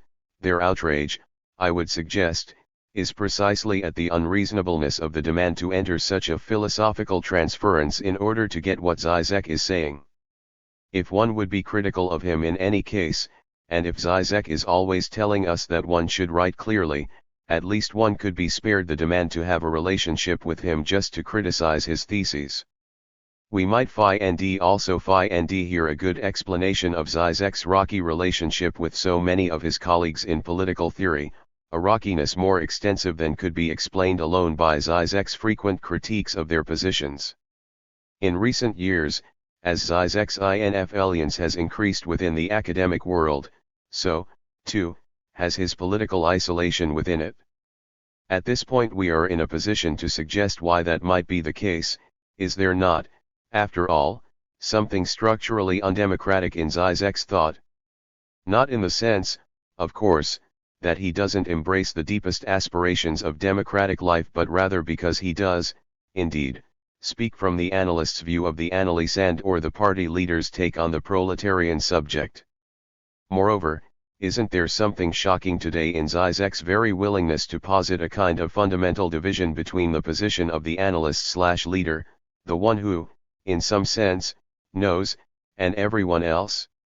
Thus, in his critique of democracy, Žižek really is announcing a radical departure from everything represented by today's post-Marxist situation, including emphasis upon consensus in process and difference between individuals and groups. This way of placing himself makes Žižek a threat to almost all positions in today's theoretical world. And, of course, it also precludes the possibility that Žižek might really learn from any of those positions. There really can be no dialogue with Lenin. 17. But enough complaining. It is, in fact, to the limits of such complaint that Žižek's truth brings us, the truth which corresponds with our realization that we produce the demands Žižek seems to make on us. The insight underlying both the seduction of Žižek's truth and the temptation to follow his proposal to act is that there are no guarantees. Recall the point from which I set out in Žižek and Heidegger, the image from being and time of Dasein choosing to take its lack of knowledge about some situation facing it as 141. The situation itself. As Heidegger puts it, in such a resolute decision the situation is only through resoluteness and in it. Which is just to say that something happens to and for Dasein precisely in the moment it ceases to require an explanation for the choices facing it or a guarantee that giving up on its demands for explanation will lead to a right choice. In this context, we might say that unfreedom lies in exactly the other we reproduce constantly through and as the addressee of our complaints and demands. We are free, then, when we act in such a way as to cease reproducing that addressee. Which is what Žižek really means when he says that we liberate ourselves by accepting fate. The interesting addition we've made to this picture in the current chapter is that we seem to have entered an odd bargain with Žižek himself to put him in the position of that other, that addressee of our complaints and demands. We've made him the one who knows why I face the situation I do and the one who could change it. Given the very truth that motivated us to enter into it, that bargain is absurd. It amounts to a demand for certainty about the lack of certainty. Still, one might suggest that it is also a necessary pact or, at least, an important moment, for it circles around what we can now see to be the irreducible existential quality of the decision. How might Dasein, knowing itself to be free, nonetheless, evade engaging anticipatory resoluteness? Two related strategies suggest themselves. Either Dasein could lose itself in the quest for a kind of knowledge that would eliminate the necessity of actually doing anything, a pure truth sufficient in itself, or it could leap into a blind acting out, a way of letting somebody else take responsibility for my freedom. But, of course, these two possibilities correspond precisely to Žižek's two perversities, the two positions that he takes when we read him. And, we could take this a step further and recall what our argument in this chapter has traced out, namely, the rigorous manner in which, having originally opened them, Žižek closes each of those doors by seeming to open the other. When we wish to know our freedom we find that we cannot act upon it, that we are paralyzed. When we wish to be led to an act, without freely choosing it, Žižek shows us the perversity of that desire, too. Indeed, we can now see that the double addressee of his work that we've traced since chapter 4 of this book, both critic and proletarian or philosopher and analysand, corresponds to the mutually exclusive ways in which we can avoid our freedom, and Žižek's persistent task has been to play each in authenticity off of the other. 142. In a sense, then, Žižek has been both successful philosopher and analyst all along. In his vision of finitude, of the decision which ontologizes doubt, he has guided us toward our essential freedom. In his insistence upon our unmediated responsibility for such choice he has helped us to make it. Both of these aids are, however, impossible or only become possible when we frame them with the gesture of saying, who gives a shit about what Žižek wants? In other words, we must resolve the philosophical transference which Žižek so artfully helps us to establish, dissolve our desire to address the demands of his textual machine. So long as we fail to remember this, so long as we only accept the help his fruitful texts offer, he remains the essential pervert for us, claiming to fill the void of the act. Which is to bring us to the question of whether Žižek is a pervert or an analyst. Of course, the proximity of analyst and pervert is an important issue in Žižek as well in wider Lacanian circles, particularly as it emerges in Lacan's Seminar 17, The Other Side of Psychoanalysis. 18. We could summarize the current chapter of Žižek and Heidegger as a demonstration of this intimacy, this sense that, at least with regard to what I've been calling Žižek's philosophical analysis, the two phenomena are like the two sides of a single coin. As he himself puts it in an essay on this very question, the analyst is a pervert to the extent that he cannot reduce himself to the void, that he remains something for the analysand/reader. But flipping that coin depends not only on the analyst, on Žižek in this case, but also on the act of the reader/analysand.